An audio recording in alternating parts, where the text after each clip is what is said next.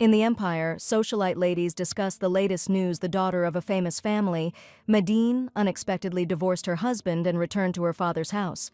It was known that she returned there not alone, but with a small child in her arms, and the ladies were perplexed as to how she intended to raise him without a father. People gossiped that this girl acted too thoughtlessly and stupidly, but the main character of the novel had her own motives, and she was sure that she was doing the right thing.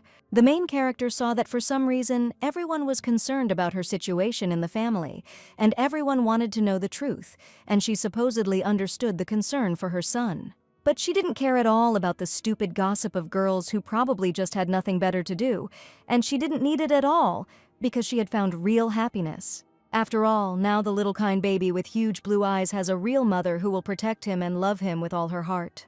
Several months earlier, unexpected events related to the main character of the novel took place in one of the Empire's estates. One day, the heroine woke up and, looking in the mirror, felt completely lost. Her eyes slowly widened in surprise and confusion. She could not understand where she was and what was happening around her. She suddenly found herself in the world of her favorite novel called Serenade of Perdition and became the wife of the head of the duchy named Sophia Grandcourt.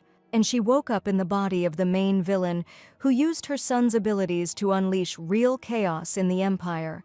The ending of this story was supposed to be tragic, and the main villain certainly did not expect a happy future. According to the plot of the novel, in the finale, she is killed by the hero because she tries to encroach on the powers of the Holy Virgin. Simply put, she was destined to die in the end, and when she realized this, the girl was horrified because she did not want to die at all. In the morning, a maid came to her room and wished her mistress a pleasant day, and at that moment the heroine realized that she had been reborn into the body of a woman who had already become a mother. Because a sweet boy named Adam was running towards her as fast as he could and called her his most beloved mommy in the world. At first, Sophia was scared when the boy ran up to her in her past life. She had no children at all, and she had no intention of having them. But for some reason, the boy named Adam turned out to be an incredibly kind child, and now this little gold belonged only to her. With all the tenderness and love, Sophia hugged her son Adam, as if trying to convey to him all her care and warmth, her arms gently wrapped around his shoulders, and her eyes filled with trepidation and pride. At that moment she felt an immense love awakening inside her, and all her worries disappeared. The maid said that Mistress Catherine wished to see her, and she was just at the door of her bedroom. Catherine ignorantly burst into the bedroom and screamed at Sophia. How much longer could she sleep, since it was almost lunchtime and she still hadn't left her room? Sophia immediately disliked this rude lady who allowed herself to raise her voice right in front of her child. This shrew who broke into her chambers without permission was her husband's mother and her mother-in-law, Duchess Catherine Grandcourt. The Grandcourt family was one of the most famous ducal families with a long culture and special traditions that were passed down from generation to generation. Sophia was obsessed with the heir of this family, a dark-haired, mannered young man named Tristan. She was even lucky enough to be with him at the altar, where their wonderful wedding took place in the circle of their supposedly loving family.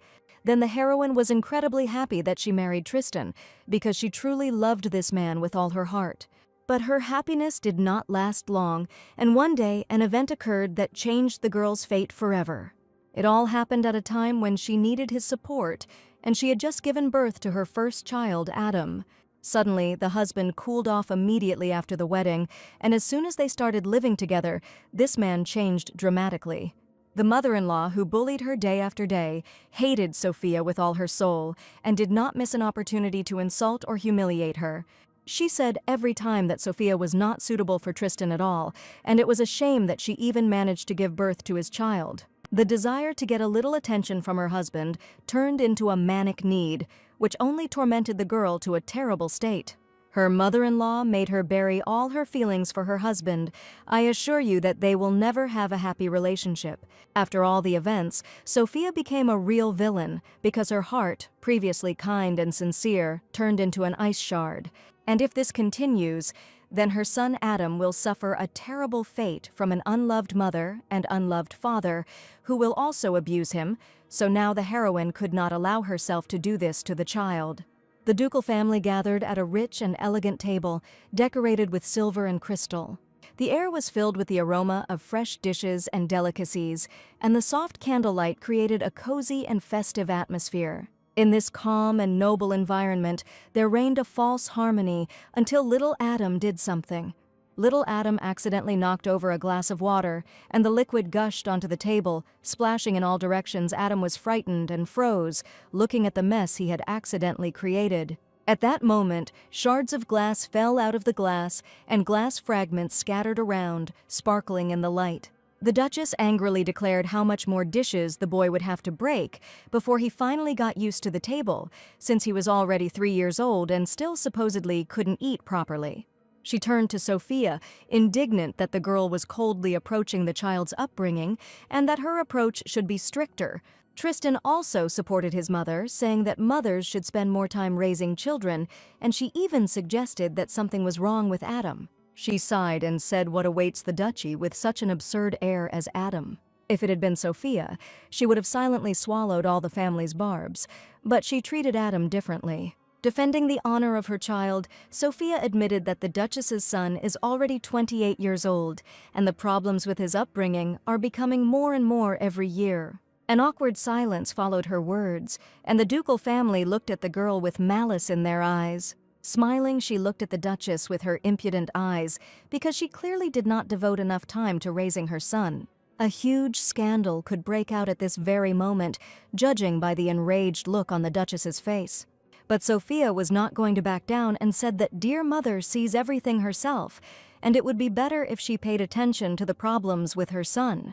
Her son does not fulfill his duties as head of the family, but spends all the money on drinking and entertainment. Sophia told the whole truth because Tristan led a dissolute life, not thinking at all about his future. And the most important thing is that he cheats on his wife with women below his status, and everyone knows this. Tristan replied that the lady should not rush to such conclusions, since she had just dishonored his honor. But Sophia knew Tristan was a man who used his status to get women into bed, and she could not at all call this man a nobleman who was worthy of her respect. She decided to say more, because for a child, a parent is a role model, and that means he is unlikely to be able to teach this boy anything. The Duchess replied angrily, "Doesn't the girl realize the consequences that could inevitably follow after making such a statement?" Sophia had already made up her mind long ago and was prepared for the consequences, showing the ducal family the recently prepared divorce papers. She placed them on the table and confidently announced that from that day on, she was no longer part of the ungrateful, lying family. Everything that happened was too unexpected, and the Duchess was outraged by what Sophia decided to do, because she was sure that the quiet one would forever remain under their supervision. She picked up Adam and carried him towards the exit, despite the fact that he was the main heir of the Grand Court family. Sophia stated that if the ducal family needed him, they would show him more love and respect.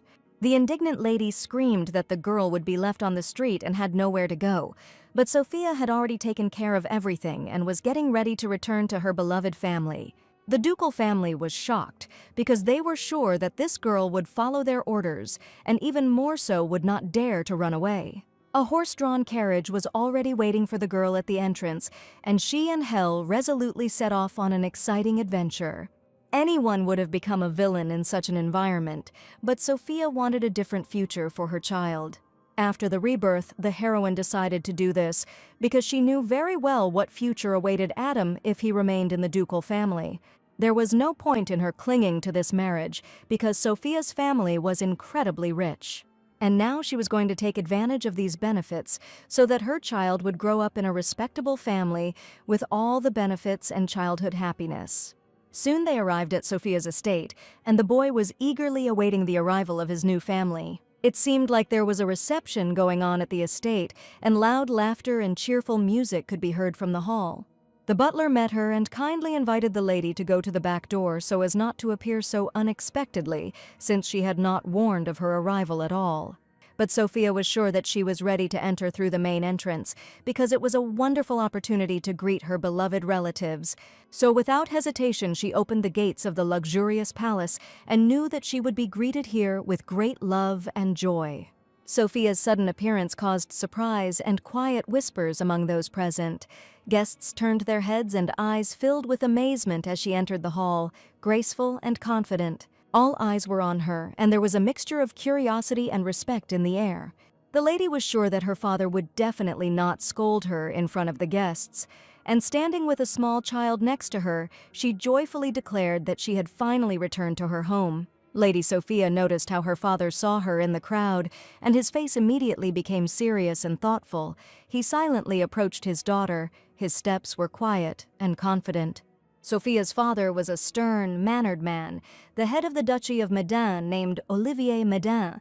Initially, the Medin family were ordinary counts, but for their contribution to the development of the kingdom, they received the high title of duke. The father's gaze was stern, and he asked in a serious tone why his daughter was suddenly here. Before her reincarnation, the main character worked as a sales representative for a food manufacturing company.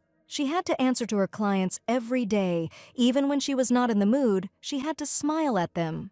Her job also included correcting the mistakes of the newcomers, because the newcomers were constantly doing something wrong or simply not finishing their work. But the company director constantly turned a blind eye to this, and all responsibility naturally fell on the main character.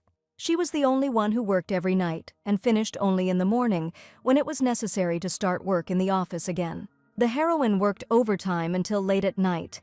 They paid her pennies, but she was afraid to refuse even that, because her parents would not be able to help her financially. Every night, very tired, she sat at her workplace and dreamed of a large amount of money that would help her cope with financial difficulties. But suddenly a call came in that changed the fate of the entire company, as well as the fate of the main character. That day, a very important client for whom she was responsible had a new arrival, and thus the company lost one of its business partners. Her colleague understood that the girl might be unhappy, but he was sure that she was too arrogant because she worked in this position. And the company director even began to reprimand the most responsible employee, stating that she clearly did not understand her responsibilities. And after this incident, for some reason, she was the only one who was fired from her position, although she approached her work responsibly and tried hard to improve the company's competence and bring in clients. The heroine did not expect at all that everything could turn out this way, because no one noticed how much effort she put in every night, sitting at the office computer and doing calculations. Then the girl's incentive was greatly shaken, and she did not understand why she always remained the scapegoat, because it was not at all fair. Every day she took away from her heart all the living unspoken things that were trying to spill out of her in a huge, sudden flood. In a state of extreme stress, she didn't notice how she tripped on one of the steps in the office, and she suddenly fell straight down the stairs, unable to stand on her feet due to constant fatigue and lack of sleep. As she fell down the stairs, the only thought that came into her head was that if only she could live her life the way she wanted, and perhaps because of such a wish, she got a chance for a new, happy life. Sophia had recently left the family and now appeared on the doorstep of the house, and her father was perplexed as to how to understand all this. At that moment, Adam was very scared. It seemed to him that the evil uncle was about to start yelling at both of them. Sophia confessed to her father that she had filed for divorce today, and without a moment's hesitation, ran away from the ducal house. For the sake of herself and her son, she decided to take a responsible step, which she will definitely never regret. And now, looking at her beloved father, she only wanted to know if he would accept her back into the family, because she did this only for Adam's sake. Emotions washed over the Duke, and he would never have thought that he would hear such words from his daughter.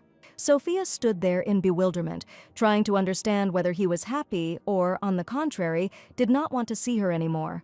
Adam stood next to his mother, holding his breath, and looked at the unfamiliar man with sincere and huge blue eyes. The Duke, with a wide smile on his face, hurried to meet his daughter, his eyes shining with joy and warmth. He hugged little Adam tightly, as if he couldn't get enough of the moment, and there was genuine joy in his voice as he said how much he missed her and how glad he was to see her again. The Duke embraced Adam with trepidation and tenderness when he saw his grandson for the first time, the first embrace becoming a special symbol of the new family and the endless love that binds them all. Lady Sophia lay in a hot bath in her home, feeling the warm water gently embrace her body, and the steam rose in clouds into the air, filling the room with a pleasant aroma. She knew very well that the Medin family was rich, but for her it was not the most important thing. While she was relaxing in a hot bath, a maid came to her and informed her that food was served on the table. Appetizing appetizers, hot dishes, and desserts shone on silver trays and plates, each of which was a true work of culinary art. Seeing the variety of dishes, she couldn't even imagine how rich her family was, because they could afford to set such a luxurious table. She felt a sense of confusion inside. She had no idea where to start or how to eat it all. She was met by a caring mother who wished her daughter a good morning, and she loved Sophia incredibly. After all, yesterday Sophia didn't even have time to greet her. Considering what happened, she immediately went to bed, only now remembered where Adam was. Little Adam had fun with his grandfather, and his father caringly asked how his daughter slept in her home. Adam played with his grandfather, laughing and joyfully winning their funny games, his grandfather smiling affectionately, throwing him in his arms and telling funny stories. It was a joyful thing for Sophia to see Adam's smile, and her father understood that motherhood must be taking all her strength. So he suggested that she have a quiet breakfast, decided to take care of his grandson himself, and Sophia was immensely grateful to him. At that moment, there was a warm atmosphere of love and trust between them, and time seemed to stop to capture this happy moment together. Sophia was incredibly happy that the family welcomed her warmly, because she had no doubt that her father and mother could accept her in some other way. The mother, with tears in her eyes, was worried that her daughter probably had a hard time living in a strange family since she decided to run away from there. Mother asked her not to worry, and it was not in vain that father had been putting money aside for a special occasion all this time. And if their daughter needed help, they were ready to provide any support, because that is parental love. She was moved to see genuine concern and a desire to help in her family's eyes, and at that moment she realized how important this support was to her and how much she valued their love and warmth. The Duchess admitted that she and her father were so worried about her because after her marriage she had never visited them and there had been no news from her. In the novel, Sophia was ashamed to ask her parents for help, and after leaving, she never once told them how hard her life had been. But the mother confessed that she had something else to tell her daughter, but at that moment the maid interrupted her. The matter was probably too important, and the maid apologized for interfering, but it was too urgent.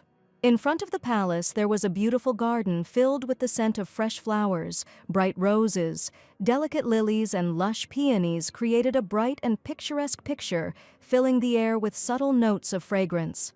They were sitting with Adam on a bench in the garden, and the baby didn't even notice how, after a hearty lunch, he fell fast asleep right on his mother's shoulder. At the time of her rebirth, Sophia did not have such a close relationship with her parents, and she wondered if everything would have turned out differently if she had a family and a child. She decided to enjoy this life to the fullest, since she had been reborn, and while she was enjoying it, she completely forgot that this paradise was in danger. Together with her son, they inhaled the sweet scent of flowers, and Sophia, closing her eyes for a minute, also unexpectedly fell asleep. On the knight's platform, 2 knights were practicing their sword skills, their movements fast and precise, sparkling with blows and parries. One of the knights was a dark-haired youth who was renowned throughout the empire for his great skill. The atmosphere on the court was filled with tension and respect for the skill of both warriors. Suddenly, one of them made a deft and swift leap, and then skillfully knocked the sword out of his opponent's hands in one smooth movement. The second knight stopped, surprised and a little confused, but quickly regained his balance and prepared for the next fight. Unfortunately, his sword flew too far. Lucas said that it was impossible to get close to his opponent, and the second young man warned him to train harder, because the tournament was just around the corner. Even fighting at the peak of his powers, Lucas still couldn't defeat his opponent, and no one could handle him. A magnificent knight was a duke named Leo of Lorraine, and no matter who he competed with, he always won. Lucas reported they had heard a long time ago that the owner's daughter had returned to the house of the family where Leo lived. I thought that even if this was true, it had nothing to do with Leo. A light breeze gently swayed the petals, and the sun's rays played on the leaves and flowers, giving the blooming garden a special atmosphere of calm and beauty. Finally, Sophia and Adam opened their eyes, and the girl did not help to understand how long they had slept in the fresh air. Daytime sleep in the fresh air was the best part of the holiday, when one could quickly restore one's strength. It was already getting a little cold outside, so Sophia suggested that Adam return home as soon as possible. Walking along the huge, wide corridor with columns, the boy looked at his new home with interest. It was not just an estate, but a whole labyrinth, and it was very easy to get lost there. Passing by a huge vase of red roses, the boy saw a bud lying on the floor and immediately wanted to go up to it. He reached out his hand and wanted to take the beautiful bud, but at that moment he was overcome with fear, because in the ducal family everything was different. His mother had always forbidden him to touch any flowers, and remembering how she had hit him on the hands, the boy seemed to be frozen in place. The trauma was forever imprinted in little Adam's heart, because in his previous home he was not allowed to touch anything at all. The boy began to tremble, and Sophia noticed that he was very scared, and immediately began to ask for forgiveness. She knew it would not be easy to heal from the traumas left by the cruel Grand Court family, and it would likely take a very long time. In a gentle voice, she confessed that now Adam was free to do whatever he wanted, and no one would ever scold him for anything. The boy still couldn't believe that he could feel free here, and even touch the flower lying on the floor with his hands. He asked with a laughing voice if he could really do everything he wanted, and his mother, with a caring smile, answered him in the affirmative and suggested that he explore the new house. Sophia and Adam set out to explore their home, a magnificent palace filled with history and beauty, walking through spacious halls decorated with exquisite paintings, golden chandeliers, and antique furniture. There was even a library with a huge variety of books, and each room was striking in its luxury. They visited a magnificent art gallery that occupied an entire hall of the palace. The walls were decorated with paintings by famous masters. The hall contained rare statues, and each piece radiated its own unique beauty and history. Sophia and Adam entered the dressing room, which was striking in its richness and sophistication. The spacious room contained many expensive outfits, silk dresses, velvet suits, decorated with precious stones and embroidery. After looking at just a few of the room's members, Sophia realized that this house had absolutely everything for a wonderful, luxurious life. But unfortunately, there was absolutely nothing for a small child to do here, because there were no toys or a playroom. Sophia decided to do everything possible to create a cozy and warm nursery for Adam. She began choosing soft fabrics, bright toys, and cute decorations with love and care. Sitting in his office, the father thought that even though he had allowed them to stay here, he did not know whether Sophia would be able to handle raising a child. After all, as a child, Sophia did not like studying at all, and books caused her real disgust.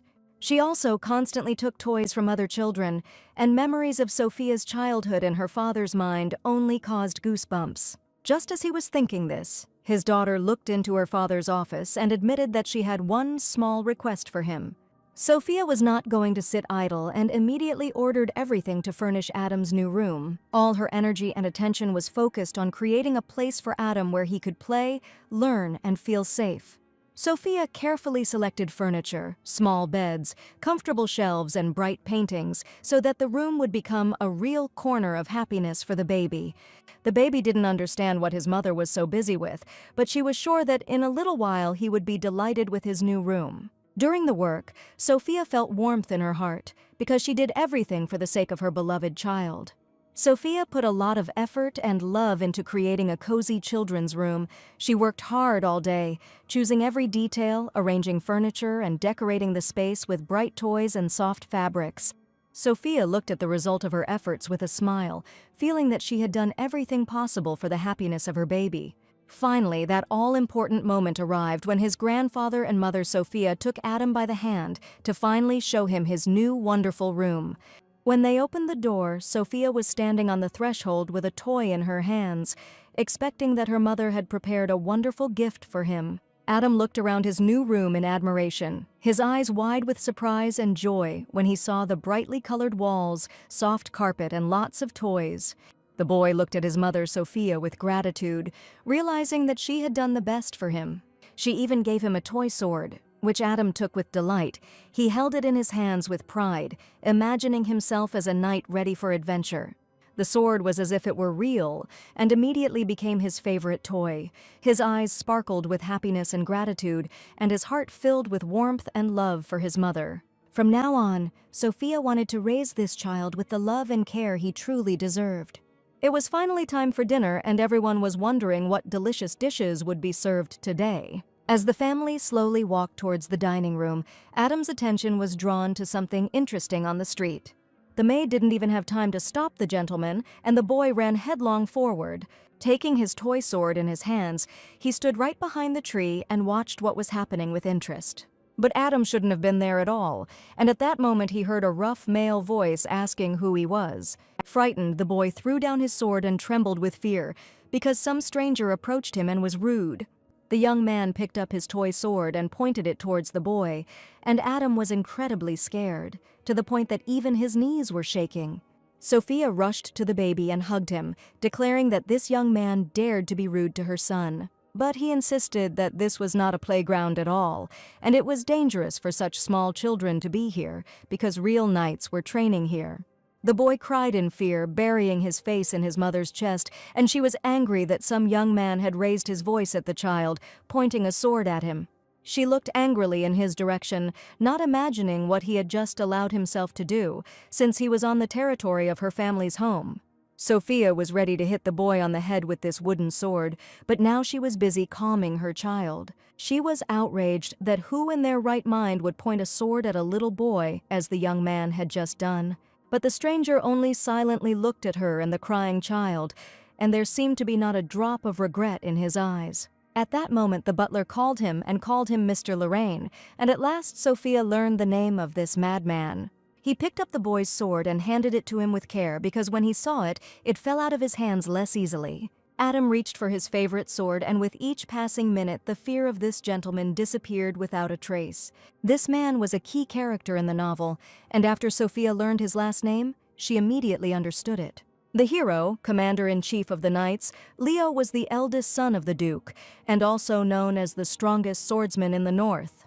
To put an end to the chaos, in the novel he imprisons the villainess and leaves her forever in a cold, dark dungeon. He banished her son from the kingdom, and the boy Adam was separated from his mother forever. And now she saw this young man right in the courtyard of her house. I know very well what fate is in store for him according to the plot of the novel. Looking angrily at the potential threat, she did not understand what this man was doing next to her house. The whole family gathered in the living room to discuss what had happened, when Sophia finally calmed Adam down and he stopped crying. She wondered if the Duchy of Lorraine was not in the northern lands, but a month ago the young man had arrived in the capital on official business, and the Duke had been so generous in allowing him to stay in their house. Sophia did not know this at all, and asked for forgiveness for the respect shown, because she and her father had known each other for quite a long time. Leo looked at Adam and apologized for accidentally scaring him, and the boy cried for a long time after that. However, he wanted to emphasize that this place was not a playground for children, because it was where knights trained. And Sophia, as parents, you should look after your child, because everything happened because of general carelessness. But Sophia was outraged, and in turn she did not expect that someone would be waving a sword in her garden, since Leo was a guest in this house. She asked him to think about the fact that he was not alone here, and from the very first minutes a real quarrel began to grow between the heroes due to misunderstanding.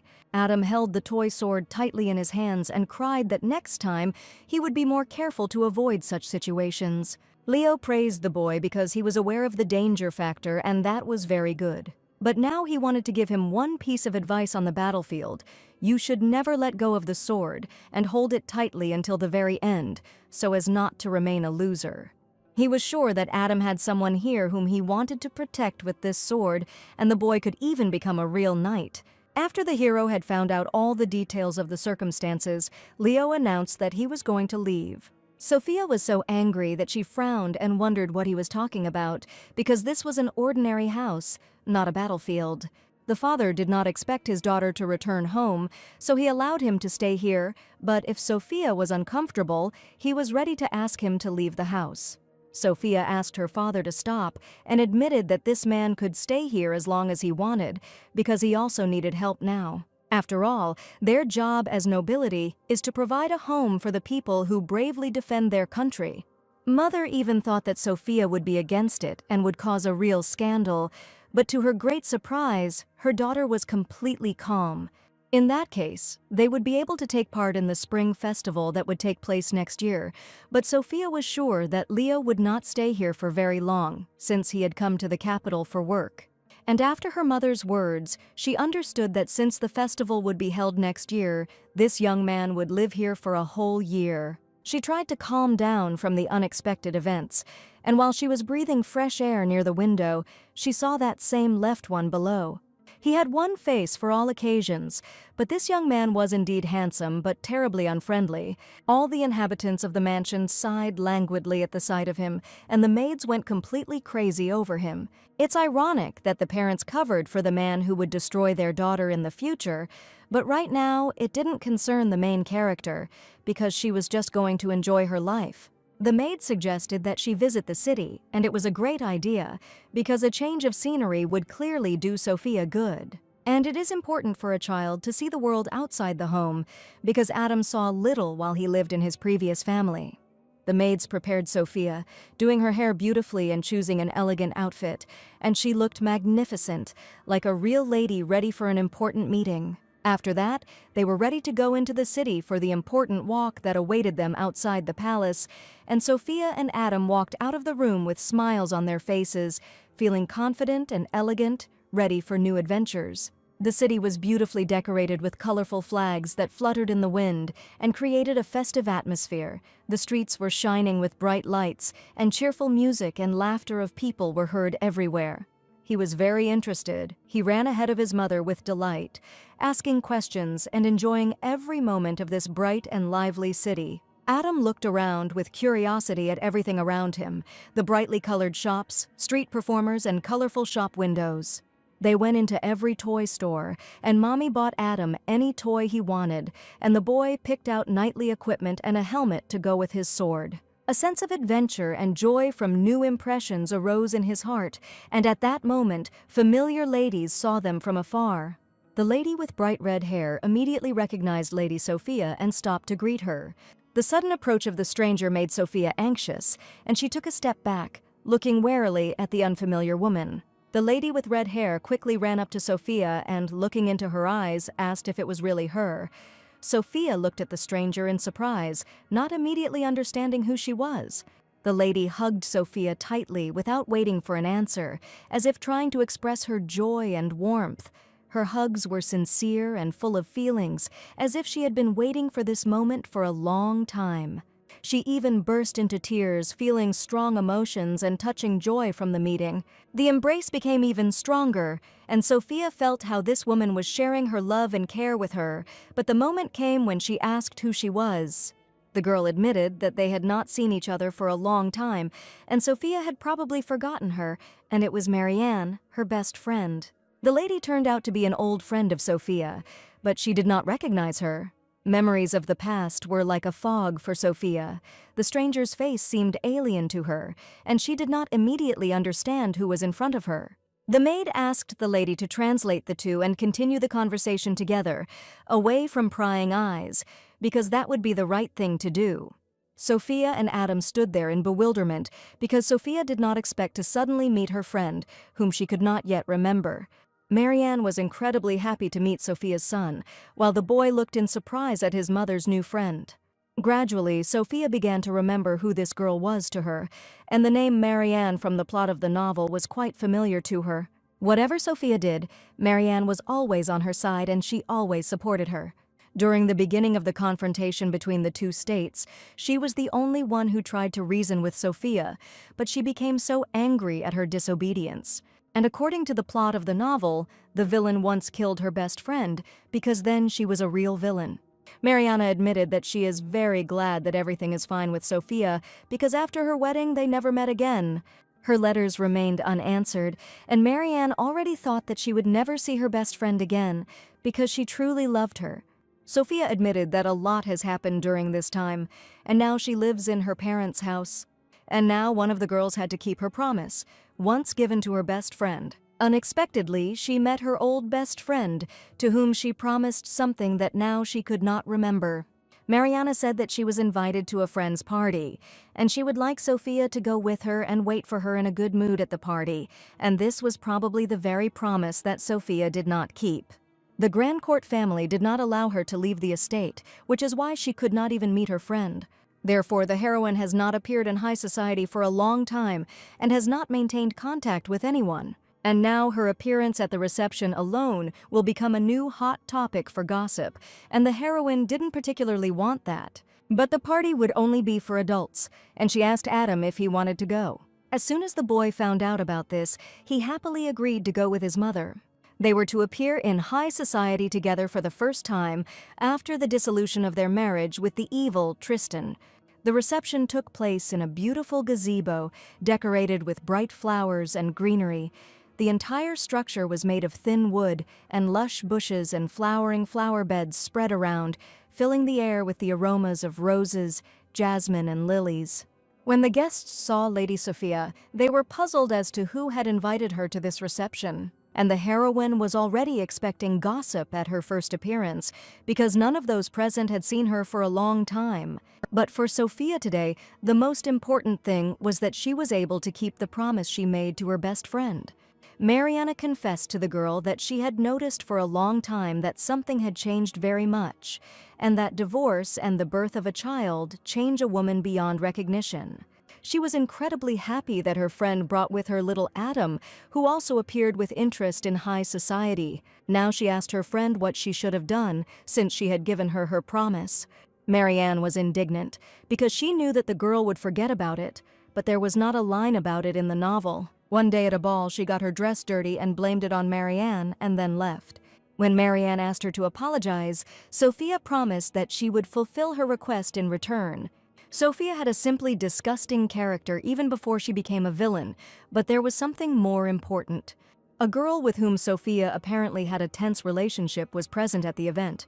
The lady in the purple dress, a famous aristocrat, immediately noticed the guest. It was the well-known Lady Deborah, and Marianne greeted her, wishing her a good day. One of the girls said that Sophia had not attended tea parties recently, although she had absolutely no other close circle, but today she suddenly decided to come with someone else.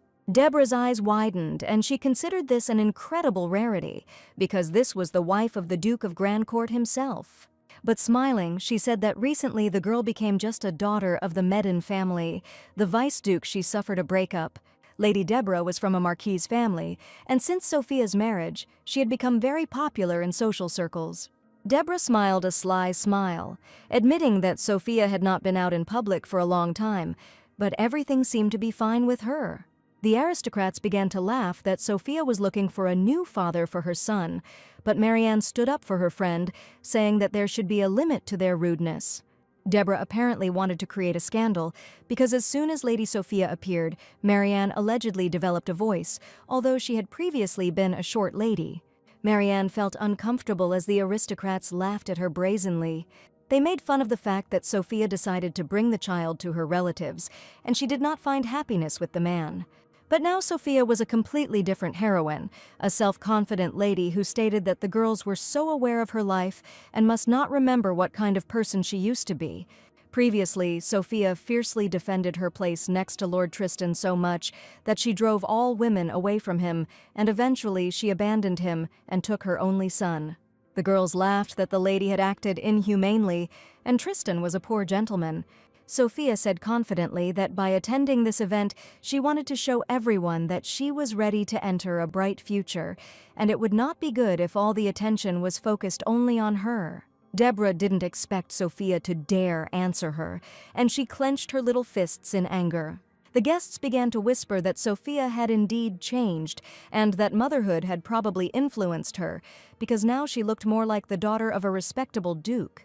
Deborah couldn't find her place and became furious, not understanding why everyone present began to praise Sophia. Wanting to trample this annoying girl, Deborah felt like she was going crazy, because all the attention was riveted on the other lady. Adam didn't understand at all what was going on here, and why the grown ladies were arguing so fiercely among themselves. He ran up to his mommy as if he felt guilty that all the fights were happening because of him. Deborah was already preparing a cunning plan, realizing that Sophia's patience was not endless, and she decided to ruin her dress so that a real scandal would break out. holding a glass of red wine in her hand. She was about to pour it on Sophia's expensive dress so that she would finally become furious in front of the entire aristocracy. She approached the girl from behind so that she would not have time to notice, and Deborah wanted to show everyone Sophia's true face. But Adam noticed that Deborah was about to pour the drink right on his mother's dress and screamed loudly.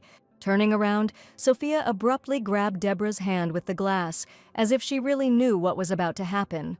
The lady probably didn't expect such a turn of events at all, because she approached specifically so that Sophia wouldn't see her.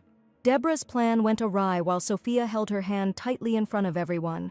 She chuckled that Deborah was completely lacking in grace and that her movements were like those of a stone mountain. And this was not a ball at all, and Sophia laughed and suggested dancing some other time, but the glass of wine was already in her hand. She was now the main character of the event, angrily declaring that it was time for Deborah to stop her stupid tricks. If she is going to embarrass herself further, then she can continue, but the victory will be on Sophia's side. All the guests were watching what was happening attentively, and Deborah was now completely disgraced. Although before that she was the most famous aristocrat, who was revered and supposedly respected, not daring to contradict. The aristocrats who followed Deborah suggested that the lady leave the event so that she would not be nervous. But Deborah suddenly cried out. No matter how dignified Sophia pretended to be, the way she treated Mr. Tristan was unforgivable. And apparently Mrs. Deborah chose the second option, to create a huge scandal at the gala event. She claimed that Sophia had brazenly stolen the Duke of Grandcourt's heir, pointing the finger at little Adam. While her friends were holding her, the lady continued to scream furiously that in the future, Sophia would definitely get paid for this. But Sophia remained calm under any circumstances, and only in a quiet voice declared that this would definitely happen. Adam was worried about his mother, but thanks to the baby, everything was fine with her, because it was he who noticed that Mrs. Deborah was going to pour red wine on her to shame her. The boy heard that he didn't want to get her dress dirty, so he tried to do everything possible to prevent this from happening. Adam was delighted with his mother, for she was simply inimitable when she snatched the glass from her. It was like a grand dance, and Adam said that he would like to dance like that too, but they were now at a formal reception, not a ball. Mr. Leo, who was also invited to the gala reception, observed everything that was happening. Sophia didn't even notice that the young man was standing nearby the whole time and saw everything perfectly. During the quarrel, the young man remained incredibly calm, and now Madame Sophia acquired a completely different role in his eyes.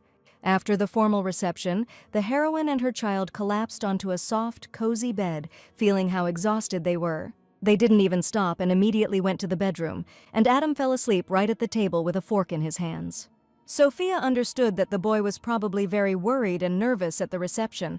She considered Deborah's behavior unforgivable, since it was because of her that Adam was so worried. Yes, she did it for Adam, but the fact remains that she was separated from his father forever. The heroine never doubted the correctness of her decisions, but no matter how much she shouted that she did everything right, no one would listen to her. It was the same in her past life, and the same thing was happening now, but she absolutely did not want to justify herself to anyone. Lying on the bed, she continued to play everything that was happening in her head, but suddenly she felt a small hand touch her head. After all, even Adam knew perfectly well that his mother did everything only for his and the children's happiness. He hugged her with trepidation and love, admitting that he envied how much he loved his mother and was grateful to her for everything. His embrace made Sophia's soul feel so warm because his boundless love made her dissolve the painful memories of the past. And now it was absolutely unimportant who said what about her, because she was happy with her child. Tears came to the girl's eyes. Adam thought that his mother was in pain, but in fact it didn't hurt at all. His small arms wrapped tightly around her neck, and his face shone with happiness and trust. He pressed himself against her so warmly and sincerely, as if he wanted to convey all his love and gratitude. Sophia gently hugged him, feeling her heart fill with tenderness and trepidation. At that moment, they were one family, connected by a strong thread of love and care, and nothing could destroy their special connection. She was grateful for her little happiness and promised to do everything in her power to ensure that the boy grew up happy. Adam hugged her tightly and tenderly, because for him, his mother is the most precious and beloved thing in the world. The boy grew up to be a wonderful, very caring boy, and all this was only thanks to Sophia's love.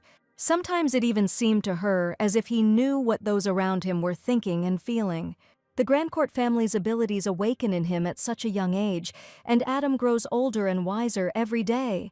The mansion was given a decorated piece of jewelry. It sparkled with bright stones and fine carvings, creating a sense of luxury and sophistication. Mother Sophia reported that the piece of jewelry had recently been stolen, and she was very upset about the incident. The other day, a jewelry store in the neighboring area was robbed. This piece of jewelry was found because the list of stolen items was given to the Order of Knights. The culprit turned out to be not the merchant who brought it to her for sale, because he bought this jewelry from a person and had absolutely no idea that he was wanted. And Sophia's family had been buying things from him for many years, and they were confident in the merchant. Now that they knew that thefts had become more frequent in the royal capital and strict measures had to be taken until this matter was resolved, Leo asked them to be careful. The unique frame and the stone change in the light according to these signs, and thus they found out that this is the very same decoration. True, the price for which Madame Medine bought it was somewhat higher than in the store, and this was not at all surprising. The lady was upset because she liked the item so much, but it had to be returned to its rightful owner. Sophia found the situation too strange and really wanted to know who was behind all this. So she decided to go to the capital so that her mother would not be upset and buy her a new decoration. She and Adam had an important mission ahead of them, and they were going to find jewelry much better than the one her mother liked. Adam wanted to find a new brooch for his granny with pleasure and great interest to make her happy. But as soon as they decided to go to the first luxury jewelry store, they heard a familiar voice next to them. It was Leo, whose voice even scared little Adam, and he asked what they were doing here. After all, he had recently warned about the danger. Now was not the best time to go shopping. Next to him stood a knight who turned to Leo because he had already frightened her, and now he was scolding her, saying that the young man had a heart of stone. He met Adam and Mistress Sophia for the first time and introduced himself as Lucas Gids. He pointed to Leo and admitted that this young gentleman periodically talks about Sophia and smiled sweetly. This character appeared in the novel, the complete opposite of Leo, a person who is simply impossible to hate, with a sweet and charming smile. Sophia said that due to a series of sad events, she and her son are looking for a new beautiful brooch for her mother. And Lucas recommended a boutique that was just nearby that had great service and top-notch products. Sophia thanked him for the advice because the decoration for her mother had to be expensive and exquisite. Lucas warned that if the girl needed help, she could definitely call him, and they would rush there in a flash. The knights were going to patrol this street, and Leo asked them not to get into trouble. Sophia and Adam went into a luxury jewelry store and asked the staff to show them the best brooches. She said that she was looking for a gift for her mother, and it had to be incredibly special. The jewelry store employees carefully brought out the most expensive brooches with precious stones. Each brooch was made with great skill and decorated with bright, precious stones, attracting attention with its beauty and luxury. Looking at the jewelry, Sophia realized that they were all beautiful, but none of them could outshine that stolen brooch. The stolen brooch was special and unique. It shimmered with all the colors of the rainbow, like a living miracle. Its precious stones and fine work created an amazing effect, changing shades with every movement. The design of these brooches was particularly in demand at the moment, and the employee asked if the girl liked anything. Perhaps there was a similar product in this salon, and the girl said that she was looking for something unique. A brooch with a large precious stone in the center that can change color in the light. With admiring eyes, the young man said that they had recently received a whole set of jewelry made from a similar stone. He happily offered to take a look at the set, stating that the stone had found its owner very quickly. It would be fine if it was just a coincidence, but Sophia began to wonder if this set might also have been stolen. To get to the bottom of it, she asked to see the set and wanted to see it with her own eyes, making sure that it could be him. The employee brought out a set, and it was rare that he could provide customers with a complete set because this stone is mined only in a few regions. Surprisingly, the design was very similar to the very brooch that her mother had bought, but she hadn't seen the list of stolen items and couldn't say for sure whether the boutique was connected to the group of thieves. Suddenly, little Adam looked at Sophia and whispered that the salesman was somehow different. Sophia always trusted her son, especially his ability to hear bad people. Sophia smiled and asked what interested her, from which supplier this set was purchased. It just so happened that the suppliers next to the salon were unloading, and they were right next to the doors. These were two men whose faces expressed genuine insolence, and one did not want to trust them at all. The employee said that Mr. Rick and Mr. Barry from one company just brought them new precious sets today. But these people looked too suspicious, and Sophia and Adam immediately suspected something was wrong. They decided to talk to these suppliers directly and invited them into the salon's living room to take a close look at their faces. One was fat and sullen, and the other thin and talkative, who introduced his friend, calling themselves wholesale jewelry dealers. The heroine understood that you can't judge people only by their appearance, but these people had faces exactly like real thieves from villainous films. The most talkative one said that they were very flattered that the Duchess herself had shown interest in their products, and he even stated that such products that the company produces simply do not exist on the market. Therefore, these products are exclusive. Looking at the price, Sophia realized that jewelry made from rare stones was being sold for next to nothing. In fact, she understood that they just needed to sell the jewelry as quickly as possible at any price. Rick stated that this was a certain fate and they could offer any product that would interest the girl because the daughter of the Duke of Maiden was truly a fat catch for them. Adam stopped a little scared from these people because he felt that they were extremely dangerous. He also heard their conversation, that Rick was again trying to persuade this stupid girl for a long time, and they knew perfectly well that the knights were now patrolling this street, and they needed to quickly sell her as many decorations as possible to avoid it before it was too late. While Sophia was thinking that the jewelry could not be fake, and the boutique would not sell such things to customers, and what was the reason for such a low price in that case? But Sophia was not a stupid girl at all and understood that these people simply wanted to sell everything as quickly as possible. Because most likely the jewelry is simply stolen, and they want to take the money and run away to another city to do their dirty deeds. Sophia started saying that the price for the decoration was too low and she was having doubts about it. It was at this moment that Adam grabbed her hand and shouted that Mother definitely shouldn't do this. The heroine tried to calm the child down, saying that he should guess what she was thinking. She replied that the jewelry was beautiful, but she needed to consult her father and find out his opinion about what would be more suitable for her mother. The thieves were almost sure that the bait had bitten their trick, so they declared that they had to leave the capital tonight and that this was her last chance to buy the item. The heroine shouldn't have let them escape, but she didn't understand what the right thing to do was, because the knights and Leo were just on that street. The lady lied that her brother was in the next store, and in that case she would ask his opinion. She turned to her son and asked him to bring Sir Leo here, because only he could help in this situation and had to catch the thief. Adam understood everything perfectly and confidently declared that he would immediately go in search of his brother and bring him back as soon as possible. Once Leo arrived, he would know whether the jewelry was stolen or not, and her task was to buy time until he arrived. And now she had no intention of letting go of the thieves who had fooled her mother and thereby upset her. Rick smiled a sly smile and asked if the girl really had a brother, since he had allegedly never heard of him. Sophia admitted that her brother is certainly quite callous, but he has excellent taste in jewelry. And at that moment Adam was already running down the street as fast as he could, looking for Leo to catch the impudent thieves. Suddenly, some young men in white suits approached him and asked him not to run so fast through the city, and when the boy said that he was looking for Sir Lorraine, they learned that he was Sophia's son. Leo and the knight immediately found the boy and asked him what had happened and why he had such frightened eyes. The boy was very worried, and with a trembling voice asked Sahir Leo to help him as soon as possible. After all, Mommy is in a jewelry store and she found the stolen jewelry, and right now those same thieves are sitting in this store. Leo quickly realized what was happening. He grabbed the boy by the arm and ran into the jewelry store to prevent the scammers from escaping. All the knights ran after him headlong to that very jewelry boutique to finally catch the thieves. Sophia was stalling for time and talking to the thieves, saying that they had no idea how much money the Duke of Medine had, asking them to show everything they had. The thieves were incredibly happy because they were sure that they had managed to deceive this stupid girl. And Sophia would never have thought that she would have to play the real villain of the novel. It was at that moment, when the thieves had taken all the decorations, that the warlike knight Leo appeared on the threshold, and victory was already very close.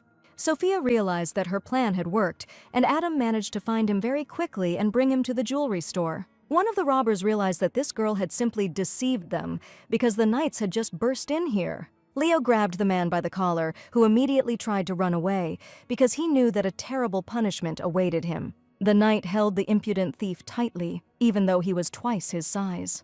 With a deft movement, he knocked him to the floor and pinned him with his knee, holding his bald head, not giving him the opportunity to even move. A sharp sword flashed before the thief's eyes, and Leo declared that they were very lucky this time. After all, if they had touched the girl with even a finger, the tip would now be sticking out of his head. Rick was also surrounded by knights and asked if they would now be tied up and punished. The stolen jewelry was lying right on the counter, and this time the thieves were caught red-handed. Seeing that Sophia was safe and sound, Adam rushed to her to finally hug his mother. The little boy managed to complete the important task, and without a moment's hesitation, he did everything as Sophia told him. He saw that his mother was almost hit by a brazen thief, but Sophia was more worried about her son and thanked him for quickly calling Leo. He must have been very scared, but he saved her again, and her little knight was finally next to her. Leo couldn't help but say that he had asked the girl not to get into trouble, and Sophia was again not looking after her child. But the lady admitted that she had specifically asked to call them, or else it would be worth leaving her son near the criminals. The young man did not understand why she stated this so confidently, as if she had known from the beginning who they were. Leo probably didn't realize that Sophia had sent her son on purpose, and he decided to find out all the details later, how the thieves would be punished. He said that they definitely need to talk about it to sort out some issues. Now the first thing they need to do is interrogate the boutique staff to hear their testimony. For a moment, Sophia wondered if he knew about Adam's ability to sense people and their energy. But this definitely couldn't have happened, because only the mother knew about it. That evening, Leo sat comfortably in his chair, reading one of the letters that had recently arrived to him. There was a quiet knock on the door, and Mrs. Sophia wanted to talk to him because their conversation in the jewelry salon was not over. Although they lived under the same roof, he warned the left that the girl should not visit the man's room at such an hour because people might misunderstand her. She admitted that she really wanted to discuss what happened and asked for forgiveness for such an impudent act, and also wanted to thank Leo for his quick help. After all, it was only thanks to him that she and her son remained safe and sound, although the young man believed that he was only doing his duty. He stated that Sophia had known from the beginning that these two were involved in the jewel thefts, and now he wanted to know only one thing. Is it true that she only found out about this thanks to Adam, who told her about the terrible criminals? Sophia had no intention of lying and admitted that her son was able to read people's thoughts, which is why she was able to quickly figure them out. The next day, she told the whole truth about Adam to her mother and father, and no one could believe that the boy could do such a thing. Mother Sophia asked if Adam really could read people's minds, because in their opinion this was completely impossible. The father, of course, believed his daughter's words but still asked Adam to tell him what he was thinking about now. Sophia was indignant because her son was not a toy for guessing thoughts, but Adam was ready to fulfill any request of his grandfather. He hugged him and kissed him, and Sophia still didn't understand what her father was thinking, and although he looked stern, he was the kindest person. And the main thing is that the gang of thieves was quickly caught with the help of a little boy who, it turns out, can read other people's thoughts. Leo was sure that everything had worked out successfully because Sophia had cooperated with the orders and had promptly passed on important information to them. Suddenly, the lady said that Adam seemed to have prepared something for his grandmother because that was how it all started. Little Adam held in his hands a luxurious brooch that sparkled with bright colors and shimmered with all the shades of the rainbow. His little hands held the decoration with trepidation, and a sincere smile shone on his face. When he approached his grandmother and handed her the brooch, her eyes filled with tears of joy and tenderness. He happily announced that Grandma would now have a new, beautiful brooch since he and Mommy had carefully chosen it. Tears of joy and gratitude appeared on her cheeks because this gift was a very dear symbol of love and care of her little grandson and daughter. And the father told them that since they were involved in the incident, thanks to their help, he had more work. Sophia thought it might be wonderful, but it was different, and now it seemed even to the royal family. Sophia didn't expect that things could go so far, and she even screamed in surprise when she heard this news. The jewelry boutique where the thieves were caught also supplies jewelry to the royal family. This means that Sophia and her little son helped the whole country, and the father was incredibly proud of them.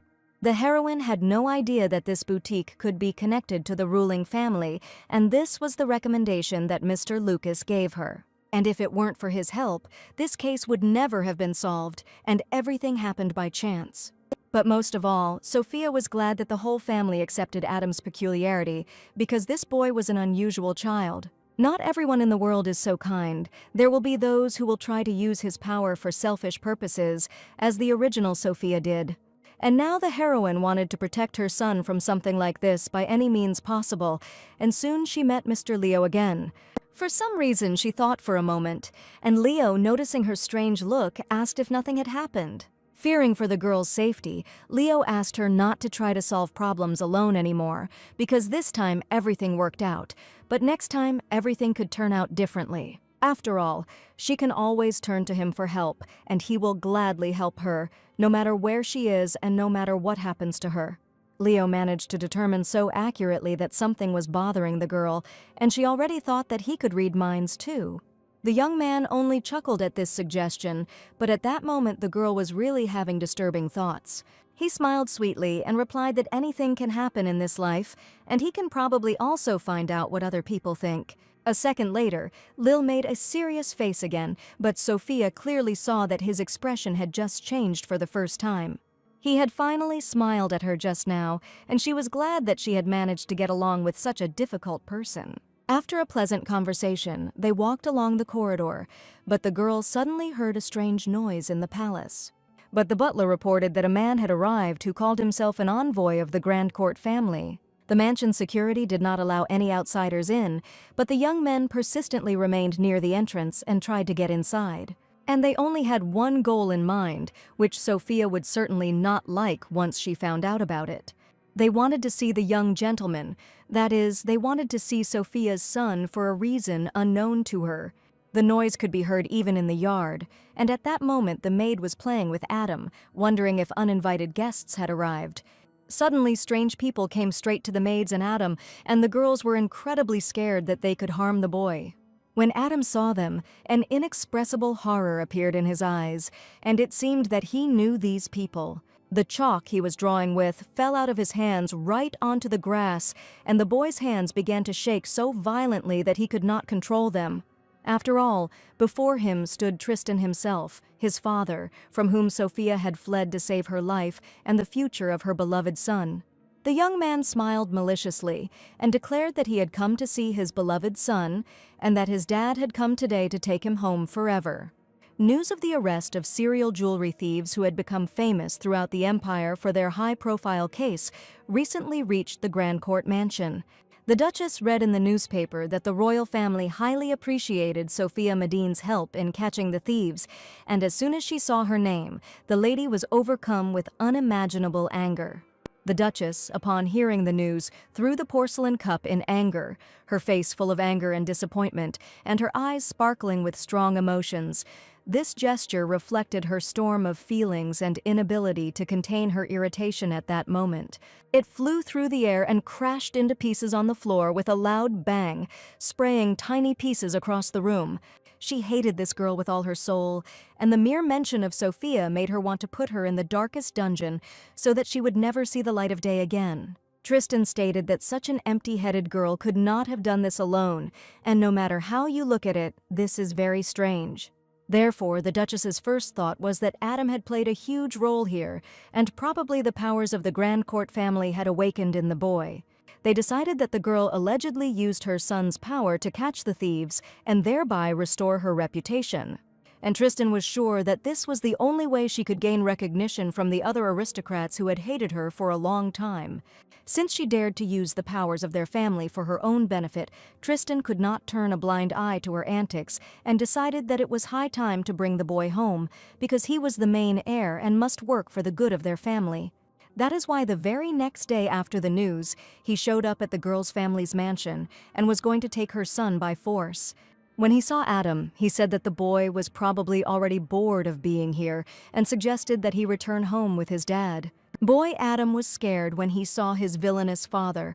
His little heart started beating faster and his eyes widened in fear. The father's gaze was stern and cold, and it scared Adam to the depths of his soul, so much so that the boy stood rooted to the spot and was afraid to move. At that moment he realized that danger was near, and his little heart filled with anxiety and tears. Tristan spread his arms wide and declared that he supposedly understood, because the boy was simply speechless with joy. He walked closer to his son and suddenly stepped on a piece of blue chalk, which stained his expensive shoe. The father was overcome with rage in a second, because the boy had just dirtied his luxurious shoes. The maid stood up for Adam, and covering him with her hand, asked the young man to stop where he was and not move anymore. After all, the young master now lives in the Duchy of Medine, and Tristan has no right to take him away from here. Tristan's assistant approached the defenseless lady and shouted that she had forgotten her place, since she did not dare to interfere with the Duke doing as he had decided. The Duke's assistant struck the maid who was trying to protect Adam sharply.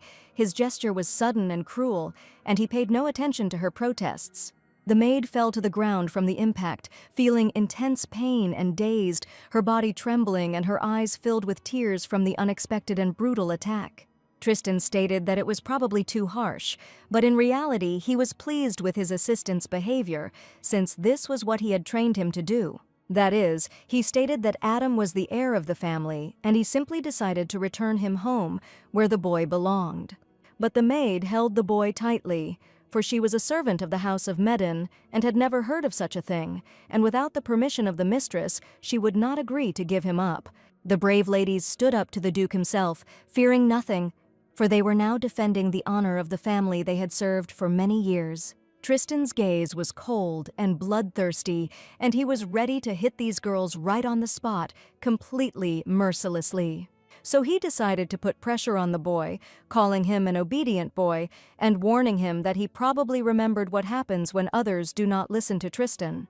He always bullied and treated Sophia harshly while she tried to protect her son by following his cruel orders. The maids continued to fight for Adam, showing their courage and devotion, even at the cost of their own lives. Adam was overcome with horror and trembling. He felt his heart beating fast and hard, and everything around him began to seem very strange and unfamiliar.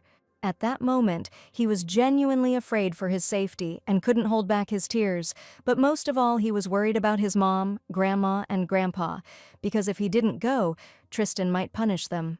The maid screamed for the uninvited guests to leave right now, and she gathered all her will into a fist and showed all her courage. While another maid reassured the young master, assuring him that everything was fine, because he was now free to do whatever he wanted. And despite all of Tristan's threats, Mommy will always stay by his side, and no one will be able to take him away. Young Master Adam firmly declared to the villainous father that he would not go with him, his voice full of determination and courage, despite the fear and anxiety in his heart. As he took a step forward, Tristan thought his son had agreed to go with him, but suddenly he heard the boy's negative words. He confidently declared that he would never in his life return to a place where he was only scolded and constantly beaten, and shouted for his father to leave immediately. The maids praised the boy because the little knight acted like a real hero and looked straight into the eyes of his villainous father, overcoming his fear.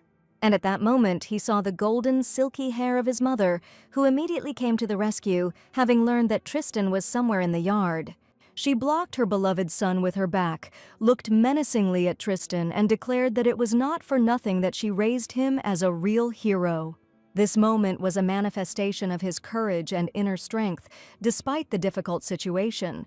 Tristan greeted Sophia, and she also wished the Duke a good day, warning him that from now on only she would speak to him, and that he would no longer dare approach her son. Tristan stood in front of his ex-wife with a cheeky grin, admitting that they hadn't seen each other for too long to greet each other so coldly. Sophia asked to skip the opportunity and get straight to the point, and she was determined to show Tristan who was boss this time. Surprised by the girl's courage, he said that he simply wanted to take Adam home. But Sophia answered menacingly that the boy did not want to go with his villainous father, and now his home was here. And he doesn't even have to worry about his upbringing, because the Medin family will take care of the boy, love him, and protect him. Tristan said he thought he would give the girl time so they could work out their family problems, but Sophia was sure that Tristan would finally leave her and her child alone. After all, it was only after she left the terrible ducal house that her son finally learned to express his own opinion, and she confidently stated that she believed she had made the right choice when she finally divorced that terrible man. Tristan sighed and realized that Madame Sophia had lured Adam to her side, but he still had a selfish plan in his head. The young man believed that the boy was still too young and simply did not understand that he was indulging the whims of his stupid mother. There was no talk of any whims, and Sophia declared that she did not understand what kind of stupid nonsense her ex-husband was talking. Convinced that she had turned the child against his own father and claiming that she had fallen too low in his eyes. And the young man sternly declared that this could no longer continue, looking angrily at his son. He turned to Adam and said that he was doing this for his sake, because his dad was not a bad person at all. Just one look made the boy start to tremble, because he knew perfectly well that his father was a real villain. Hearing these words, Sophia laughed that Tristan supposedly does everything for the sake of the child, but in fact she knew that he wanted to use him. Adam had already said that he wouldn't go anywhere with him, but Tristan still insisted that the girl had no idea what it was like to do something for the good of others. After all, the boy is only 3 years old, and he still doesn't know how to make correct and balanced decisions. Sophia was beginning to get tired of this stupid talk, and she answered menacingly whether this decision was right or not, but Tristan made it himself, and now it does not matter at all, because the boy had already made his choice long ago. After all, it is the duty of parents to accept the child's decision and help him on the chosen path, and not at all to order him what to do. Tristan angrily shouted that he could say whatever he wanted and that Sophia was not at all ready to take responsibility for his decision. But Sophia was already a completely different person, and hugging the boy, she confidently declared that she agreed with any decision her son made, no matter what. The divorce agreement also contained a line about custody, and according to the documents, the rights to the child belong only to Sophia. The maids watched their quarrel and admired their mistress, who defended the honor of the family.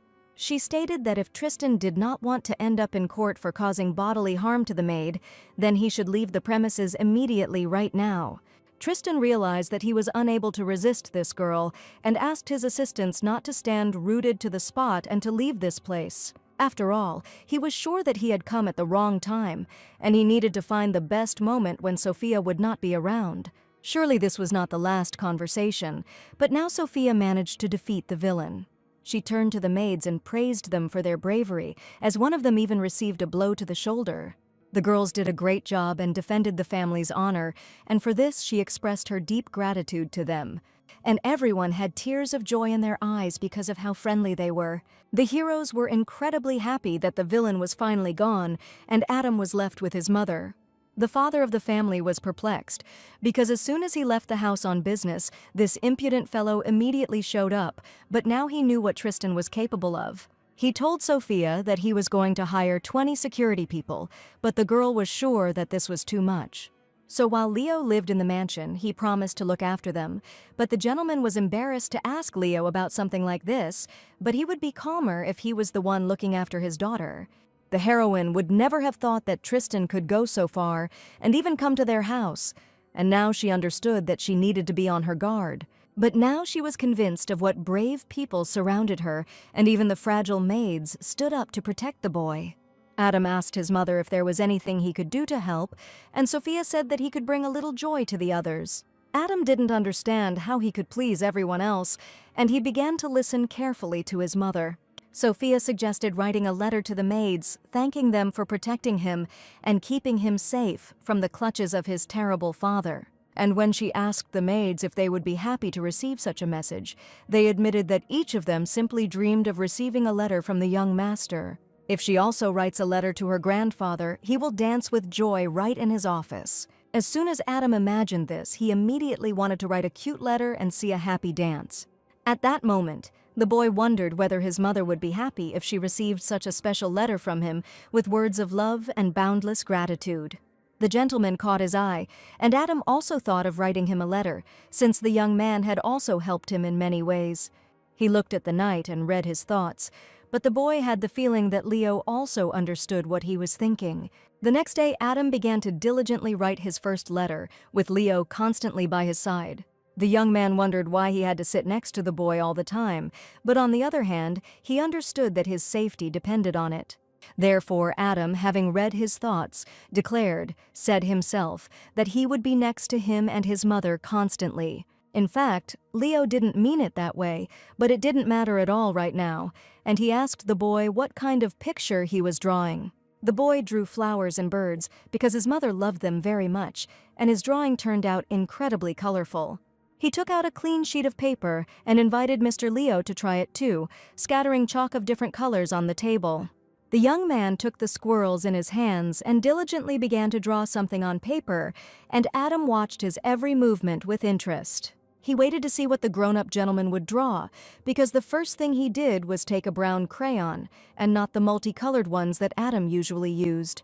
The next day, Sophia's best friend Marianne came to visit her, and she told her that Tristan had shown up at her house yesterday. Sophia told the whole truth and asked to forgive her for not answering her letters for so long. After all, during this time, too many events happened to the girl, and she had absolutely no time even to simply read the letter.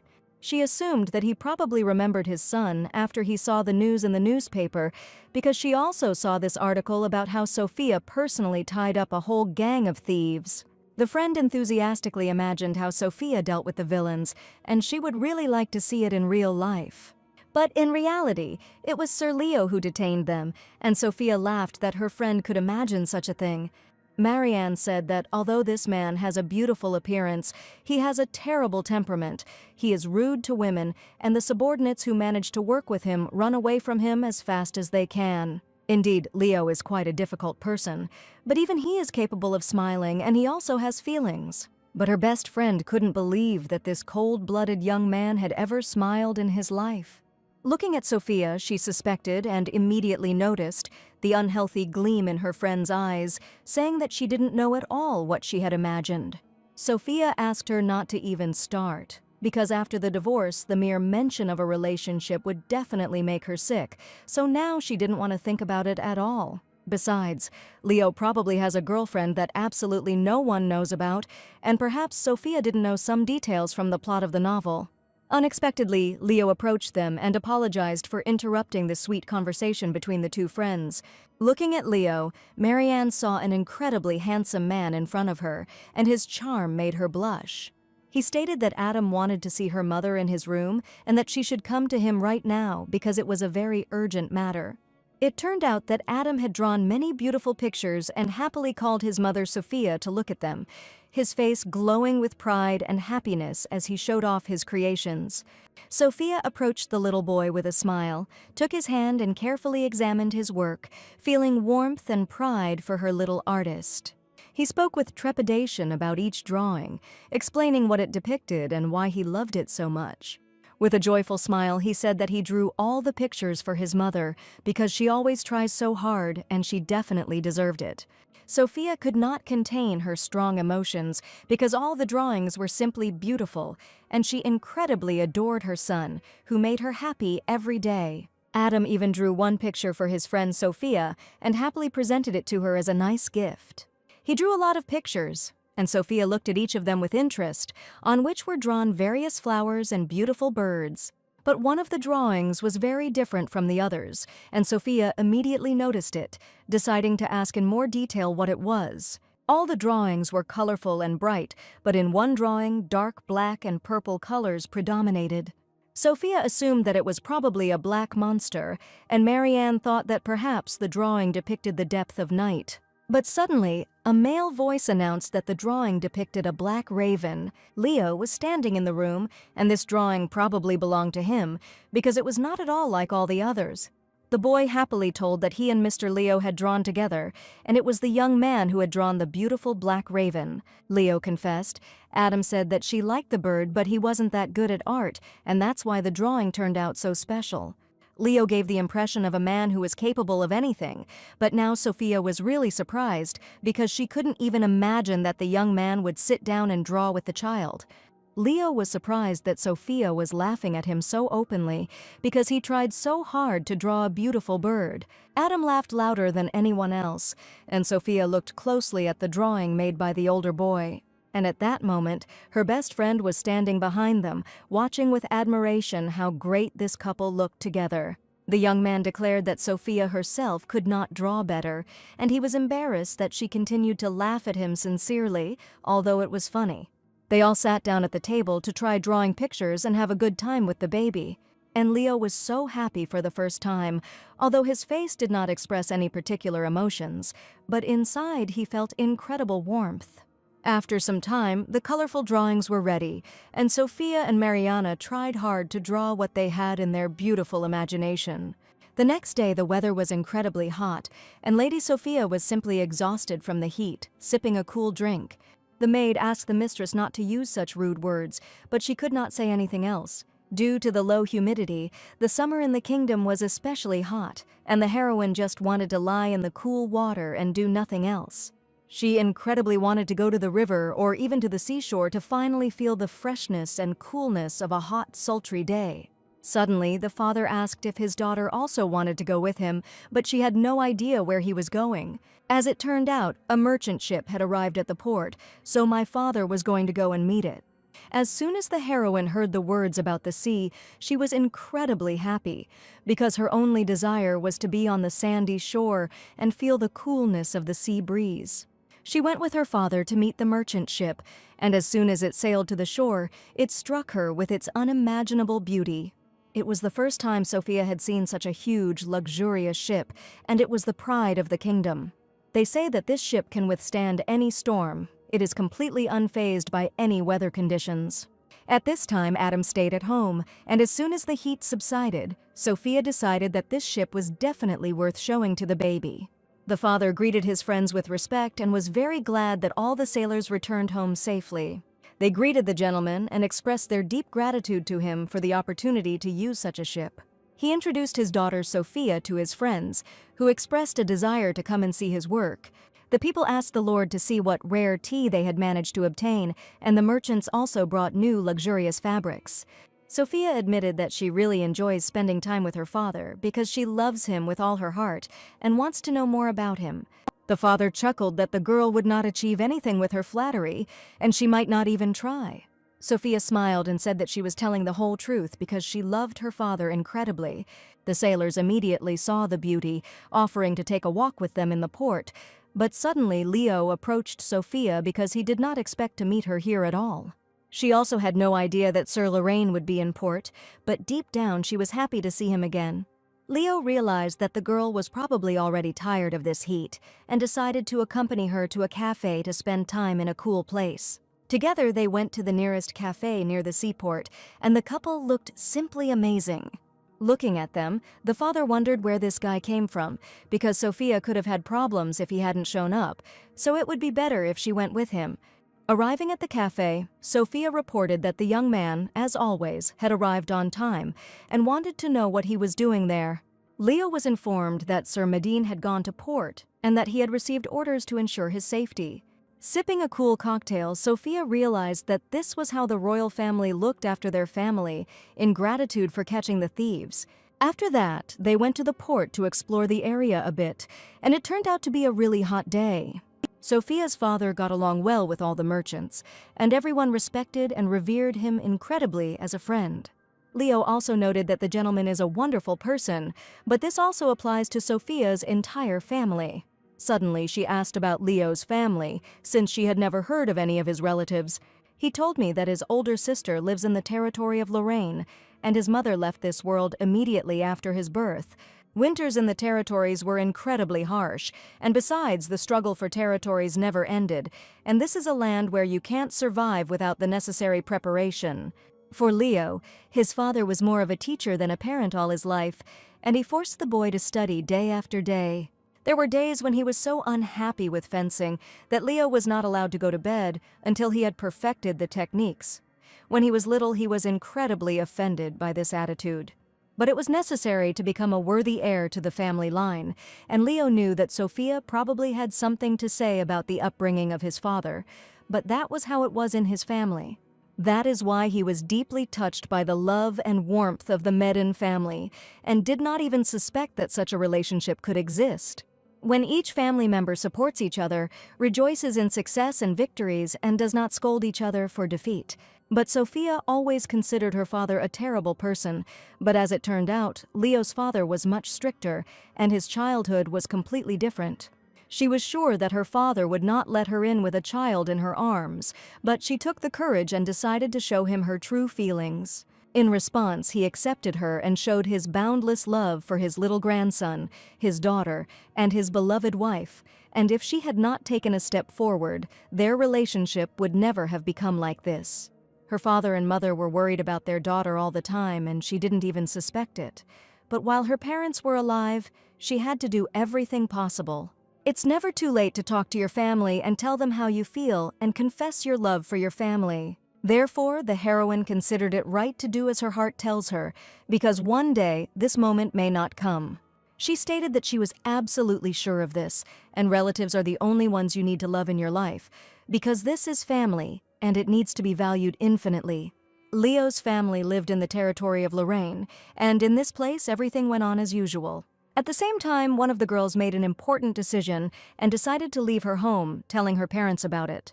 The father understood his daughter perfectly and offered to stay here with them, but was also ready to support any of her decisions.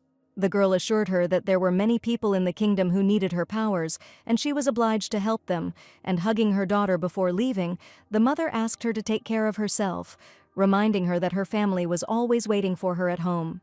Standing near the carriage, the girl decided to change her life and thanked her family for accepting her choice. All the local residents saw her off, and the children wished the Holy Virgin good luck, wanting to see her return as soon as possible. The heroine couldn't even imagine what the capital was like, because she had never been to such a big city, but she went there for just one reason: to finally see a loved one named Leo, with whom they were separated by many kilometers. That night, Sophia couldn't sleep and had a very strange dream, which was quite similar to reality. She knew that an event would soon occur on which much in her life would depend. Clarice Baroni was a girl with a special gift who lived on the territory of the Lorraine family. Sophia knew that she had to arrive soon because strange rumors were already spreading throughout the empire. Rumors of her abilities reached the church, and she was immediately summoned to the royal capital to help people. The Holy Virgin and the commander of the Knights' Order had to unite the forces with which they could oppose their worst enemies, and in this way they had to stop the terrible events that the villainous Sophia had once unleashed. This was exactly the brief retelling of the novel Serenade of Death, where Sophia played a far from positive role. Clarice received the letter in the summer, which means that she should come to the capital soon and meet Leo. Sophia sensed her imminent arrival, because according to the plot of the novel, she should already be on her way to the royal capital to change its future forever. On this beautiful morning, Sophia had breakfast with her beloved son, enjoying every moment spent next to him after the terrible life in the ducal family. Upon arrival in the capital, the main character will live in the dormitory of the Altrua Academy, and this dormitory was located not far from the main character's house. This would be the place where the main character of her favorite novel would live, and she, as a true fan, wanted to at least catch a glimpse of what would happen there. Perhaps she will be able to see the cutest uniform of the academy someday, and in the novel, she dreamed of seeing this very uniform in real life, which was only in that academy. She also wanted to see the place where the main characters confessed their eternal love to each other, and in fact, this can be called a pilgrimage to the holy places of an unrivaled novel. Sophia told her mother about her plans, that she would like to personally visit the famous academy because Adam would soon go to school when he grew up, and she allegedly wanted to consider the academy as an excellent option for education. As soon as Adam heard about the school, he admitted with admiration that he would also like to see it, and his father considered it an unexpected choice. Sophia was going to go there alone, and if it weren't for Tristan, she wouldn't be so worried, but on the other hand, she understood that it was also possible to sit within four walls for eternity and see absolutely nothing. She turned to Adam and asked him to promise that he would not leave her side for a moment, or that in that case she would allow him to go with her and see the real academy. Her mother admitted that if her daughter was so worried about Adam's safety, then she should probably take him with her. But she also suggested taking someone, apparently hinting at Leo, who would definitely keep the girl safe. Therefore, the heroine had to go with Mr. Leo, and her mother also assigned a butler to her so that he would closely monitor everything that was happening. Sophia apologized that Leo had to go with them, but it was his duty, and he admitted that the girl did not need to apologize at all, and he would honorably fulfill her mother's request. The Altrua Academy looked majestic, like a palace of knowledge and beauty. Its high walls were decorated with exquisite ornaments, and its towers reached into the sky, creating a sense of grandeur and power. The little boy saw such a huge building for the first time. The whole architecture radiated elegance and dignity, attracting the attention of passers-by and causing admiration in those who entered inside. It was the largest academy in the entire capital, where they accept students even from an early age of about 5 years old and teach them well. And Sophia assumed that very soon, Adam could wear this magnificent uniform and become a student at the most famous academy in the entire empire. But Leo said that this was not the only school in the capital, but Sophia was sure that the academy was just one of the excellent options, and did Mr. Leo really not like it at all? The young man most likely did not like the institution itself and its teaching methods, but the diverse contingent that studied there. In such a large academy where there were many students, it would be much more difficult for Adam to get used to it, and he was absolutely sure of it. Adam looked at Mr. Leo uncertainly, not understanding why the young man expressed such an opinion, as if he was worried about his future. Was he really worried about Adam's ability to read other people's thoughts? And at that moment, Leo asked for forgiveness, because the lady didn't even ask his opinion, and he spoke out so bluntly. But Sophia was only grateful to him because she hadn't even thought to take Adam's abilities into account when choosing an educational institution, and Leo had now suggested this to her. Leo felt embarrassed because he felt like he had no right to decide the fate of the lady's little boy, but he really wanted to help her choose a school. Suddenly they heard voices next to them, which were probably angrily arguing about something. Sophia immediately grabbed her son to avoid any unpleasant circumstances, and Leo confidently stepped forward to find out what was going on. A teacher in a tie stood near the institution, and next to him was a girl with pink hair, and it was probably between them that a strange scandal broke out in broad daylight. The lady asked for forgiveness, because she had not looked at all where she was going, and the young man was indignant that village people were not taught to look around. As Leo said, there is a difficult contingent in such an academy, and the heroine is now convinced of this herself, that it may not be easy for Adam here, and it is also very difficult to find a circle of friends. The young man screamed loudly that the girl had hit him in the shoulder, but the lady offered to heal his wound right now so that he would no longer feel his pain. And right before everyone's eyes, glowing magic appeared around the girl, and probably in this way she could heal any wounds and ailments. Sophia and Adam watched what was happening, fascinated, and Leo could not understand at all what kind of girl appeared on the threshold of the academy, wanting to heal a stranger. Suddenly the boy's arm was healed. He no longer felt pain, and he could not believe that in this way an unknown girl was able to heal his shoulder because it was an incredible miracle. The girl gave her name as Clarice and admitted that if the young man had any problems, he could always turn to her for help. She would be happy to help him. Light pink hair, soft purple eyes, and Sophia had no doubt that this was the very heroine whose appearance she feared the most. Leo approached the girl and asked what she was doing, and Sophia got the feeling that they had known each other for a long time. Because as soon as the lady saw Leo, she rushed into his arms, joyfully declaring that she had not seen him for too long and missed him incredibly. But Leo asked her not to use her power just anywhere, because this is not the territory of Lorraine, where she lived all her life, and in the capital everything is completely different. The lady really understood everything, but Leo said that it was for this very reason that he did not want her to come to the capital.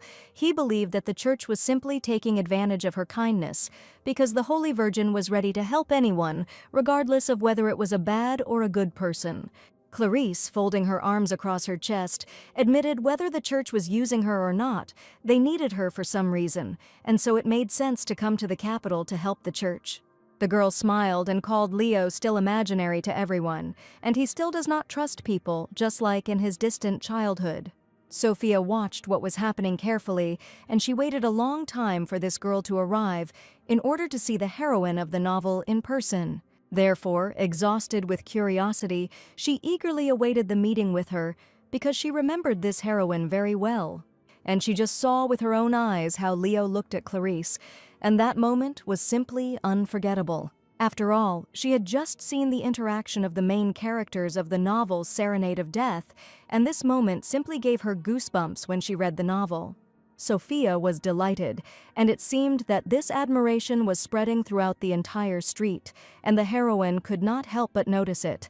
Noticing the girl who caught her attention, she wondered if this lady was also familiar to her. Just recently, Sophia made a pilgrimage to the holy places of the novel and even met a holy virgin, but the next day she woke up with a terrible headache. Adam was worried that his mother was not feeling well because nothing foreshadowed trouble, but she assured him that everything was fine with her. The maid assumed that it was most likely a common cold due to overwork and was sure that Sophia would soon get better, but the main thing was that she should have a good rest. Divorce, catching thieves, showdowns with Tristan, and it is not surprising that Sophia suddenly fell ill with a severe cold, but now she needed to regain her strength because there were many exciting adventures ahead of her. Even though she was feeling unwell, Sophia was incredibly happy that she was able to meet Clarice's character in person, and she went up to her to say hello, because when she read the novel, she could not have imagined that she would ever be able to see Clarice. Only thanks to this meeting did Sophia finally become convinced that she had been reborn into the world of her favorite novel. Sophia rose from her bed to drink some cold water, but on the table in front of her she saw only an empty decanter and asked if any of the maids were nearby. Opening the door, the girl was going to go to the kitchen alone to fill a glass decanter with water, since there was not a single servant in the corridor. But Sophia wondered if she would be reprimanded if she walked around the corridor in her nightgown, since the maids would obviously be outraged that a decent lady could not walk around the house dressed like that. This thought made the girl very happy, but she decided to go to the kitchen, since it was unlikely that anyone would catch her here. As she walked quickly down the corridor so that no one would notice her, confident that no maid would see her, the heroine did not expect to see the master's face in front of her. Sophia pretended that nothing had happened, and only stated that Leo had returned quite quickly, but the young man had already heard that the girl was unwell and could not understand what she was doing there if she should be resting in her bed. Holding the decanter in her hands, the heroine confirmed that she simply wanted to go to the kitchen and pour herself some cool water, because the decanter was completely empty. But at that moment, Leo snatched the decanter from the girl's hands and also gave her a veil so that no one would see her walking around the mansion in a nightgown. Leo asked Sophia to go back to bed and promised to bring her some water right away. And he himself stated that it was too bold to wear such an outfit in the presence of the opposite sex. She quickly returned to her bed and asked the master for forgiveness, and when he brought her some water, she decided to confess that she had noticed how incredibly caring the master had been for her lately. Leo's face remained calm, and he was surprised only by the heroine's ability to get into various stories as soon as she was alone. He peeled a tasty, juicy apple for her and gave her a piece so that Sophia would get better as quickly as possible and eat as many vitamins as possible. Leo admitted that the more he communicated with Sophia, the more he believed the rumors that were circulating about her throughout the empire. Sophia Medon, according to many, is supposedly a callous lady who thinks only about herself and her comfort, and these are the rumors that Mr. Leo heard from some people. But she turned out to be a completely different person, and all the rumors circulating throughout the empire turned out to be completely far from the truth. After all, in Leo's opinion, Sophia was smart and incredibly brave, and she didn't care at all what others might think of her. She is also a wonderful, loving mother who adores her little son and takes care of him with all her might. Every day the hero realized more and more that it was simply impossible to take his eyes off such a person, and he was ready to look at this sweet girl forever. Sophia listened attentively and with great surprise in her eyes to the gentleman, because for the first time he had such a heartfelt conversation and was talking about his feelings. As soon as Leo realized, he apologized and stated that he was talking nonsense and that he probably only embarrassed the girl with these words. But Sophia happily admitted that she had never been praised like that, so she was surprised by his warm and noble words towards her. Opening the bedroom door before he found her, he said a few more words, admitting that he spoke from the heart, and these were his thoughts. When Leo left the heroine's bedroom, he was overcome with disturbing thoughts that he supposedly shouldn't have said that at all, and it was probably impudent of him to prove his feelings to the girl. Sophia dealt with the thieves, but Duke Grandcourt was still breathing down her neck, and Leo decided to think about her safety first, because in such a situation it would be better to involve the knights, but he wanted to personally remain at her protection. After an unexpected, sincere conversation, Sophia began to think about how this man had just surprised her incredibly and why he would suddenly raise this topic at all. But on the other hand, he is just a knight who is currently living in her family's house, but the next day, unexpected news came that Lady Clarice needed protection. A request came from the cardinal, and it was probably also difficult for the Holy Virgin to settle in the capital, since she came here completely without anyone's help to an unfamiliar city. Leo apologized for having to leave Sophia in a difficult situation from now on, but she asked him not to worry because she had two wonderful maids. Besides, she heard that Leo grew up with this girl in the same city, and they probably have a lot to talk about, so they should just have a good time together. Little Adam wished the gentleman a safe journey, and Sophia was also sure that this was just a necessary measure that would not take long. Adam and his mother Sophia saw through the window that a thunderstorm was gathering. The sky became dark and gloomy, lightning flashed on the horizon, and the thunder became louder and louder. But Leo still had to hit the road, even with the bad weather approaching. Rain and thunderstorms flashed over the empire, lighting up the sky with bright lightning.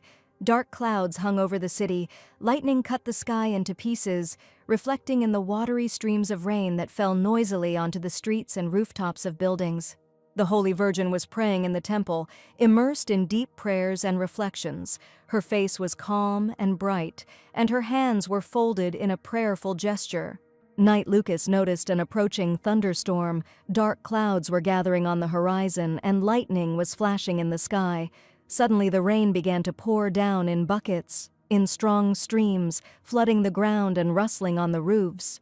Clarice thanked the knights for calling to escort her today, and the knights could not allow the Holy Maiden to not get wet, promising to escort her to the dormitory.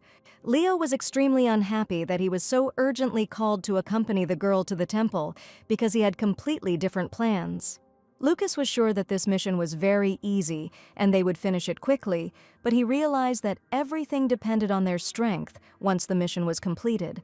He chuckled that Leo probably just really didn't like rain or was afraid of thunderstorms, and the commander made a displeased face. The girl was surprised that Leo had a person like Lucas, and Leo didn't know how to express his emotions properly. The commander didn't respond to this, and Lucas wondered if this was the whole truth, and Leo just didn't know how to talk about his feelings. And Clarice was also incredibly happy that Leo was able to find such a wonderful friend in the capital. But Leo asked the girl not to talk about him as if he were a child, because he communicates with more than just one person, Lucas. She immediately understood that they were talking about the beautiful Sophia and her baby Adam, with whom Leo now lives in the family, constantly being near them. Clarice found this meeting pleasant because the other day they had seen the mistress of the Maiden family and they had even managed to chat a little. Leo wanted to say that Sophia was not the mistress of the house at all, but before he could say a few words to her, Clarice approached him. Clarice pressed herself against Leo's chest, feeling warm and protective, her heart beating fast and her eyes reflecting a mixture of worry and trust. She asked the master for forgiveness because she was simply scared by a strong thunderstorm, and Lucas also confirmed that there had not been such bright lightning in the Empire for a long time. As soon as Leo heard the rain getting louder, he immediately thought of Mrs. Sophia, who was left alone at home in a state of illness. What he was most worried about was that the girl would be afraid of the loud claps of lightning and would feel uncomfortable, or even worse, would start to get very nervous. So when Clarice offered Leo some tea and a little chat, even though he was not busy at the moment, he immediately declined. Quickly making an important decision, Leo decided to go to Sophia and ordered Lucas to take care of Clarice. Leo jumped on his horse and, in the pouring rain, raced towards Sophia, his heart beating fast and drops of water running down his face, not stopping him from moving forward. No one understood what had just happened, or why the commander decided to drop everything so quickly and leave. Wind and thunder accompanied his path, but Leo did not stop. He was determined to get to Sophia as soon as possible, and perhaps he was even too worried. But now he just wanted to get to Sophia as quickly as possible to make sure that she was completely okay. When the girl saw him on the threshold, she did not understand why the young man decided to return so quickly. After all, he was entrusted with an important task to protect the Holy Virgin, but for some reason, after just a couple of hours, he found himself back in her house, soaking wet from the heavy rain. The first thing he asked was how Sophia was feeling, and she admitted that she was already on the mend and felt much better. The girl's mood was simply wonderful because she slept a lot and also ate deliciously, which helped her quickly regain her strength. Raindrops were running down Leo's face, his clothes were soaking wet, and water was streaming down his cheeks and neck. Sophia noticed that the young man was soaking wet and said that Leo was at risk of catching a cold just like her, so she ordered the maid to prepare a warm bath and clean, dry clothes. The young man categorically refused and stated that he did not need it at all, and that he would be completely fine, despite the fact that he was very wet in the rain. But Sophia did not want the young man to fall ill the next day, and little Adam, who was standing nearby, screamed from the loud roar of thunder that broke out. Looking out the window, the boy was incredibly afraid that lightning should not strike their house, and his tiny hands simply trembled with fear. Leo realized that he had arrived just in time to try to calm the baby and Sophia, who was probably very worried. The rain continued. Clarice looked out the window at the raging thunderstorm. She carefully observed this powerful spectacle, feeling both awe and calm before the grandeur of the elements. Lucas admitted that if a girl is looking for company for tea, he would be happy to drink hot tea with her. But probably this offer was only relevant for Leo, and Clarice stated that she was going to return to the hostel if the gentleman was busy. Lucas noticed how the girl was communicating with the commander, and decided to ask if they had known each other since childhood. Clarice met Leo when she was about 7 years old, and they were still very young children, and she wanted to immediately find out from him about life in the capital, which is why she wanted to spend time with Leo today. If the girl had any questions, Lucas suggested asking him, since he had been living in the capital of the empire for a long time. And probably Clarice will still have a chance to ask the commander himself about everything, but now he probably had to leave on urgent business. Lucas was indeed right, and Clarice decided to stop being upset that she hadn't been able to talk to Leo today.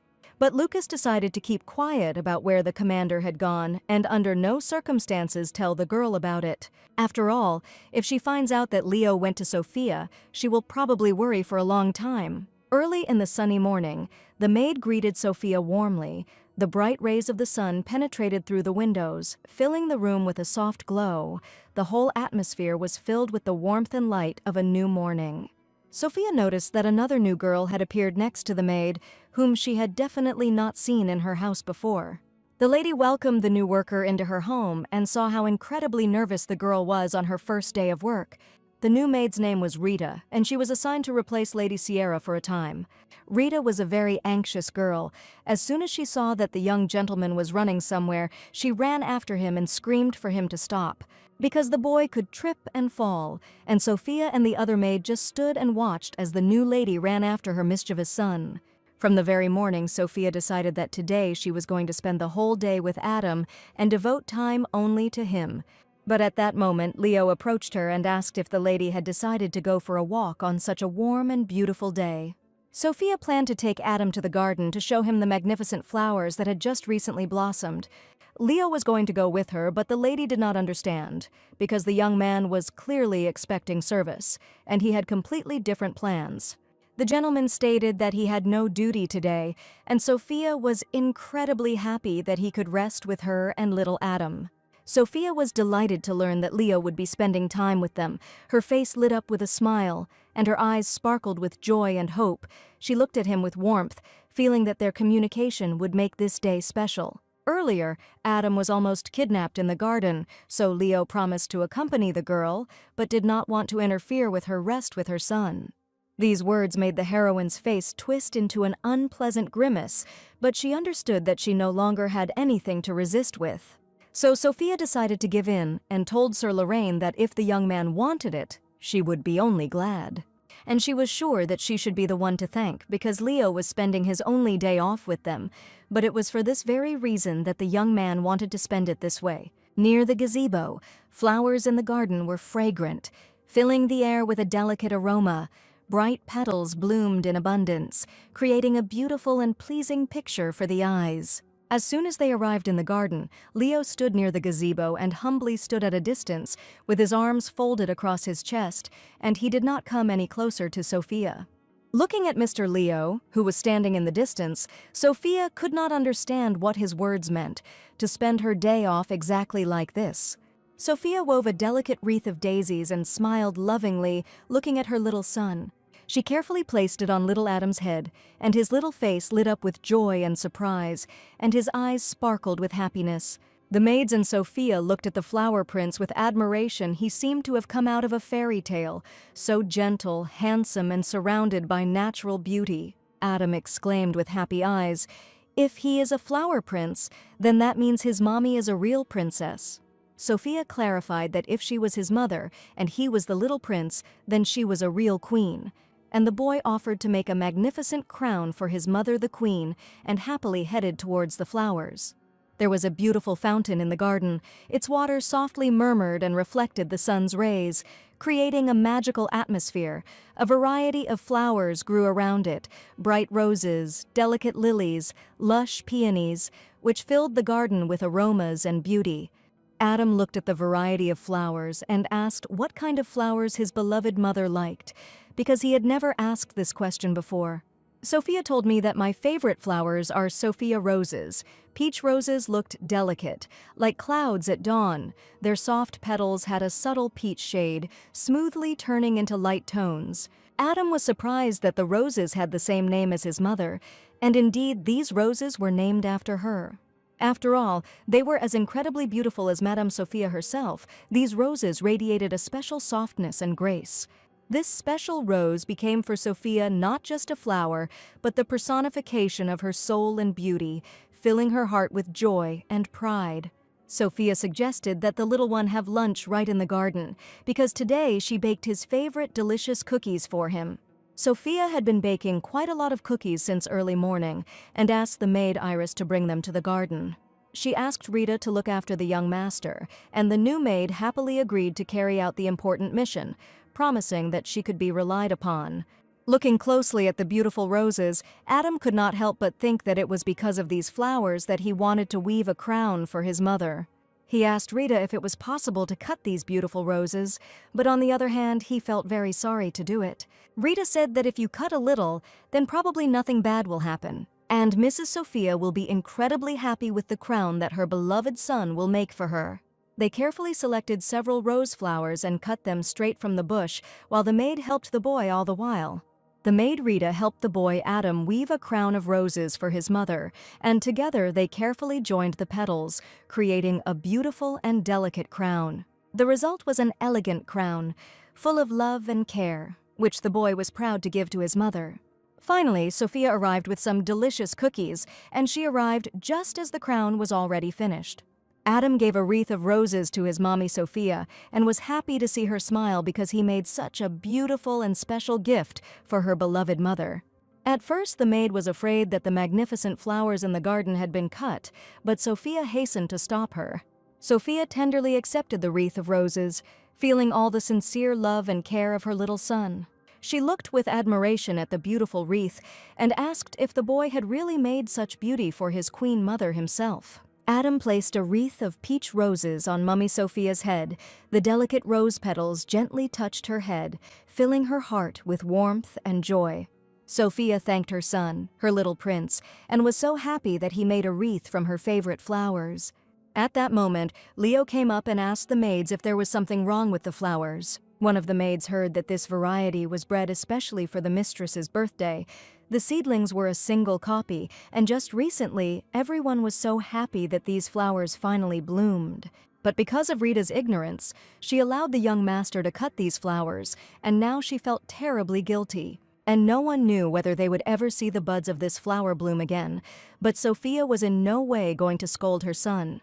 While Sophia was enjoying some delicious cookies with Adam, Leo approached her and probably wanted to ask her something. He asked if the girl liked these flowers so much, could he, with her permission, take one bud? Sophia, of course, allowed him to take one rose, but she didn't understand why Mr. Leo needed it. He admitted that he wanted to try something. carefully examining the delicate petals of the Sophia rose. Sophia happily gave one bud to Leo, but she couldn't even imagine why he took it. Holding a delicate rose in his hands, the young man stood rooted to the spot while Sophia spoke with Adam. It was cool outside, and Lev suggested talking in the mansion in a cozy and warm room. The maid Rita carefully put outerwear on the boy so that he would not catch a cold or get sick under any circumstances. They left first for the mansion, and Sophia stayed with Leo, looking at her cheerfully running son. Leo learned that these flowers were incredibly important to the girl, and it was for this reason that he decided to take one bud. He probably wanted to somehow preserve the memory of these flowers, which would no longer bloom in the garden. Sophia just silently followed the young man, and she was very interested in what he was going to do. After the flowers bloom, they later fall off and wither, and Leo wanted to preserve the beautiful appearance of the blooming flowers. If you remove the excess water before this point, you can preserve their original beauty, and Leo suggested that Adam use sand and a wooden box. Adam carefully placed the beautiful buds in a wooden box and did everything as Leo told him. He carefully closed the wooden box and had no idea what might happen to the flowers in the future. Leo said that now all that remains is to wait for the results in about a week and only then open the wooden box. As it turned out, Leo knew a lot about drying flowers to preserve their original beautiful appearance. Adam was surprised that Sir Lorraine knew so much about drying flowers, and this was surprising for the knight. In the region where he grew up, it was always very cold, and flowers did not survive for long, so this method was invented specifically to preserve their fleeting beauty. And Sophia noticed that since even Adam had managed it, it shouldn't be that difficult, since Leo had explained everything in detail about each stage. Remembering the black raven the gentleman had drawn, Sophia smiled, and the young man admitted that he rarely succeeded in doing this. And Sophia asked what exactly had caused him difficulties during the hearing. In fact, Leo was not entirely sure, and perhaps he picked the flowers too young, and he also expected what would happen next. He had tried to dry freshly picked flowers more than once, and perhaps had used too much force in the past when burying flowers in the sand. Eventually, people begged the young man to leave the flowers alone, and no matter how hard Leo tried, he never managed to do it well. There are those who try too hard but end up failing, and Sophia noticed that this was exactly the case with Mr. Leo. He asked Sophia if he could see the bush on which these beautiful flowers grew. They went out into the garden, where fragrant roses grew on the bushes, but now there were too few of them left. Leo suggested that the girl plant flowers next to this bush, and this time name the flowers after Adam. Sophia had never even thought of such a great idea, and illuminated by the rays of the sun, she thanked Sir Lorraine for the sweet idea. She really wanted to choose the perfect flower for Adam, and Leo suggested that they choose it together. Sophia looked at Leo in surprise, not expecting him to suggest such an idea. He admitted that he would be happy to help if Sophia needed his help, and she could always turn to him.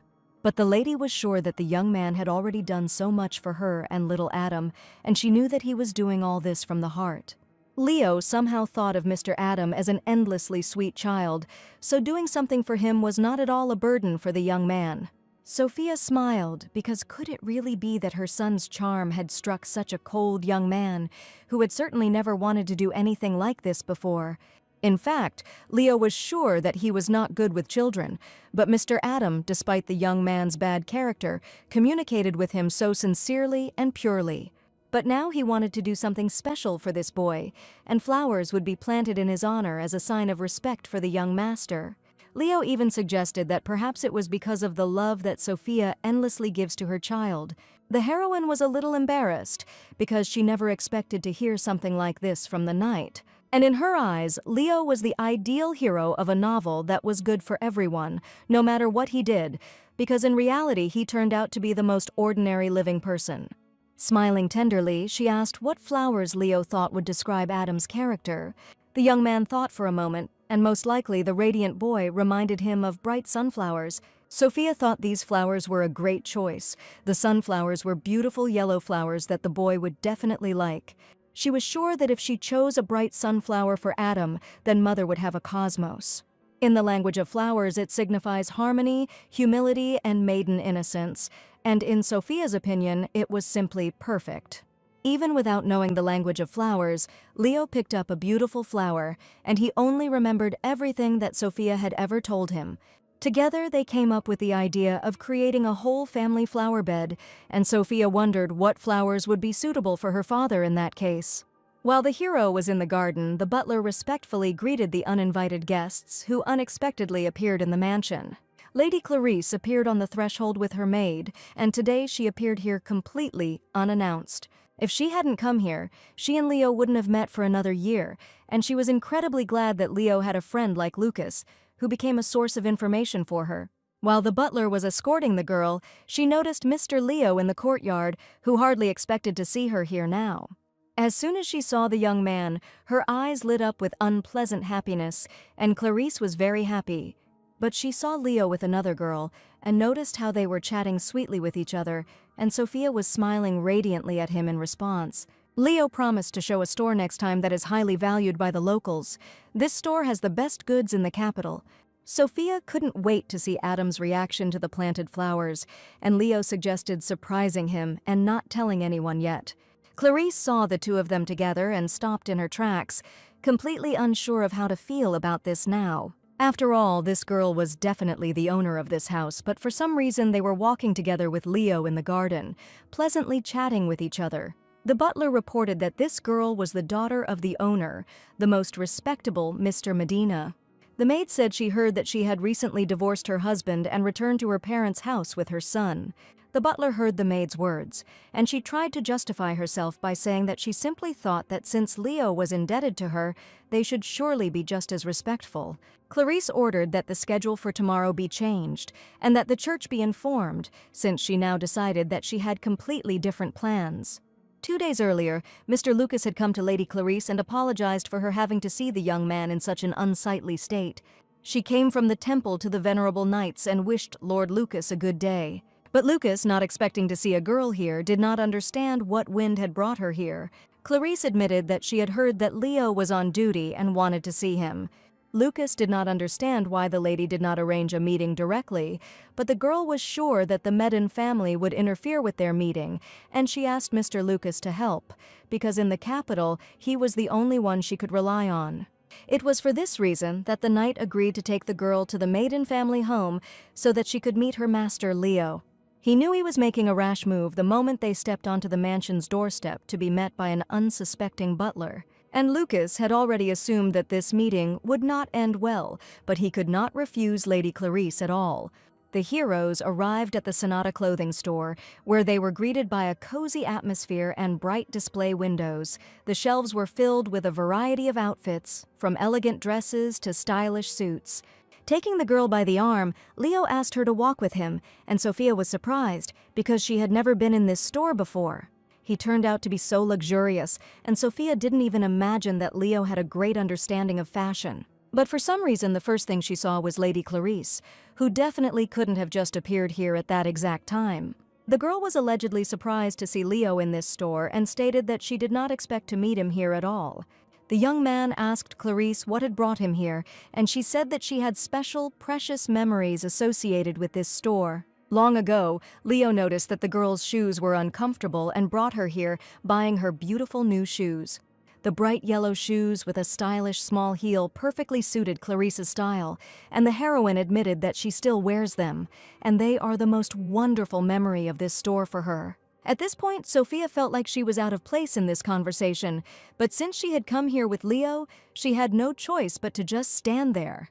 It was a story of days gone by, and Leo said that he had arrived here today with Madame Sophia, and they had completely different plans. Clarice pretended not to notice Sophia at all, and apologized for the late greeting, and also thanked the girl for looking after Leo. And suddenly she announced that if Sophia didn't mind, she would like to steal Leo for a while, and she came here to choose a dress and would like him to help her choose. The store was filled with luxurious, sophisticated dresses that seemed made for special occasions.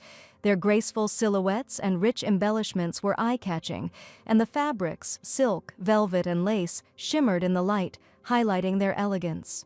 Since Leo had come here with Sophia for a specific purpose, he told Clarice that he could help her choose a dress any other day. But the Holy Virgin was not going to back down, and was sure that the young man was simply still being overly stubborn, handing him the unexpected letter. It was a letter from his father, Leo, and she asked him to look at the urgent message. And Clarice was sure that since her uncle insisted, his son certainly had no right to refuse his parent. After reading the letter, Leo realized that this was an urgent matter, and Mrs. Sophia asked him not to worry, thanking him for simply taking her to a luxury store. Leo promised to finish as soon as possible and return to the lady, but Clarice did not understand what he was saying now. After all, Leo would introduce her as the future bride, and the girl needed to carefully and thoughtfully approach the choice of outfit. Clarice was one of the candidates for the bride, but the master asked her not to speak as if everything had already been decided, despite the fact that everyone saw them as a beautiful couple. Leo and Clarice were engaged, and Sophia knew that, according to the plot, they would eventually become husband and wife, so everything that happened was extremely logical. Lucas watched closely as Clarice took Leo away, and he really wanted to be wrong about his opinion. But now Clarice stood opposite Mrs. Sophia, confident that Mr. Leo would definitely be with her and not with this girl. It was probably too early to say that, but everyone around them was confident in their union, and Clarice admitted that she just didn't want to put pressure on Leo. Sophia understood perfectly well what this girl was getting at, and she was simply jealous that Leo often spent time away from her. Allegedly, they had known each other for a very long time, and she knew him better than anyone else, so she stated that she did not intend to give this young man to anyone. She thought it was wonderful that the girl was driven by a pure feeling of love, which certainly filled her heart with warmth and joy. Everyone around them was used to relying on Mr. Leo, but Clarice was sure that as soon as he married her, he would immediately leave the maiden family. And she confidently stated that Sophia should stop relying on him so much because it would soon be painful for her and her son to say goodbye to him. Sophia didn't expect Clarice to bring up the subject as soon as Leo left and they were alone. She asked the girl not to worry about anything, warning that their family had enough benefits and her son had a loving mother. And no matter what pain she goes through, as long as her boy is happy, she will survive everything. That is what it means to love someone. Clarice apparently didn't quite understand the meaning of Sophia's words, so with a surprised face, she asked what she meant. Sophia sincerely admitted that if a girl has someone she loves, she should understand her at least a little. And in that case, Clarice should think not only about her own feelings, but also about Mr. Leo's feelings too. After all, as a true friend, she sincerely wished him happiness and would only be glad if the young man had a wonderful relationship. After her words, Clarice seemed to perk up, and now she was convinced that Sophia turned out to be a good person at all. Knight Lucas noticed that according to rumors, Sophia was called evil, vain, and egotistical, but how empty these rumors turned out to be. And they are absolutely the opposite of reality, because Sophia was an absolutely sweet and friendly girl. Lucas wondered if Leo would be angry if he tried to get closer to her and communicate. Leo was soon informed that the engagement was to take place in just a week, and the Holy Virgin was considered one of the candidates. Apparently, because the girl was called to the royal capital, the uncle saw in her the most promising bride. After reading his father's letter, Leo could not understand how it could have come to this, that their engagement was about to take place soon. He couldn't believe that he had to find out this way, and not from his father. Lady Clarice chose a white dress with soft pink inserts for her engagement. Her eyes took in the delicate details as the light, silky material flowed softly beneath her fingers. Clarice stated that she needed to prepare properly before that day, so she decided to go to the Lorraine family first, but Leo suggested that they go together. But the girl asked what about the young man's service, but now he believed that there was nothing terrible about it, and he should be present where the important decision of his life would be made. When Leo mentioned this, Clarice was sure he was referring to their engagement, and was glad that it was an important event for him. He suggested that Clarice hurry up, but in reality he just wanted her to leave them alone with Sophia. Looking at them, the lady was sure that they looked incredibly cute together with the girl with pink hair. Leo even apologized for having to leave, but right now this event was really very important.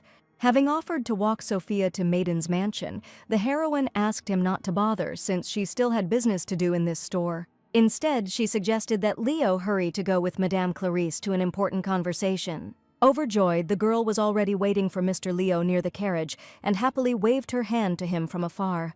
But for Mrs. Sophia, Leo promised to compensate for his presence later, because it was she who invited the lady to the store today. And most of all, the young man was worried that he was unable to give her the small gift that he wanted to give to Mrs. Sophia today. Looking at sweet Sophia, he decided to definitely give it to her when he returned. Looking at the main characters, Sophia was sure that everything was going according to the plot, and it was simply wonderful. This little shop also sold incredibly beautiful flowers that could be purchased there. Sophia looked carefully at the catalog and thought about which flower she should choose today. But at that moment she heard a familiar voice nearby, and it turned out to be Mr. Lucas, who scared her a little with his unexpected appearance. She certainly didn't expect to see Sir Lucas here, and immediately asked what he was doing here. Smiling, the young man said that he simply saw a lonely, beautiful lady and decided to approach her, assuming that she probably needs help with shopping, and perhaps Sophia cannot decide on a choice. Sophia thanked the gentleman for his pleasant attention, but she did not need anyone's help at all now. After all, she promised to choose these flowers exclusively with Sir Lorraine, for their joint idea. Lucas noted that Sophia surprisingly turned out to be a very conscientious lady, and he admitted that he would like to see the real her. The young man saw Lady Clarice release her claws on Sophia, and she in turn only smiled sweetly at her, and it was truly amazing. In his defense, the young man only wanted to say that he was worried about Lady Clarice's behavior, which is why he came here. Sophia believed that the young man was openly interfering in the personal lives of others, and it would have been more logical to ask for an apology rather than pique. Lucas wanted to know why Sophia called the commander to accompany her shopping. Now she refuses his help. The heroine said that Sir Leo took into account her feelings and wishes, so he suggested visiting this place, and she was touched by his action, so she came here in his company. And suddenly the knight asked the girl to argue, having just heard her words. It was completely unclear what Lucas was going to do, but he only asked Sophia to wait a little and winked at the girl. Holding the catalog in her hands, Sophia looked at the knight in bewilderment, not understanding at all what his behavior meant. In fact, she was already thinking about returning home because Adam probably missed her very much. And Sophia already imagined how happy the boy would be as soon as he saw her on the threshold of his home. Right now, she decided to buy gifts for her loved ones and relatives and return home as soon as possible. But she had to buy presents for Adam, Dad, Mom, as well as the maids and the friendly butler. At this point, Lucas returned, apologizing for the wait, reminding her of his bet and stating that if he could understand the girl's feelings, he would win. Lucas decided to tell what the girl was thinking about now, and as if he read her thoughts, she wanted to return home as soon as possible. These were not all the predictions, and waving the white cloth, Lucas prepared to pronounce the next one. That Sophia probably wanted to buy gifts for her family and her servants, and this time the young man was absolutely right. It turned out that he understood this from the girls' conversation when Clarice told Sophia about her feelings.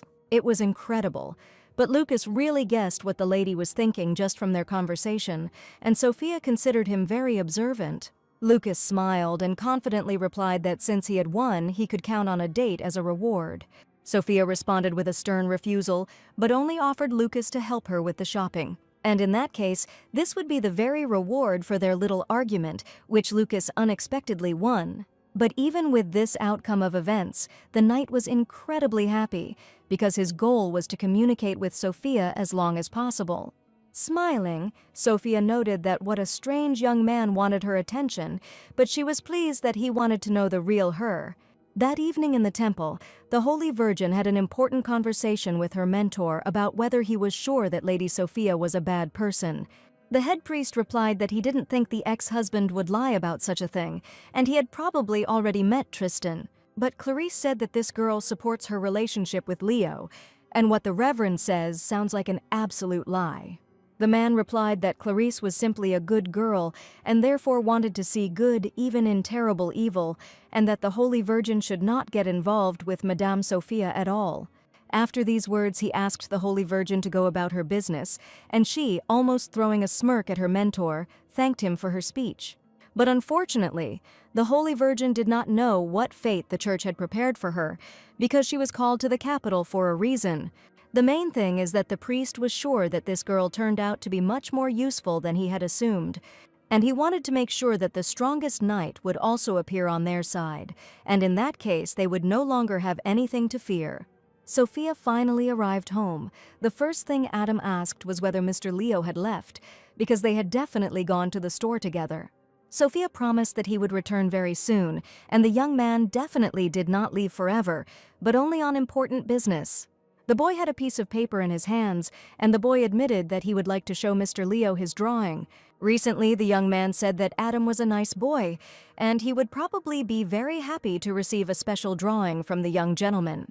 Sophia suggested that her son send the drawing by mail, saying that Sir Lorraine would be only too glad to receive a letter from the boy, and if he sends the letter now, it will arrive at his house just in time for him to arrive.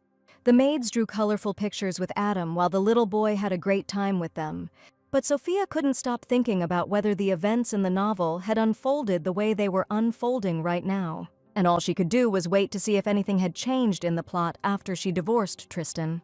The carriage with the heroes was racing along a picturesque road to Lorraine, and the window offered a beautiful view of green hills, blooming fields, and cozy villages floating past. Leo wanted to observe the actions of the church, which is why he went to the capital, but he did not think that he would have to return home so soon. And he very much hoped that the influence of the temple did not reach the lands of Lorraine and the local inhabitants. All this time, Clarice looked at Mr. Leo, noticing a serious attitude and some concern in him. Lady Clarice greeted the family with a warm smile and a joyful heart. Her eyes sparkled with happiness when she saw her loved ones, and she lovingly came forward to hug them. At that moment, the whole atmosphere was filled with coziness and mutual warmth, because the meeting was long awaited and special for everyone. The father had been waiting for the arrival of the gentleman on the left in his office for a long time. The butler immediately reported this to him. Mr. Leo said that he was going to say hello to his father, suggesting that they continue the conversation about marriage a little later. After all, the first thing he needed to do now was check everything himself as soon as possible. The father was waiting for his son Leo in his office, and when he entered, he was met with a sullen look and silent tension. The head of the Lorraine family said that his son had made him wait. His father's gaze was stern and a little cold, as if he expected a different behavior. Leo felt this atmosphere and approached him with slight excitement, realizing that the upcoming conversation would be serious. At this moment, there was a sense of importance and internal struggle in the air. Having suggested that they skip unnecessary conversations, the father stated that they were expecting guests and had a lot to do. But suddenly the son confessed that he would like to postpone the engagement to the daughter of the Buroni family. The son actually wanted his father to simply take his opinion into account, and after his words, the head of the house invited him to speak out. He asked his father to first answer why he decided to choose this particular girl as his bride. When his father asked why Leo needed the information, he said that he wanted to understand what prompted this particular decision. The man admitted that Lady Clarice was simply worthy of becoming part of their noble family, and the young man certainly had no one to follow as an example, and his father did not understand at all what the problem was then. When they brought up the topic of engagement, in order to establish a connection, father wanted Leo to marry a noblewoman from a neighboring kingdom, and he had previously proposed to her to marry someone else. He was sure that his father would respect his opinion on this issue first and foremost, but for some reason now he decided everything for his son without even talking to him. The father was never a role model, but he stated that he had always wanted only happiness for his son and asked him to simply silently accept his will. Leo felt that something was definitely wrong here, and he really wanted to believe his father's words. But most of all, he wanted his opinion to be taken into account in any case, and not in the way it happened now. The father stated that in this case his son's opinion would not be taken into account, and the decision had already been made long ago. And turning his back to the man, Leo quietly stated that he understood his father perfectly well and was not going to enter into an argument with him. At that moment there was a quiet knock on the door, and the Holy Virgin entered, asking whether the gentlemen had finished their conversation. The father looked menacingly at his son and declared that their conversation was just over and Leo could leave the cabin. Delighted, Clarice admitted that she had just wanted to talk to Leo's father about the upcoming wedding. But as soon as she saw that Leo was about to leave, she was very surprised, because she wanted to talk about the wedding and hoped for his presence. Despite the girl's request to stay, Leo still left the office, and his father remained standing in proud silence. Lady Clarice ran after the young man and, taking him by the hand, wanted to find out what had just happened between them. She noticed that the young man was very upset about something and asked if he really didn't want to marry her.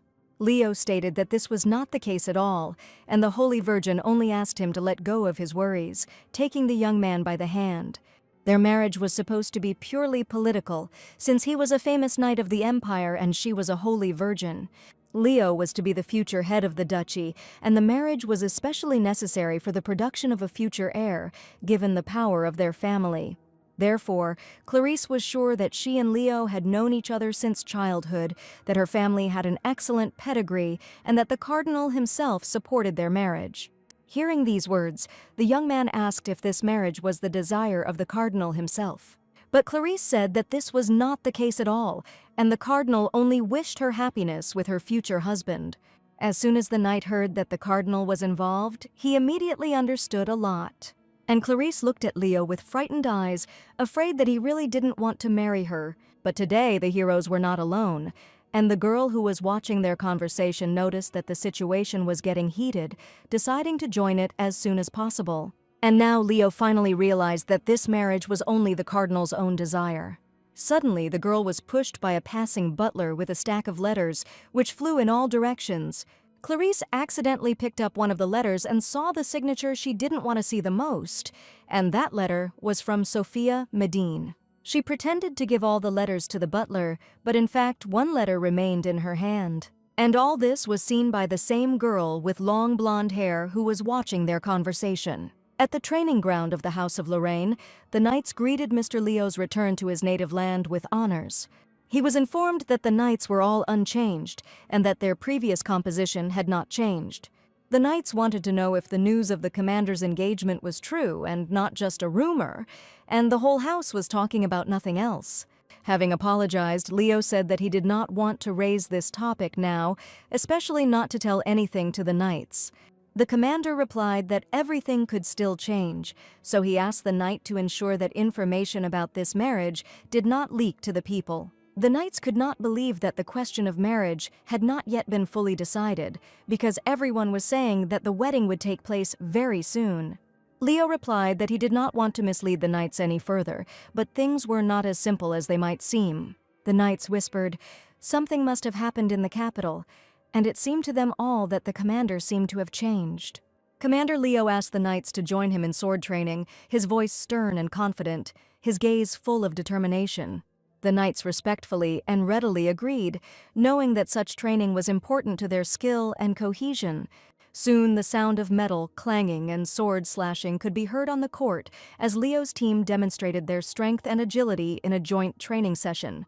Commander Leo deftly amazed everyone with his skill and defeated every knight in the duel. His movements were fast and precise, and his sword seemed to merge with his body, demonstrating exceptional dexterity and strength. After a few minutes, all the knights were defeated, and Leo stood in the center, having defeated each of them. The commander said, "Is this really all that a knight can do?" and ordered everyone to quickly stand up and continue the duel. But no one could defeat the great commander, and the exhausted knights simply refused to retreat into competition with him again. At that moment, the very same heroine with long hair and sky-blue eyes came to the knight's platform, declaring that the commander had probably had enough of torturing his charges. It was Lady Lucette, and the knights joyfully exclaimed that they were certainly saved today. All the young men were simply crazy about this girl, and she looked at the commander and greeted Mr. Leo. Leo didn't expect to see his sister here at all, because he didn't even visit her when he first arrived in his native land. He apologized for not greeting his sister even upon arrival, but she had been waiting for the right moment to meet. Suddenly, she took out a bottle of strong alcohol and said that it had been a long time since they had drunk together like brother and sister. Apparently, the sister stole alcohol from her father again, saying that Leo would definitely cover for his beloved older sister. A set table with chairs was already standing right on the training ground, and Lisette announced that she had everything ready for the first meeting. Taking out glasses and pouring strong alcohol into them, Lisette made a toast that she was ready to drink to the very bottom with her brother. The exquisite alcohol turned out to be really tasty, and for such a high price, this was not at all surprising. Leo asked Lisette and asked her to tell him directly what she wanted to discuss with him personally, because she couldn't just call him. Lady Lisette wanted to find out what was really going on and asked Leo what his strange habit of beating around the bush was. She wanted to discuss their marriage with dear Clarice and had arranged this meeting solely for the purpose of finding out all the details. The lady asked if Leo really wanted to hear from his father that this marriage was concluded solely by decision of the church. The father stated that my son would not be taken into account in the marriage issue, probably because he was still too inexperienced and allegedly did not understand anything about it. But Leo said that he still did not intend to simply put up with his decision, in which he did not even take part.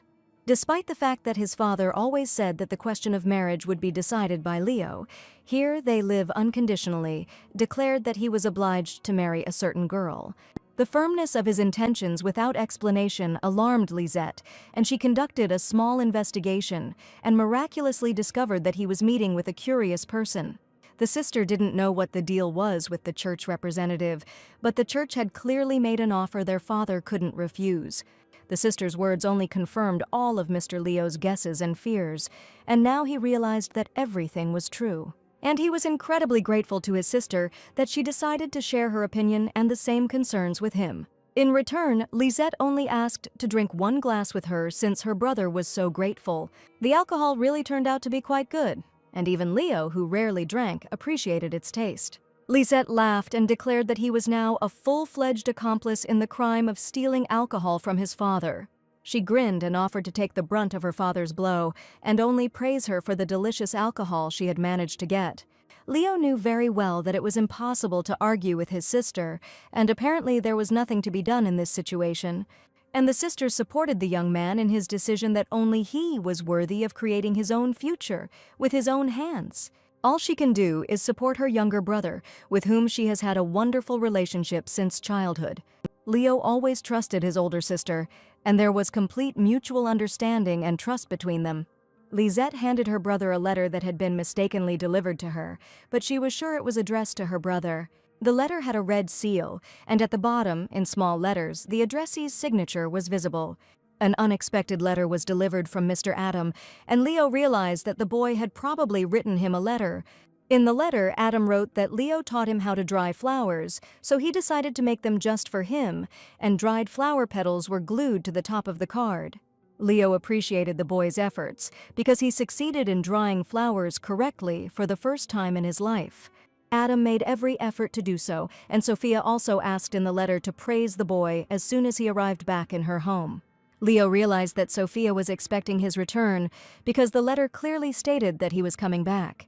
Noticing her brother's sweet smile, his sister didn't even know that he could smile like that. He was even afraid that he looked strange with a sweet smile, but Lisette admitted that it suited the young master very well. And now she was interested in only one question who was able to influence Leo, who had been reserved and cold-blooded in communication all his life. She thought perhaps she should visit the Duchy of Medine and go up to meet this wonderful family, and in particular, Lady Sophia.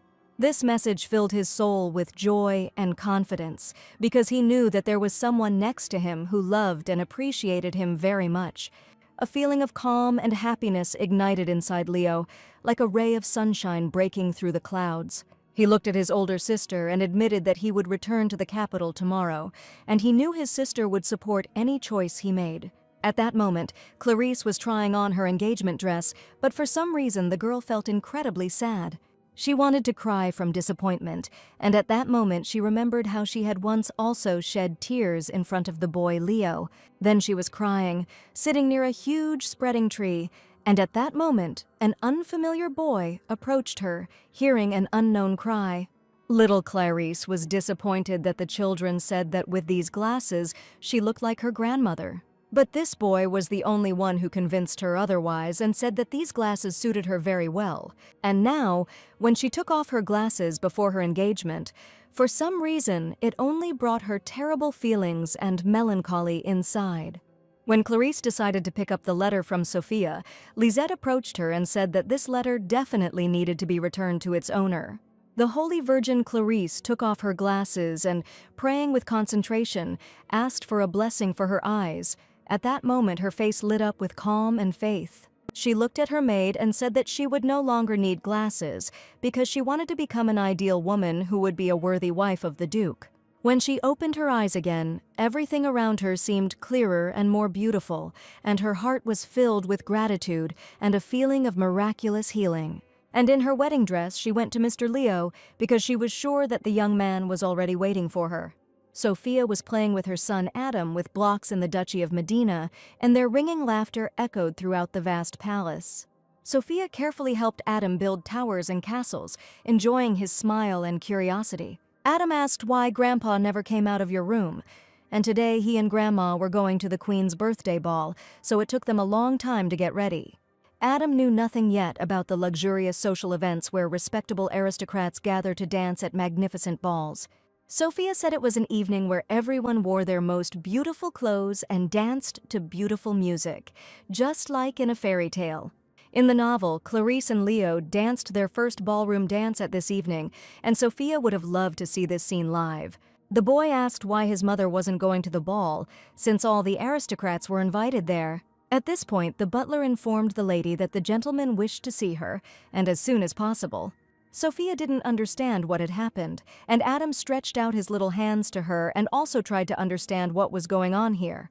Suddenly, her father and mother asked if Sophia could go to the ball instead of them. Sophia was incredibly surprised why her parents could not attend the ceremony, since they had been planning to go there for a long time. Recently, father received word that an ambassador was about to arrive in the kingdom, and they needed to meet him. But if they went to meet him now, they would definitely not make it to the ball, and the Medin family was obliged to attend this ball, so they apologized when they left, but they had no one else to rely on except their daughter. Sophia didn't even have time to answer, as her mother and father quickly left the palace and got into the carriage in order to meet the ambassador in time. Since she was the only representative of the Maiden family, Sophia had no other choice. There was little time left before the ball, and she asked the maids to begin urgent preparations right away. She apologized to her son that his mother would have to leave for a while to show off the Maiden family in all its glory at the ball. To keep the boy from getting bored, Sophia asked him to build the most luxurious castle that Adam could think of for the beautiful queen. Overjoyed, Adam wanted to start as soon as possible, promising his mother that she would definitely like the castle made of multicolored cardboard. Sophia did not doubt her sweet son at all, and hugging him, she ran to get ready for the important event. The maids quickly prepared the mistress, and Adam stayed with the servants, taking his mother to the ball for the first time, which, according to her, was like a real fairy tale. The ball was attended by aristocrats dressed in exquisite attire and jewelry. Their elegant dresses and suits sparkled under the light of the chandeliers, and their refined manners created an atmosphere of solemnity and beauty. Sophia had not attended any balls for a long time, and as a result, she once again attracted too much attention from the heads of state. But looking at the guests, she decided that perhaps this time she had not attracted attention because all the guests had green elements in their clothes. If you remember, the color of Mother's dress was also not green, and at that moment Sophia saw her friend. Mariana rushed to her friend and said how to understand her appearance here, because she didn't even warn about it. And probably no one told her about the dragon of this ball, and that is why everyone is looking at Sophia so closely. Sophia admitted that it seemed she had been misinformed, but her parents didn't even have time to tell her that the outfit had to include emerald green. But suddenly the young man who approached the lady said that he guessed whose fault it was. It was Mr. Tristan with his mother, and Sophia understood that this ball could end in a real scandal. After all, right in front of her stands her ex-husband, who recently demanded that she give up her child and burst into her home. Seeing this annoying family, a furious anger began to rage inside Sophia, and her hands began to tremble. She tried not to show her emotions, and she had to remain stoic, as befits a true Madame Maiden. After all, she was a completely different person, and she could not have previously known what horrors were happening in this family and what Sophia had to endure. And neither she nor the previous heroine could tell the truth that so troubled their hearts. She felt someone's hand touch her shoulder, as if expressing love and support. And it was a real heroine who was reborn as Sophia, because it was thanks to her character that the girl decided to change her life.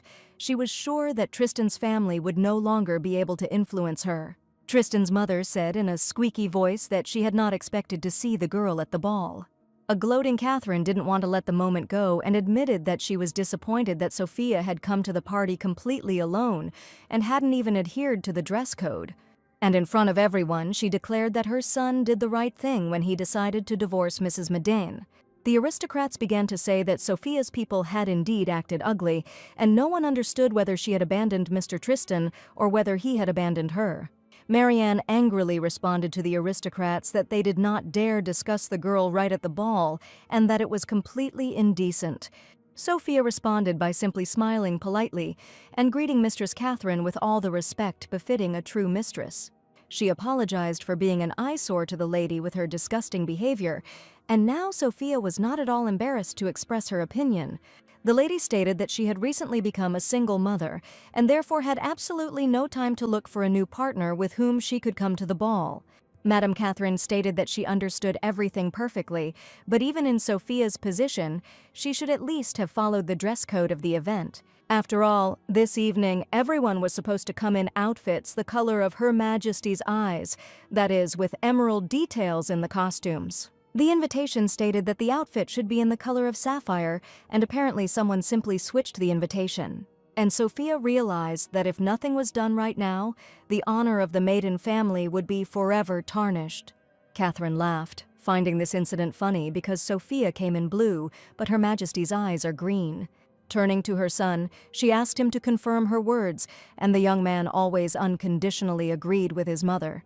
He bowed and declared that Her Majesty's beautiful eyes were incomparable and not blue at all. Her eyes are like bright emeralds, which is why the young man put on a ring with a huge, shining green stone. Tristan walked up to Sophia and whispered in her ear that his mother had always treated her unbearably and that he was incredibly sorry. But Sophia knew this man very well, and his words sounded like a blatant lie, as was generally always the case. Tristan grinned and said that as an apology, he was ready to give the girl his emerald ring. If she tries on the property of the Grand Court House, she will automatically become a member of their family. He also asked to bring Adam to their family, but now Tristan was trying to get his mother back, in the hope that the boy would no longer have a reason to run away from his cruel father. This is exactly what was expected from this family, and breaking the dress code on the Queen's birthday itself is comparable to spitting in the direction of the royal family. And in this situation, Sophia was afraid that she would have to accept the terms of his game, while Tristan had already put the ring in her hand, asking her to try it on. At that moment, music began to play, and Her Royal Majesty, named Beatrice, appeared before the guests. Tristan and Sophia immediately turned their heads towards the Queen and waited with bated breath for her appearance. Beatrice walked with dignity through the hall, greeting each guest and filling the atmosphere of the ball with a special nobility and grandeur. Majestic and graceful, she was dressed in a luxurious dress decorated with precious stones and wore a crown on her head. The Queen was grateful to everyone present for coming to the event and enjoying a wonderful evening. Tristan told Sophia that the members of the ducal family must greet Her Majesty first. And taking the girl's hand, he suggested that they come together to greet the Queen, because he was sure that Sophia would agree to take his ring. But Sophia was no longer the same timid, quiet girl, and having given the ring to the young man, she confidently declared that she would refrain from his proposal. She called the failure to comply with the dress code entirely her fault, and she had no intention of causing trouble to a stranger Tristan, because she would never give her beloved son to this coward. The stubbornness was admirable, and Tristan Hrivnia declared that he was ready to see where it would lead Sophia in the future. And Catherine was going to have the pleasure of watching Her Majesty's reaction to the outfit of Sophia, who had just refused the mercy of her son. One by one, all the guests greeted the magnificent Queen and respectfully thanked her for the luxurious celebration. Finally, it was Sophia's turn, and she bowed and politely greeted Beatrice. After carefully examining the daughter of the Medina family, Beatrice asked what happened to her outfit, since each invitation indicated the dress code. Sophia heard that the queen was quite an intelligent woman. If she told her the whole situation, she would surely understand her, and she was sure that this lady definitely shouldn't be deceived. And now all she had to do was tell the whole truth. A truth that may tarnish the name of the Medin family, but at the same time, it will be the real truth. So Sophia decided to tell the whole truth to the queen, looking her straight in the eye in front of all the high aristocracy. But as soon as she decided to say the first words, the queen suddenly heard a strange noise nearby. Hearing the strange noise, all the guests turned towards the entrance to the royal palace, waiting to quickly find out what was going on there. The venerable Sir Leo Lorraine entered the hall. His appearance attracted all eyes, an elegant outfit made of rich fabrics, decorated with gold embroidery and precious stones, emphasized his status and dignity. Sophia didn't expect to see Leo at the ball. Her heart suddenly started beating faster when he appeared in the hall, as if against all expectations. Excitement overwhelmed her because meeting Leo in such a solemn setting was a real surprise for her. Leo asked Sophia to rely on him and turned to the queen, asking for forgiveness for the delay. The queen was glad to see the dear guest, whom she had not seen for a long time, asking if he had really come to the ball in the company of Lisette. His sister was also supposed to be present at the ball, but suddenly the young man announced that he had another partner for the evening. And pointing with his hand at Sophia, who was standing next to him, he admitted that his partner was standing right in front of the queen. Sophia watched him with a slight smile, feeling that this moment would be special and remembered forever. And hearing the word partner, she could not believe that this was really happening right before the eyes of the queen herself. The young man stated that due to egregious circumstances, Sophia came to the evening completely alone. But he specially prepared a gift for her that would help her comply with the dress code of this ball. And as proof of their joint arrival, Leo turned to Sophia with a request to give her a wonderful gift. Sophia didn't even know what to answer, but just looked at Leo and his actions with frightened eyes. At this point, the impudent Tristan decided to intervene and declared that Leo was shamefully deceiving Her Majesty right in front of all the aristocrats. He insisted that Sophia took responsibility for not complying with the dress code, and the aristocrats immediately began to whisper about the lady. But Leo admitted to the queen that Lady Sophia had never deceived anyone. And if she ever resorted to something like that, it means she was in danger at that very moment. And looking at Tristan, the young man asked if anyone could have threatened the girl that evening, seeing his frightened eyes. Leo once again approached the queen, asking permission to fulfill the promises he had made to his partner. Sir Leo took a red box out of his pocket at the ball, and its bright color and elegant design immediately attracted the attention of those around him. Sophia looked at Sir Leo's gesture in front of the queen in surprise, and his action seemed unexpected and full of meaning. And then she remembered the words of Tristan, who promised that Sophia would never get anything again if she did not take his side. But now in front of her stood Mr. Leo, whom she trusted completely and entirely, and now for some reason he was trying to defend the honor of her family. In the box lay an exquisite brooch with a large emerald surrounded by a thin silver frame. This brooch was a real work of art, a symbol of wealth and refined taste. Sir Leo held it carefully in his hands, as if he were handing over something very valuable and special. Sophia knew that Leo was doing this without ulterior motives, and she sincerely thanked the young man for such a beautiful brooch. The brooch emphasized her sophistication and added a touch of luxury to her outfit, making her look even more beautiful and memorable. And as Leo thought, the brooch just perfectly matched the gracious lady's dress. Tristan and Catherine were perplexed and angry, because it was Leo who was able to defend her dignity and show his courage. However, despite their indignation, everyone understood that it was Leo who showed true courage and nobility. Their eyes were full of disappointment and discontent, and their hearts were seething with emotion. They felt that someone else could have acted differently. Lucas gestured that the commander had struck him down, but since the young man was on duty, the commander ordered him to return to his post. He saw how the poor beauty was surrounded by wolves. A hero was needed who would bring a smile back to her sweet face. In fact, Lucas told Mr. Leo everything and reported everything that was happening in a timely manner. Lucas had long since realized that the commander really liked this girl. He just tried to hide everything and not show it. The gentleman was already given away by the blush that appeared on his cheeks, and he declared that if Lucas intended to make fun of him, then he would immediately leave the ball. The knight had no intention of mocking the commander's feelings. He simply wanted to know whether it was true or not. Lucas also warned that an important dance moment at the gala event would soon come. And since the first dance has already come to an end, Leo needs to invite his partner to dance. But Leo already knew perfectly well who he would invite to a wonderful dance, and it would be only one girl. And Lucas could only watch as Sir Leo invited Sophia to dance at the ball, and their movements merged into a harmonious and graceful waltz. In fact, he was incredibly happy for his master that he was lucky enough to meet his true love. Putting the glass on the table, the knight decided that this was definitely the last time he would give his commander a head start. At that moment, Sophia and Leo looked incredible, like two bright diamonds shining in the light of the chandeliers and surrounded by the admiring glances of the guests. Sophia decided to find out if this brooch really did not belong to the maiden family, and she understood everything correctly. As Leo said earlier, this is his personal gift that he decided to give to a beautiful girl. Before the ball, the young man visited the boutique they had been to earlier, and as he had expected, the brooch suited the girl perfectly, so he did not regret the brooch he had given her at all.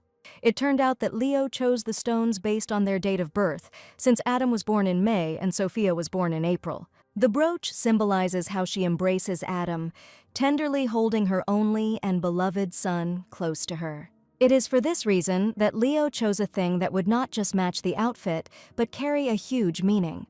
Inside, she felt a deep sense of appreciation and respect for Leo for his generosity and kindness, and the moment became special for Sophia, filling her heart with joy and gratitude. And their dance filled the hall with a special atmosphere of beauty and magic, leaving an unforgettable impression on everyone present. Leo and Sophia went outside to get some fresh air and enjoy the silence.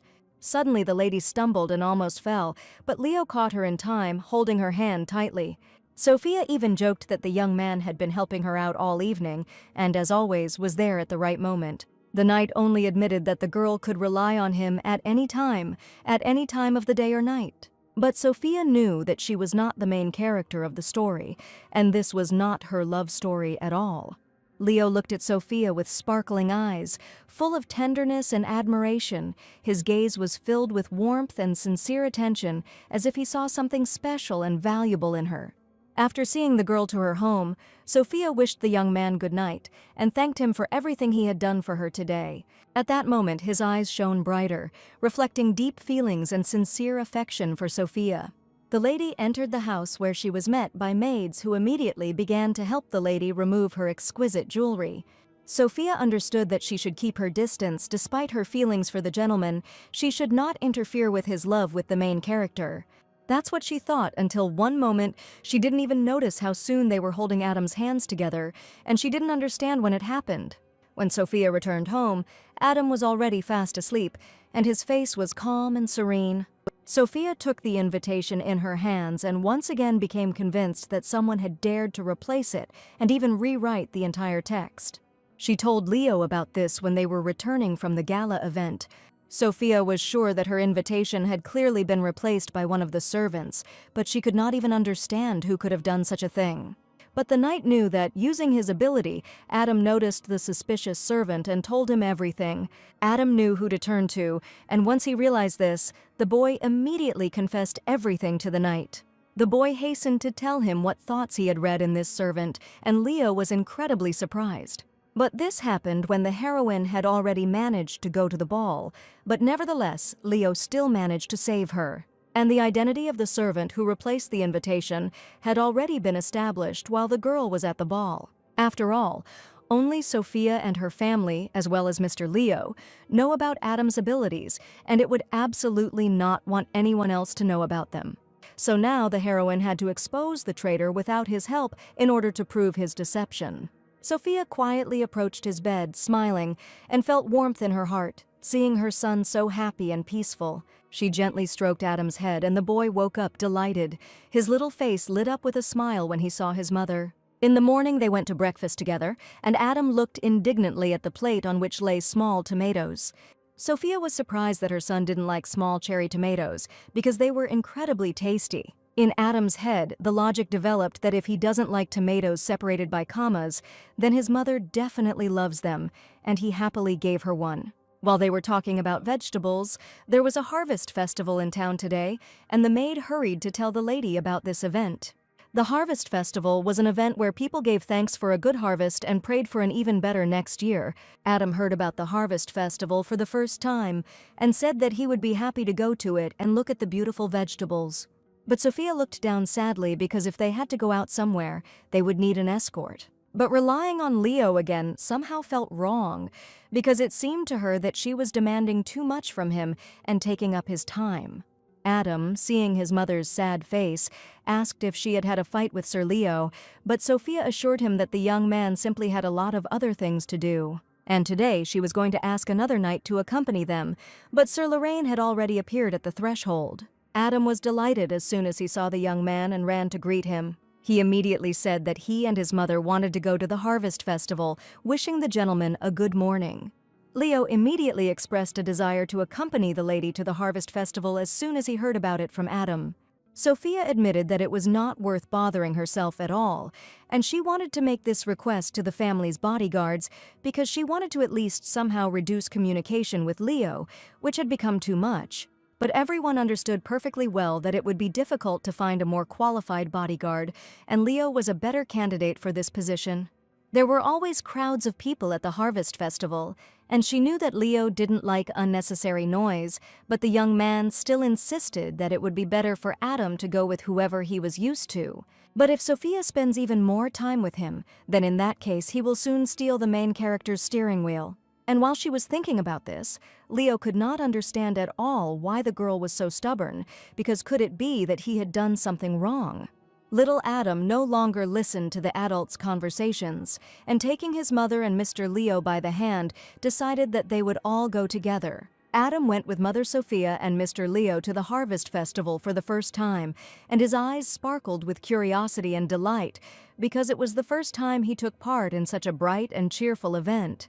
And as they walked together, holding the baby's hand, Sophia once again thought about how it had come to this, that Adam had fallen so incredibly in love with Mr. Leo. The little boy tried different delicacies, and for the first time in his life, the shopkeeper offered him to try aromatic pumpkin soup. Surrounded by colorful decorations, the aroma of fresh fruit and music, he felt like he was part of a big celebration, and his heart was filled with joy and a sense of a special event. He took the spoon curiously and carefully tasted it, and a smile lit up his face. He really liked the taste. His eyes widened in surprise and pleasure when he tasted this fragrant and warm vegetable soup for the first time.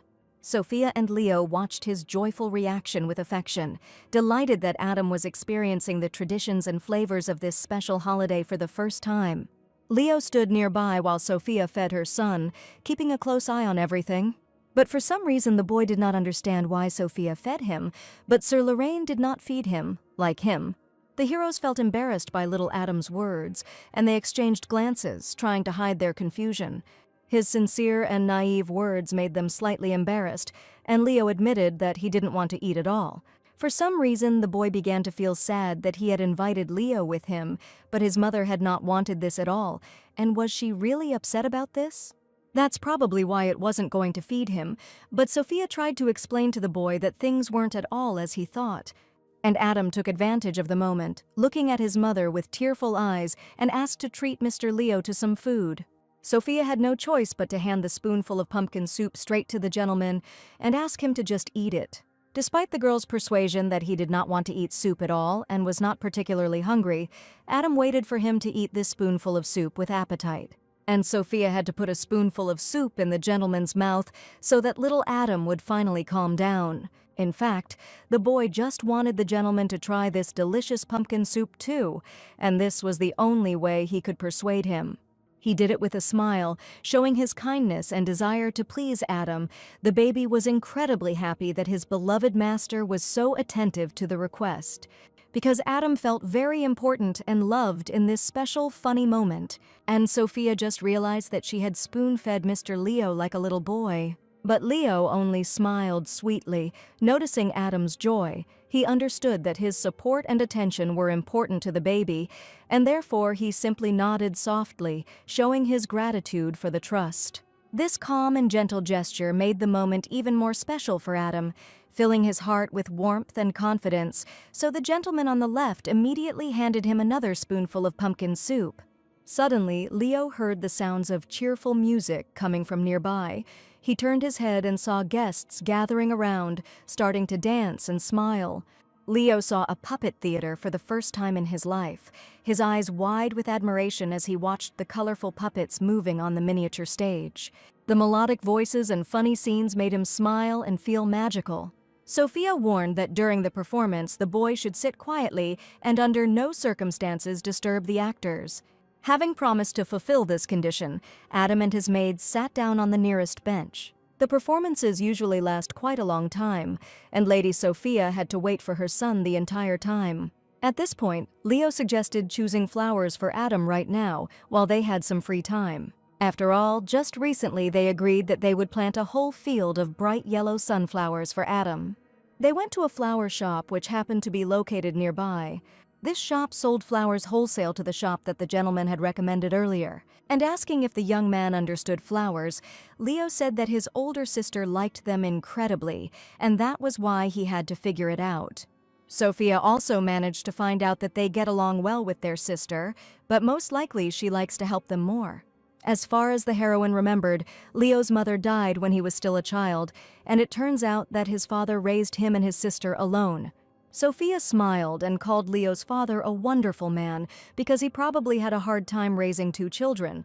As soon as the young man heard about his father, his face noticeably darkened, and his gaze became incredibly sad. Sophia asked if something had happened in the master's family that she shouldn't have asked about, and Leo admitted that he and his father had a difference of opinion, which is why such disagreements arose.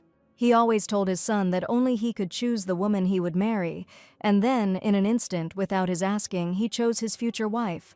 Sophia realized that it was about Lady Clarice, and that was why the young man was so upset when he received the letter. After all, the man was simply presented with a fait accompli, not even in person, but in a letter, and anyone in his place would have gotten angry. Leo said that when he tried to find out the reason for his categorical decision, he also did not give him a clear answer and simply asked him to silently accept his decision. And probably something happened that influenced his decision, and Leo apologized for this boring story. But for Sophia, it was not boring at all, and she admitted that even if there was an ulterior motive behind this decision, her father had gone along with it for some reason. Since Sophia continued to talk about this, the gentleman asked why her father could have made such a decision. Sophia assumed that perhaps it was her imagination, but it was likely that the father simply wanted to protect his son.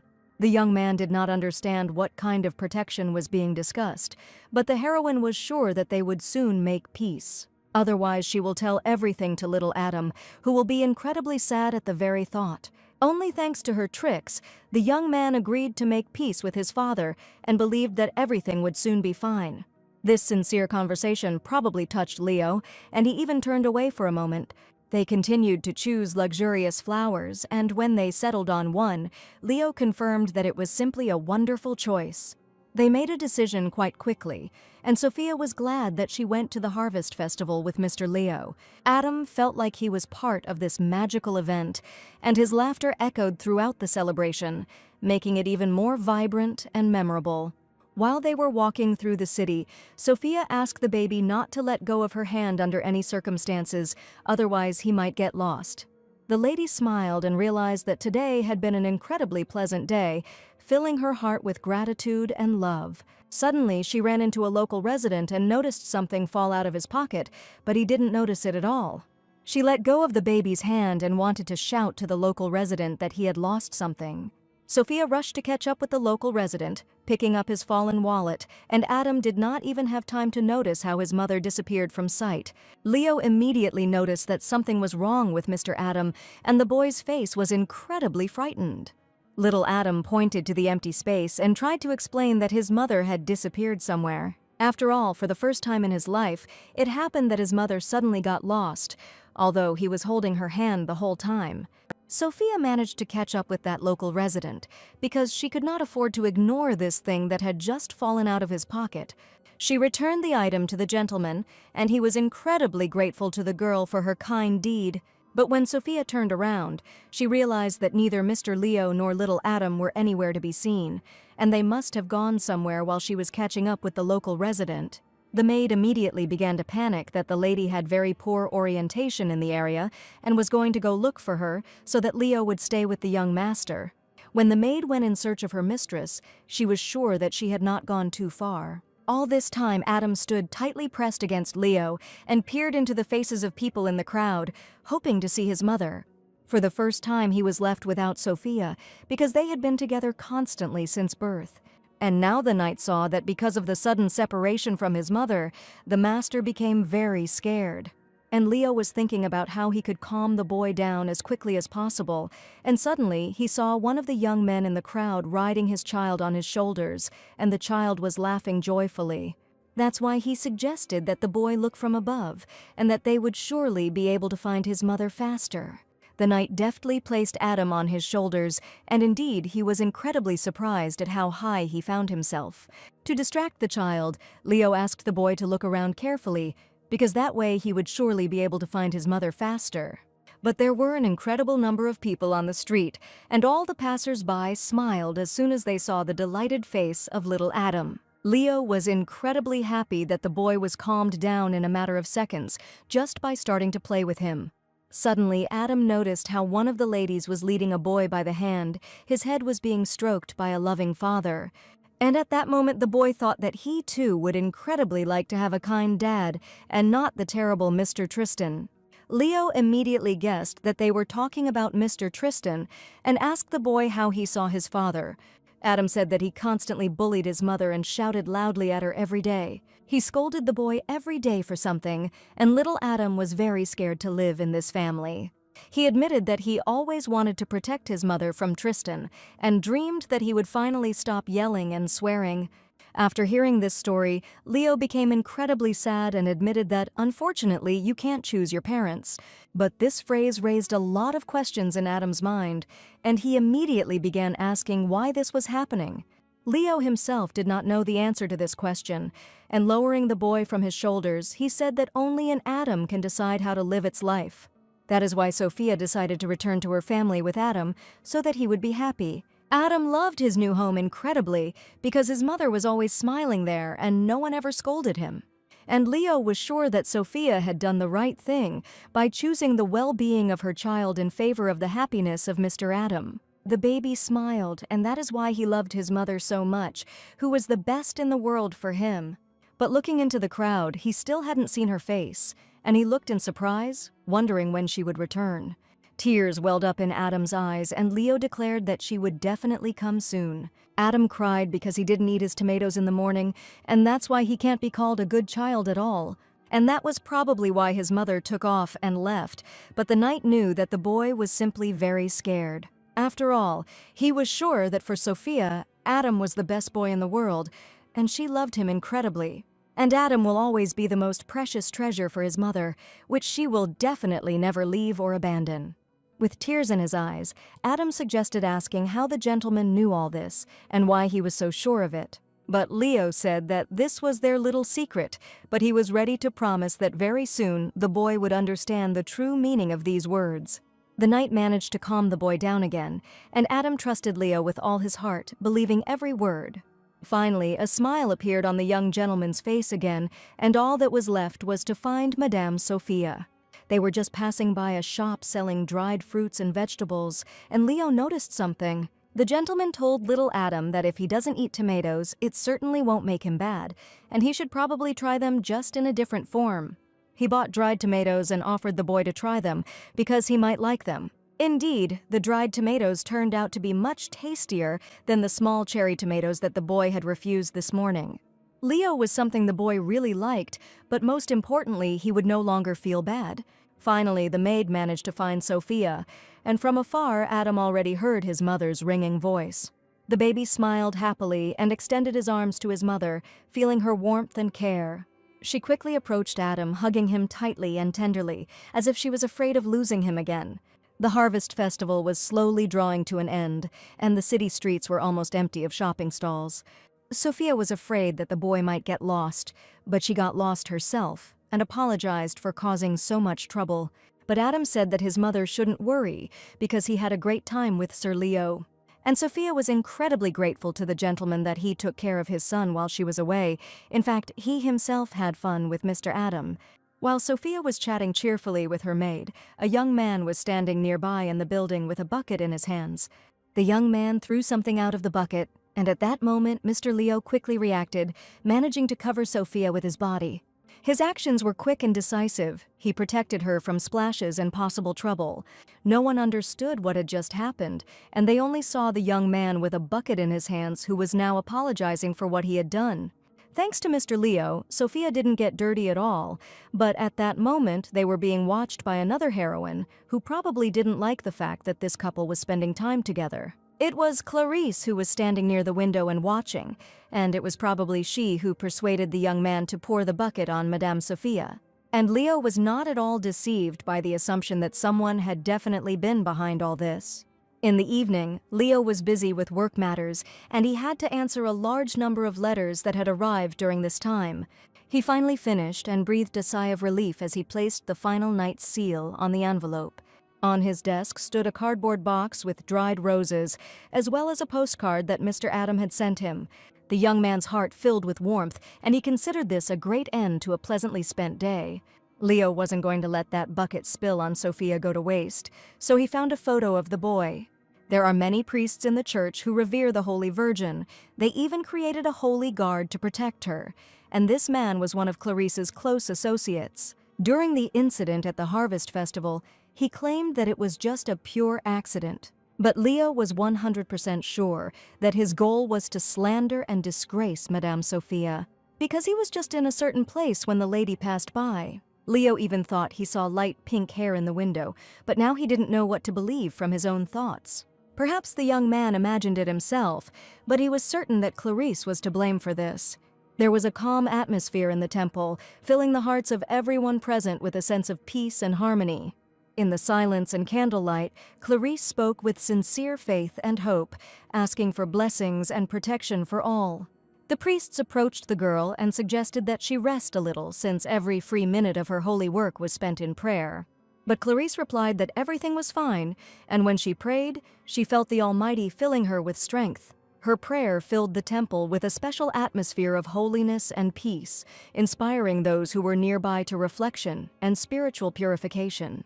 3 days before the engagement, Mr. Leo arrived in his native lands of Lorraine to tell the family of the Holy Virgin the important news. He showed up and announced his desire to postpone the engagement ceremony indefinitely. The girl's family did not know what to make of this, since all the preparations had already been completed, and the young man wanted to postpone everything a few days before the appointed date. Mother was completely outraged that the gentleman did not even think about their daughter's feelings when he made such a decision. The gentleman bowed his head to her family and once again admitted that he was incredibly sorry. But Clarice's father was so outraged that the girl even had to calm him down, although she herself admitted that she was also completely calm. She admitted that no one is going to cancel the ceremony, it just needs to be rescheduled, and she is ready to wait as long as it takes. The girl suggested closing the topic since nothing terrible had happened, and what was more important was that Mother wanted to go to a ball in the royal capital. She looked at Leo and asked him not to worry and promised to calm her parents down. The gentleman asked for forgiveness for causing inconvenience, but in this situation he had already made a decision long ago. And Clarice said that if the young man was so sorry, he probably wanted to make amends to her for the failed engagement. She allegedly had work planned at the church to which she invited Mr. Leo to go together. A ceremonial meeting was to take place in the temple, to which all local residents were invited.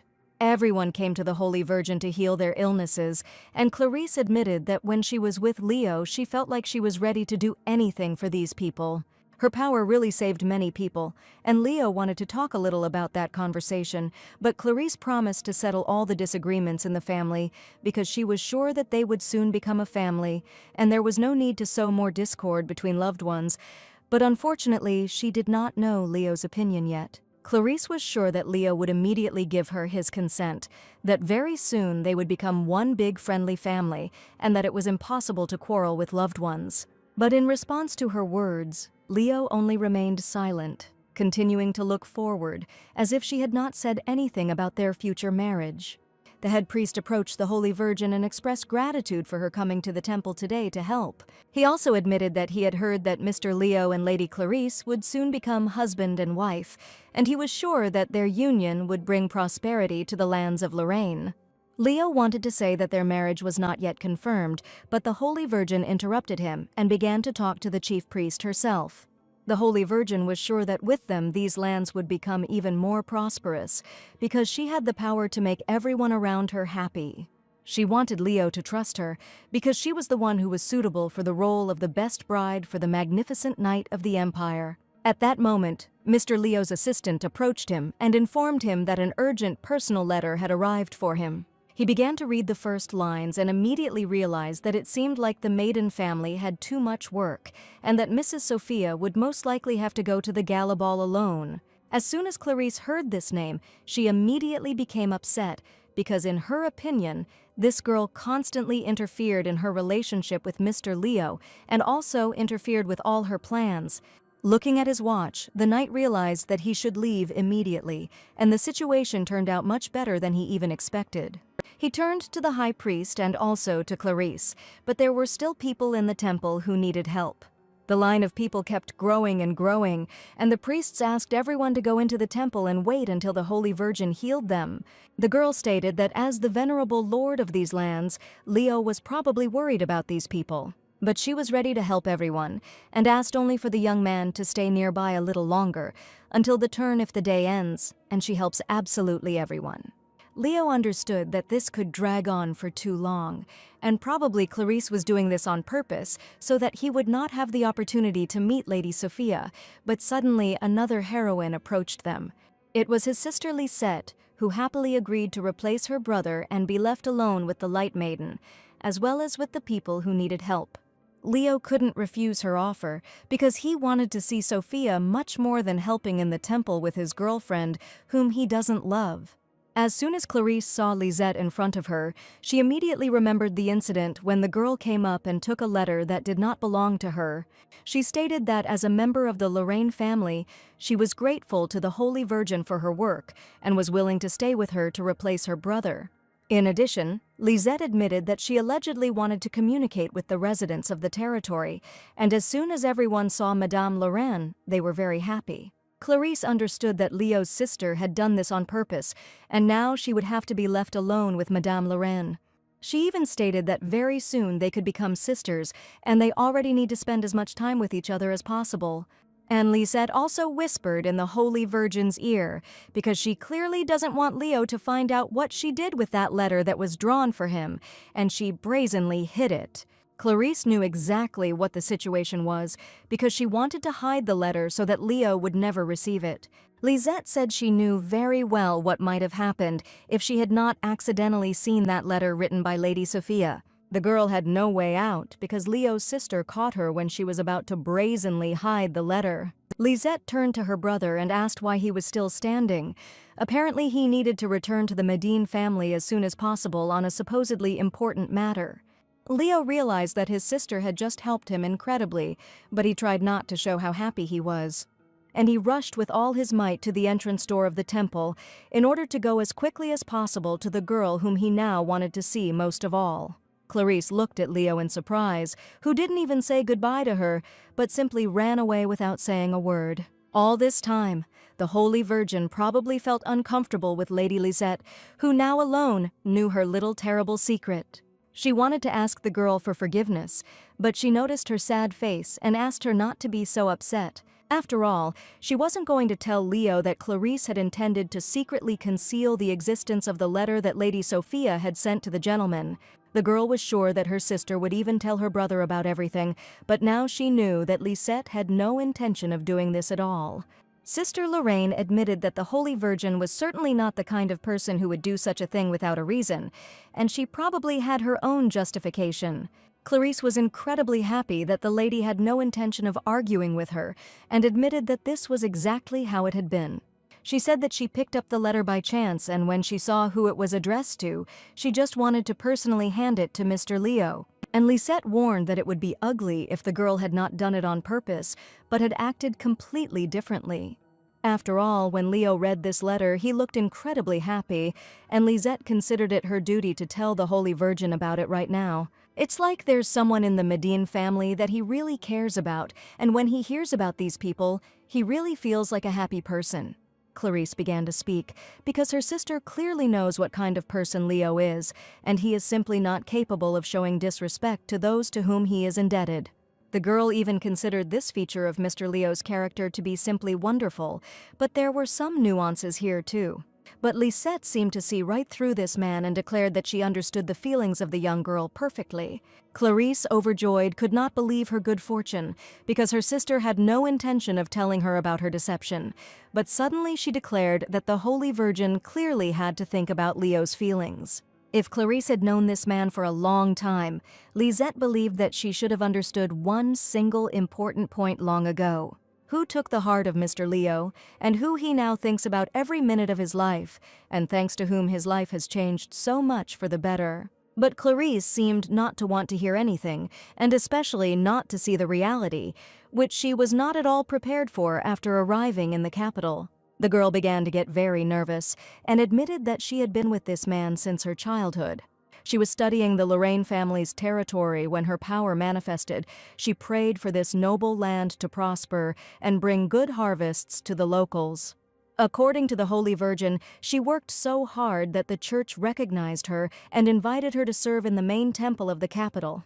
And suddenly, getting up from her chair, she loudly declared that she did all this only for the sake of Mr. Leo, who now for some reason refuses to marry her. The girl screamed. Was she really unworthy of receiving something in return because she had given her whole life for this man, who was now constantly running away from her?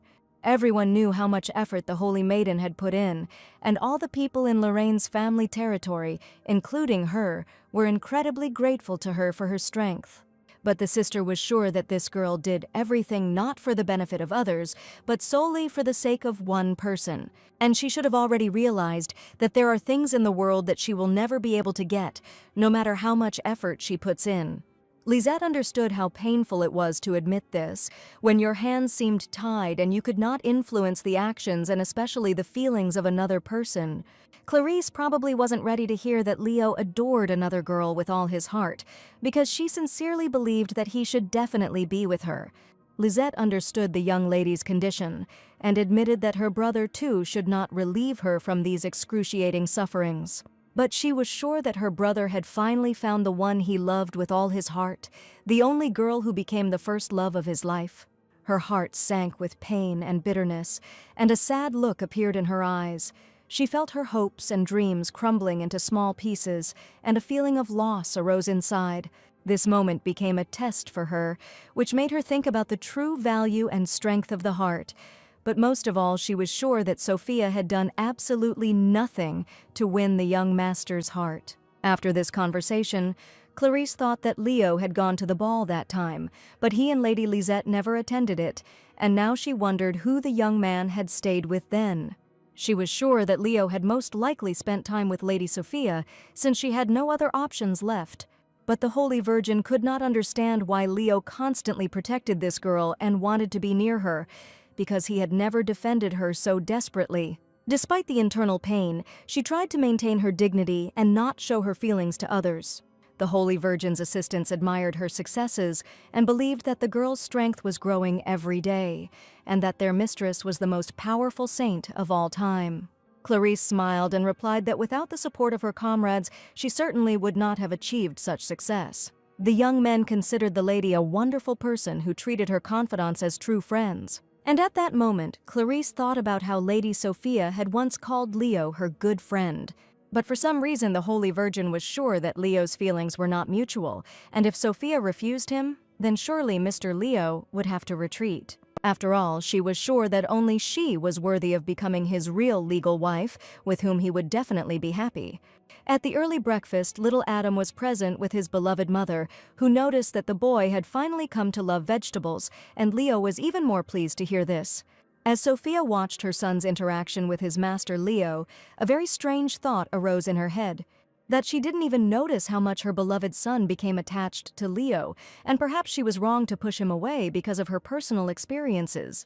Considering how Mr. Leo had helped her out at the ball, she definitely needed a loyal ally like him. After all, the young man would definitely not consider her a villain, as the original story said, and Sophia needed to check how far they had progressed in the plot of the novel.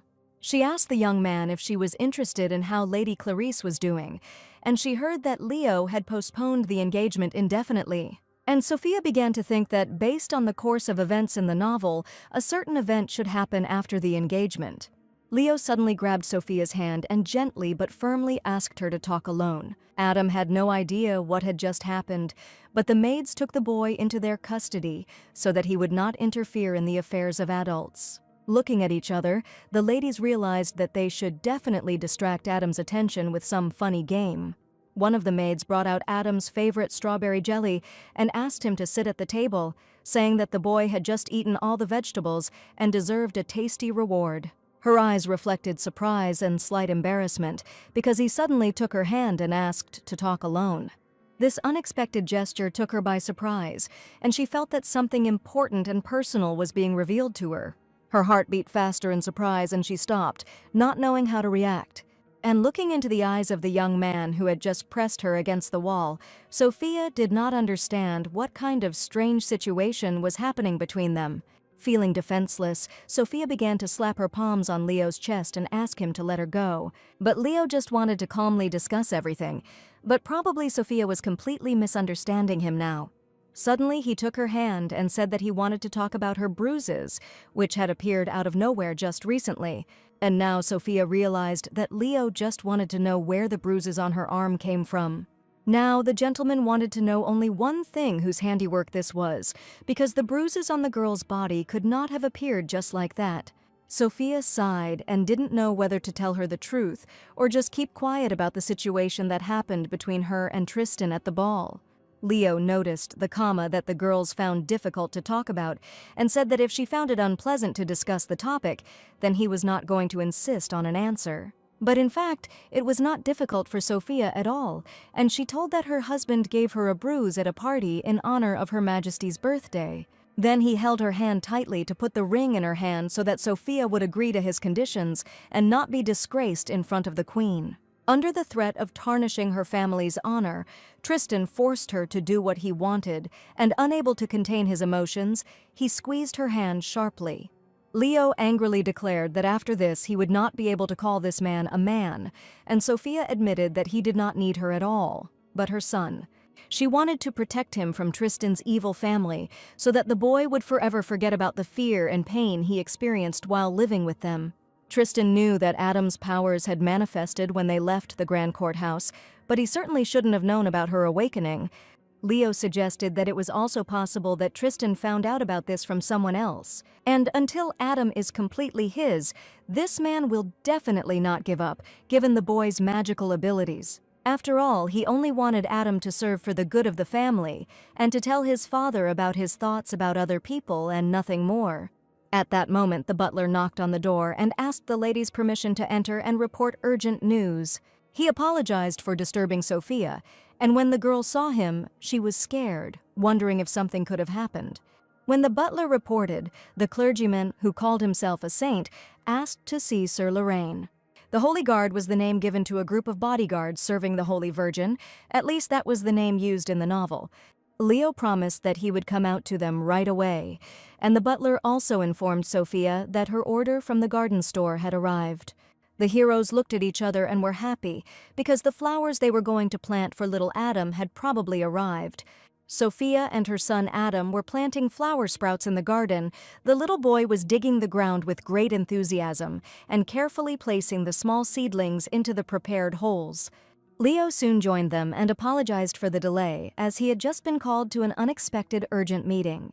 Sophia asked what brought the Holy Guard here, but he assured her that it wasn't even worth paying attention to. Adam asked his mother to watch him plant the flower, his eyes shining with pride and joy as he carefully showed her his little garden masterpiece. This joint work brought them joy and warmth, strengthening their bond and filling their hearts with pride for the work done. With tenderness, Sophia called little Adam as small as the flowers he had just planted in the ground. Adam spoke with admiration. He would like this seedling to grow up to be the strongest and coolest. Together they created a bright and beautiful corner of nature, filling the garden with freshness and the aromas of future flowers. Sophia laughed because the thought arose in her head that this seedling would grow up as strong and cool as Sir Lorraine. Leo also planted the plants with care and patience, carefully selecting the right seedlings, digging the holes carefully, and carefully placing each plant in the ground. Suddenly, Adam noticed something that was completely incomprehensible to him and asked his mother what it was. They were some kind of seeds, and Leo said that he noticed them in the store and decided to order them too, offering to plant little Adam the seeds of a plant that they don't even know anything about and will only see when it grows. Adam was curious about what flowers would bloom from these seeds, but Mr. Leo decided to make a little secret out of it. He whispered to the boy that none of them knew what kind of flowers would bloom from these tiny seeds. He asked Adam, when he grew up, to be sure to tell him what kind of flowers these were, and this would be their little promise to each other. The little boy nodded curiously and waited impatiently for the moment when he could see the result of his labor. This little secret about the future flowers became a special moment of anticipation and hope for them. Leo watched little Adam with warmth, rejoicing that together they were creating something beautiful and alive. They sealed their promise with their little fingers, and Adam proudly promised to show them what flowers would grow in the future. Sophia watched her son closely and their interaction with Mr. Leo and felt warmth and joy inside. The smile on her face reflected peace and happiness because she saw Adam growing up in love and care, and Leo showing him sincere kindness. And even when she asked Leo what kind of seeds they were, he still said it was their little secret. The young man agreed to tell only on one condition, that Sophia would promise that if something happened to her, she should ask him for help. He asked if she had never told anyone about the bruises on her wrists and had been trying to hide them all this time. But Sophia didn't see any point because she considered it her problem and didn't want to worry any of her parents once again. It was a shame on her part to get such a bruise, but she also didn't really want anyone to see it, her own weakness. Therefore, she decided that no one should ever know about this, and she also did not intend to tell Leo about them. But Leo didn't like at all that Sophia decided to hide the fact that Tristan allowed himself to be rude at the ball. Placing his hand on hers, Leo admitted that he was the only one who wanted her to rely on his strong shoulder the most. This unexpected moment made her look at Leo in a new way and feel a special warmth inside. She stopped, surprised and touched by his words, feeling that before her stood a man with a kind heart and real feelings. His words were soft and honest, and there was a deep sincerity and concern in his voice. Sophia was incredibly frightened by such frankness and even recoiled a little away from the gentleman sitting next to her. Smiling, she quickly decided to change the subject and asked again what kind of seeds they had just planted. But when their faces were too close to each other, Sophia suddenly felt like she could drown in the depths of his eyes, completely not listening to what he was saying. Sophia admitted that she would like to find out this answer together with Adam when he grows up and is the first to see a flower in bloom. She really liked the idea of the mystery seeds because none of them knew what would grow out of them. The days flew by for each of the heroes, and Leo's life changed a lot from the moment he first met Sophia. It even seemed to him that a lot of time had passed since he began living in the maiden house, and Sophia remembered that the young man had begun living with them back in the spring. It would soon be autumn again, and Leo would have to stay with Maiden until May, which meant that they had been together for almost half a year. Sophia enjoyed every moment spent together, but suddenly the left one, with a serious expression on his face, wanted to tell her something. Sophia already had a premonition of something that she could not describe in words, and the young man only confirmed her suspicions. Leo was planning to leave the Maiden family home very soon and decided to confess everything to Sophia right now. Her heart sank with surprise and alarm when she heard about his plans, and Sophia did not expect Leo to leave their home so soon. But first of all, he wanted to tell about the conversation with the Holy Guard, who had just urgently arrived for the meeting. He said that the church had decided to form a group of Holy Guards to protect the safety of the Holy Virgin. The young man came for an important reason and offered Commander Leo to become their commander-in-chief. Finally, the church, which had been expanding its influence behind the scenes into other territories, made its first move. Leo immediately realized that a major conflict could develop between the church and the royal family. The arriving guest presented Leo with an order appointing the commander-in-chief, signed by the Pope himself. And if the young man decides to accept this post, it will mean an automatic transition to the side of the church. It is he who will give them an advantage at the beginning of the conflict, which they have probably already fully planned. Leo immediately stated that he was forced to refuse the offer to become the main commander, because he understood what it could entail. The church minister was surprised that the commander was not ready to do this even for the sake of the Holy Virgin, who was now helping all those in need. Mr. Leo confidently stated that his answer remains the same and he is completely confident in his decision. After all, he knew that someone had changed the invitation to the ball for Sophia, and this was done deliberately in order to disgrace her. He made this decision because he wanted to protect Sophia and Adam, and he knew he had to stay here to keep these people safe.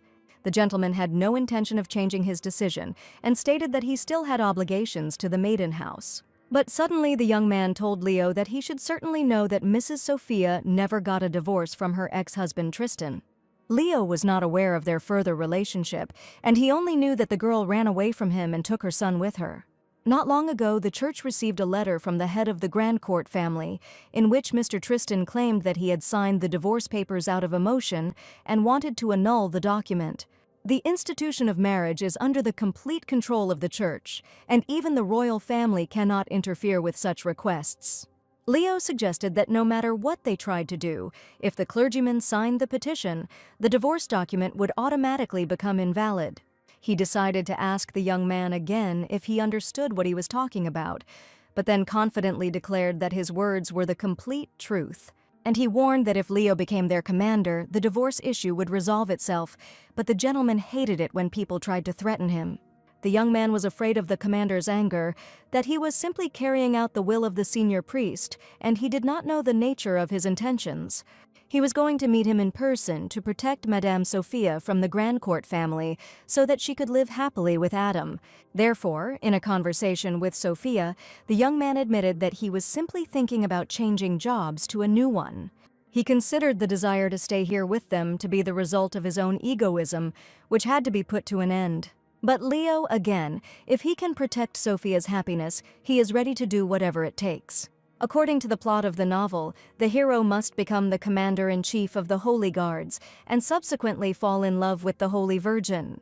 But Sophia saw that something was bothering the young man, and that was why she asked if he had really decided to change jobs entirely of his own free will. Smiling, Leo admitted that he made this decision on his own and that it was his choice. The news was good for Sophia because the hero will be together with his heroine, as it should be according to the plot of the novel, but Adam must be upset by this news. It was at this moment that the boy approached the heroes, and every time he was incredibly happy to see Mr. Leo. He came to tell that he finally succeeded in everything and planted the most mysterious seeds. His eyes lit up with joy and satisfaction as he described in detail how carefully he planted each seed and waited to see them grow into beautiful flowers. Sophia listened to his story with a smile, proud of his efforts and desire to learn new things. Adam also watered the planted seeds for the first time and promised to continue to take care of them so that beautiful flowers would soon grow from the small seeds. Adam asked to be picked up by Leo, smiling and holding out his hands, his eyes full of trust and warmth. He wanted to feel caring support and affection. Mr. Leo confidently but gently picked him up, smiling back, and held the baby close to him tenderly. Looking at them, Sophia worried whether they would be able to bring together again a time so good and pleasant for everyone. But if you think about it, their acquaintance with Mr. Leo began on a very unpleasant note. When Mr. Leo proved that he believed her more than any rumors, the heroine found her first and most reliable ally. During this time, a lot of good and a lot of bad happened, but while they were all together, Adam was incredibly happy. But only thanks to Mr. Leo, she was able to survive all the difficulties with such ease, because he was always there, helping and supporting. And now Sophia was preparing to enter a new chapter of her life and become an even stronger lady. She needed to pull herself together for the sake of Adam, her little happy son, and also for the sake of the loving maiden family, who happily welcomed their daughter into a warm, cozy family home. In order to one day protect Adam and Mr. Leo, she had to become even stronger and cast aside her strong emotions. She called the maids to come over for a second and decided to tell them her new idea. Sophia asked the maids to prepare something especially for her, but only so that no one except the three of them would know about it. Suddenly, the heroine saw a man in the yard, and she was very surprised when he appeared. This man turned out to be Mr. Leo's butler, and seeing him with a tray in his hands, Sophia wondered if he was heading to Sir Lorraine. He apologized to the lady, but did not even have time to notice how she took the tray into her hands and promised to take it to him herself. The butler didn't even have time to answer, and Sophia admitted that everything was in perfect order, and it wouldn't cause her any inconvenience to do so. As Leo approached the door, he was sure that the butler had come to him that morning, and he didn't even look at who was standing in front of him. He was very surprised when he saw a cute girl in front of him and asked Sophia why she was holding a tray in her hands. Leo had previously scolded Sophia for being too casual at times, but now she wanted to tell him the same thing. The young man smiled and admitted that he himself sometimes behaved inappropriately, but he felt very comfortable in this house. Sophia said that she would like to speak with the gentleman and asked his permission to enter. Leo also wanted to talk to the girl, and he had certain topics running through his mind, so he happily allowed her into his room. And at that moment, the butler was just nearby. He saw how Sophia entered the master's room, and he quietly closed the door behind her. She carefully placed the tray with the decanter on the table and waited for the young man to get ready and get dressed. The lady showed him her hand and thanked him for the fact that the young man managed to heal her bruises so quickly because he used some kind of medicinal ointment. The young man spoke of a good medicine that would definitely help, since his servants often hit themselves, so he always had bandages at the ready. It turned out that it was medicine for the servants, and Sophia realized that Sir Lorraine looked after her charges very well and was concerned about their health. Leo didn't even realize that he was a very caring person until Sophia told him about it. On his desk was Adam's card and dried roses, and every time he looked at them, he felt boundless love inside. At first glance, Leo may seem a little cold towards others, but in reality, he really values those he is friends with. And Sophia was sure that he also had strong feelings and respect for her and her little son. The young man said that he would like to talk about Adam, and this topic worries him incredibly. Recently, the boy said that he was very afraid that Tristan would kill him and he couldn't save his mother, and only now the heroine learned that Adam told him everything. Leo asked not to worry because there are times when you can't tell a person something precisely because you value them so much. Sophia even assumed that Leo was trying to cheer her up, but he just wanted to explain the whole situation. And even if the young man was a little obsessed with their family, it was still a good trait in the heroine's opinion. Having laid out delicious sandwiches on the table, she asked to tell Leo about his new job. After all, does he really want to become one of the Holy Guards? It was not for nothing that the young man wanted an urgent meeting with Leo. Leo didn't suspect that Sophia could guess everything, but to his great surprise, she already knew everything. The House of Medin has always been on the side of the royal family, and they respected and revered the venerable queen. But the guards, of which Leo wishes to become one, belong to and obey only the church.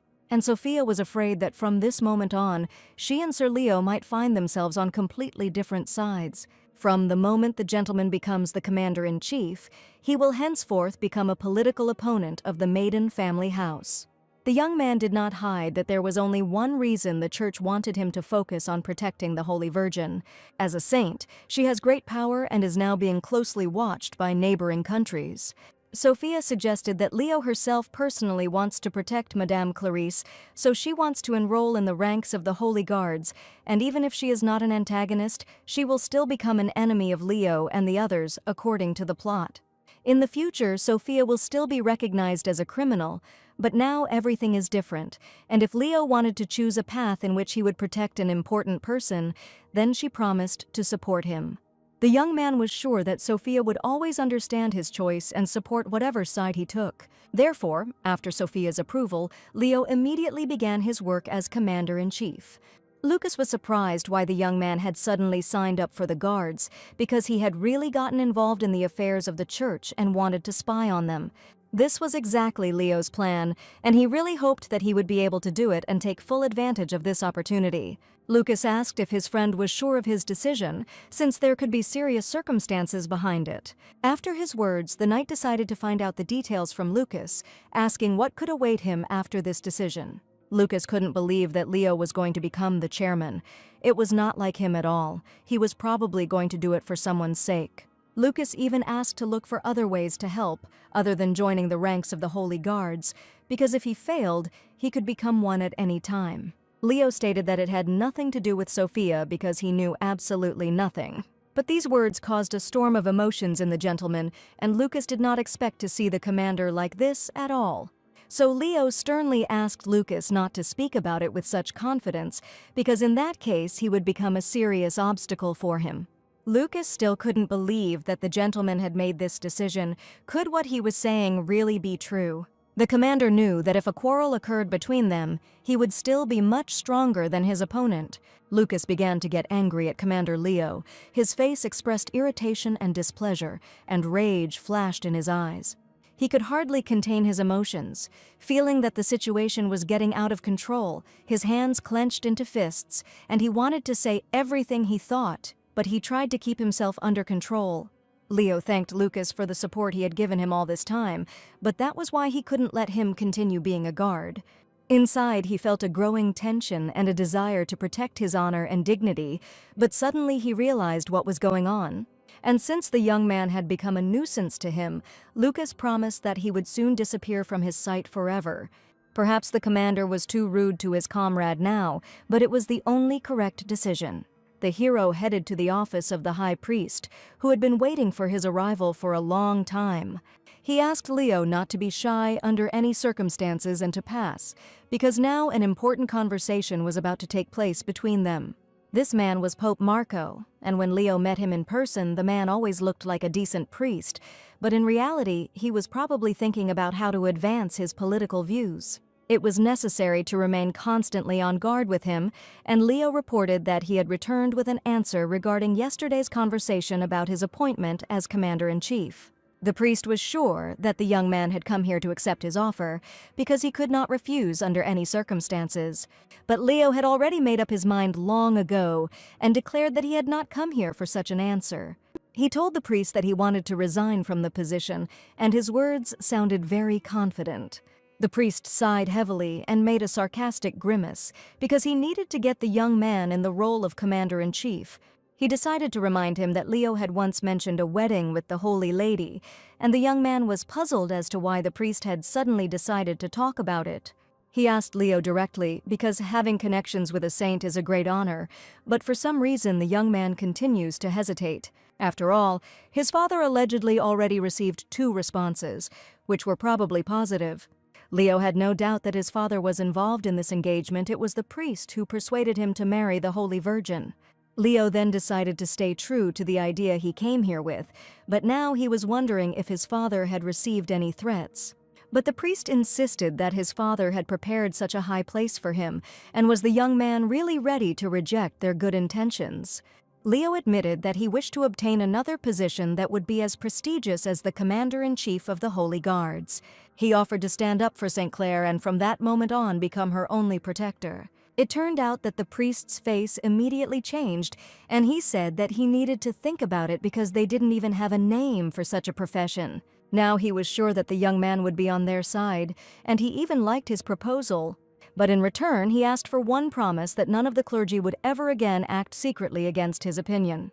For example, they destroyed the divorce letters from Tristan and signed an annulment agreement. To get the young man to agree, the priest promised to take his request into account as long as he fulfilled his role as a guard. Unfortunately, Leo realized that even a father can do something dirty, but in order to protect dear things or people, sometimes it is even necessary to do so.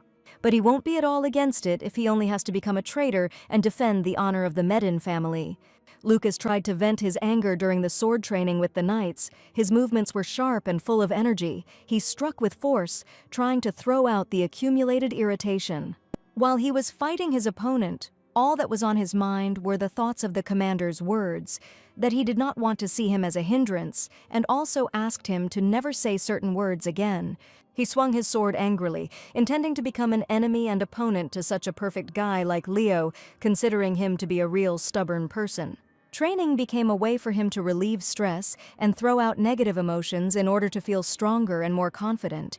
and the opponent only asked Lucas to stop because he had long been defeated.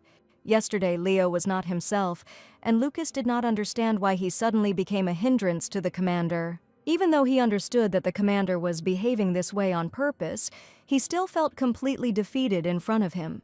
But during training, he managed to defeat Leo, but Lucas was unhappy that he won only here. Lucas was lost in thought, looking at the blue sky.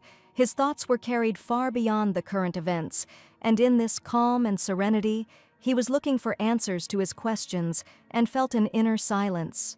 A soft wind gently swayed his hair, creating a feeling of freedom and hope, and at that moment, the knights decided to play along with their commander and see what would come of it. Sophia's friend Mariana came to visit. She missed her incredibly. Her eyes shone with joy and warmth when she saw Sophia after a long separation. Mariana hugged her friend with a smile, and their gazes showed genuine tenderness and happiness from their meeting. She immediately stated that she could not believe that her Sophia had managed to deal with the impenetrable Leo, because from the very beginning she had always wanted to ask her about him. Sophia smiled that Marianne came to find out about their relationship, but she only admitted that everything was not like that at all, and that day Leo only showed tact and helped her out. But some rumors had already reached Marianne that there was something more connecting Sophia and the gentleman. After all, the girl somehow found out that they spent the whole night together, and this information, according to her, is reliable. The news was so unexpected for Sophia that she almost choked on her tea when she heard about it. Marianne was sure that her friend would tell her everything that happened before their night together. But Sophia only screamed that nothing like that happened, and her friend could stop inventing ridiculous situations that didn't happen. Mariana asked her friend not to be embarrassed because it was just her personal life, but Sophia said that this news was a complete misunderstanding. Marianne frowned because she was sure that she would be able to discuss love affairs with her friend, but here everything turned out differently. Lady Medden noticed that her friend drank only tea, although she had previously asked to always bring a lot of sweets to the table. Marianne didn't touch the treats at all, although she always liked sweet cakes and aromatic desserts. In fact, before starting the conversation, Marianne asked the maids to clear everything from the table. And Sophia did not understand at all what happened to her friend because she looked very mysterious. After a long conversation, Sophia tried to put together everything her best friend had said earlier. It turns out that her husband bought her a new dress as a gift, but unexpectedly made a mistake with the size. And since the dress size did not quite match her past, the girl suddenly had to go on a diet, and Sophia asked again if she understood everything correctly. A wonderful chair was set for the guest's arrival, but she refused it because if she ate all the desserts, then Marianne would have put all her efforts into vain. Her husband gave her a dress with the words that she should wear it on their anniversary because the dress was really perfect, and they even agreed with her husband that the anniversary would be as beautiful as this dress. The girl had no idea that the dress would not fit at the waist, and even the maid could not help her put it on, asking her to pull in her stomach, but the lady could do nothing about it. With tears in her eyes, she confessed how hard it was for her and how she missed desserts, but Sophia was sure that it was hard not to do what she liked. The friend fully understood Marianne's suffering, but she tried to hold on because she really wanted her dress to just button up. Sophia also loved sweets, so her friend's experiences were incredibly familiar to her, and she supported her as best she could. Suddenly, the girl had a very interesting idea, because together they could prepare such sweets that you can eat even while on a diet. The ladies and maids gathered in the kitchen to prepare the first sweet dessert that Marianne would be able to enjoy without any problems, without worrying about her figure. Noticing how Sophia deftly put an apron on her dress, her friend remarked that she had completely adapted and probably even cooked for herself. But Marianne never cooked her own food and only offered her help, promising that she would remember everything. Sophia gave her friend kitchen utensils to mix the cream with, and the girl was excited to prepare her first dessert. Sophia decided to make a cream that could be eaten even on a diet, adding just a few fatty ingredients and simply replacing others. She used plant-based milk and nut flour, which will help reduce the final calorie count, but still provide a feeling of satiety. The kitchen was filled with an incredible aroma, and soon Marianne saw the fruits of her labor. On the table were custard tarts that Marianne had just prepared herself with the help of Sophia and the maids. Little Adam admired how cute these cakes were because they looked simply amazing. Taking one cake in her hands, Sophia asked everyone to try it as soon as possible because, besides, these treats were very healthy. Although the lady saw that her friend had put some sugar in it, Sophia assured her that this cake would definitely not harm her figure. Her eyes sparkled with pleasure and her smile grew even wider as she took a bite with pleasure and felt the sweet taste melt in her mouth, delighting her heart without making her feel guilty. Finally, Sophia got what she wanted, and her friend's face quickly regained its former cheerful smile. The aroma of fresh dough and sweet icing filled the room, creating an atmosphere of coziness and warmth. Marianne ate the sweet treat with pleasure and admitted that she had not felt such pleasure from food for a long time, and the heroine happily admitted that the cakes they made were definitely worth all the effort spent on them. This moment became special for Marianne. She realized that you can enjoy delicious food and at the same time take care of yourself. And Sophia was sure that a diet should not be about you not eating and losing weight, but about you being able to eat deliciously and lose weight at the same time. For Marianne, these words were surprising because she had no idea that it was possible to go on a diet and eat deliciously. Sophia asked to pass the cake to her husband and also offered to sew a dress for her friend in her real size. After all, a husband should love her as she is, without grueling diets and fasting. Marianne was incredibly grateful to her friend for such wonderful cakes, but besides this, she told her about such a painless method of losing weight. Life in the Medin family home continued as before, and a few days later, Sophia received a personal letter. A friend thanked her for her advice and help the other day, and she thought that Sophia was incredibly cool for being able to cook, because Mariana had also recently tried to cook diet food for herself. But she didn't succeed, and her husband found out about her experiences, then admitted that he loved his wife the way she was, and then burst into tears. Everything turned out as Sophia had predicted, and Marianne felt her care, promising to visit her beloved friend again soon. Sophia was glad that her help was at least a little useful, because in that case her past life was not in vain either. She put the letter from her friend on the table and remained sitting with a thoughtful look, as if something had flashed through her memories. Suddenly, a male voice was heard and asked if something was bothering the girl, although Sophia was sure that she was alone in the house today. Sir Lucas visited her house, and it seems that something similar had happened before, and he also offered his help. Lucas smiled and asked if there was anything he could help the sad lady with. At first, Sophia wanted to refuse Lucas's help, but suddenly an interesting idea flashed through her head. This time she decided to use Lucas's help, and the young man himself did not expect it. Sophia asked if she could borrow the young man for a while to help her do something. They were talking about their previous agreement because if Lucas won, he promised to go shopping together. The young man remembered what their argument had been about and happily agreed to spend time with Mrs. Sophia, and also to help her with absolutely everything she wanted, and for Lucas it was a great honor. When Lucas entered the nursery, Adam was incredibly surprised why Mr. Lorraine was not there today, and another person came instead. Surely the young man did not expect such a question and thought that Sir Leo constantly spent time with them. Sophia explained that Sir Lorraine was at work and couldn't play with Adam all the time. The little face was clouded with sadness, and disappointment appeared in his eyes, believed that before this Leo often played with him. But the little boy's words were absolutely true, and Sophia wondered what she could say to him that would quickly calm him down. She decided to ask the boy if he liked Sir Leo, and he happily replied that Sir Lorraine was the strongest, coolest, and funniest. Sophia told Adam that this is why so many people want to spend time with him, and she wonders if everyone loves Sir Leo as much as her son Adam does. For the first time, the boy realized that he definitely couldn't spend all his time with just one person, and for his little heart, this was an incredible discovery. Although she thought it would be nice if Adam didn't think about Mr. Leo and the fun games they had together for even a second. At this point, Lucas decided to intervene, and with a smile on his face declared that he was a close friend of Mr. Leo. The boy was interested in his words, and wanted to know what kind of friendship connected the unknown young man with his best friend. Lucas said that they had worked together for many years, and so during all that time they had become friends. But none of those present knew that by that moment they had managed to have a very serious fight with their commander, and still do not communicate. And Adam took the opportunity to find out if Mr. Lorraine was really at work, which is why he didn't come to play with him. Lucas said that Commander Leo is a brave warrior, and together they protect the Empire. But since Lucas had a day off today, he promised the boy to protect only him and his beautiful mother. Adam quietly lowered his head and sighed, hoping that Sir Leo would come soon so they could play together again. He hugged his mother Sophia and confidently declared that he himself was able to protect her because he was already big and grown up enough.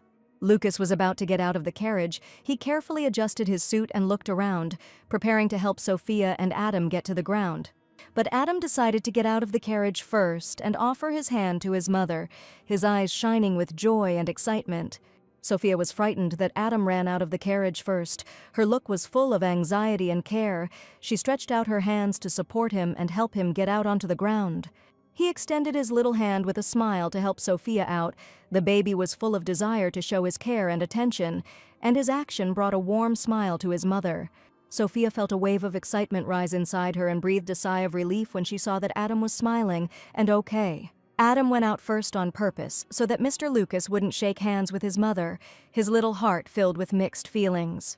He tried to look confident and proud, doing everything himself so that no one could interfere or help. Lucas realized that the boy did this on purpose, because he probably thought that Lucas wanted to be in Mr. Leo's place. And at that moment, the young man realized that this child had a well-developed intuition, because he understood perfectly well that Lucas liked Mrs. Sophia. The first thing they did was go to a toy store, and the boy was attracted by a toy train, at the sight of which he immediately shouted that he had found the perfect gift. But Sophia smiled and replied that the gift was needed for the girl, and probably for little Adam it was still difficult to understand. Sophia said that she was going to visit the Forster's house soon, so she wanted to buy some wonderful gifts. The head of the Forster family and his wife died of illness several years ago, and their eldest son, Franz, became the new head of the family, managing his parents' estates. Sophia knew the history of this family well, and the deceased Viscountess was a friend of her mother. And now her eldest daughter, Mrs. Kate, works for them as a maid and copes with her duties perfectly. Sophia remembered that it was the same Kate who was involved in the story with the letter substitution, and perhaps she was the one who replaced the invitation to the ball. But Sophia had to solve this riddle herself and personally expose the man, proving his lie.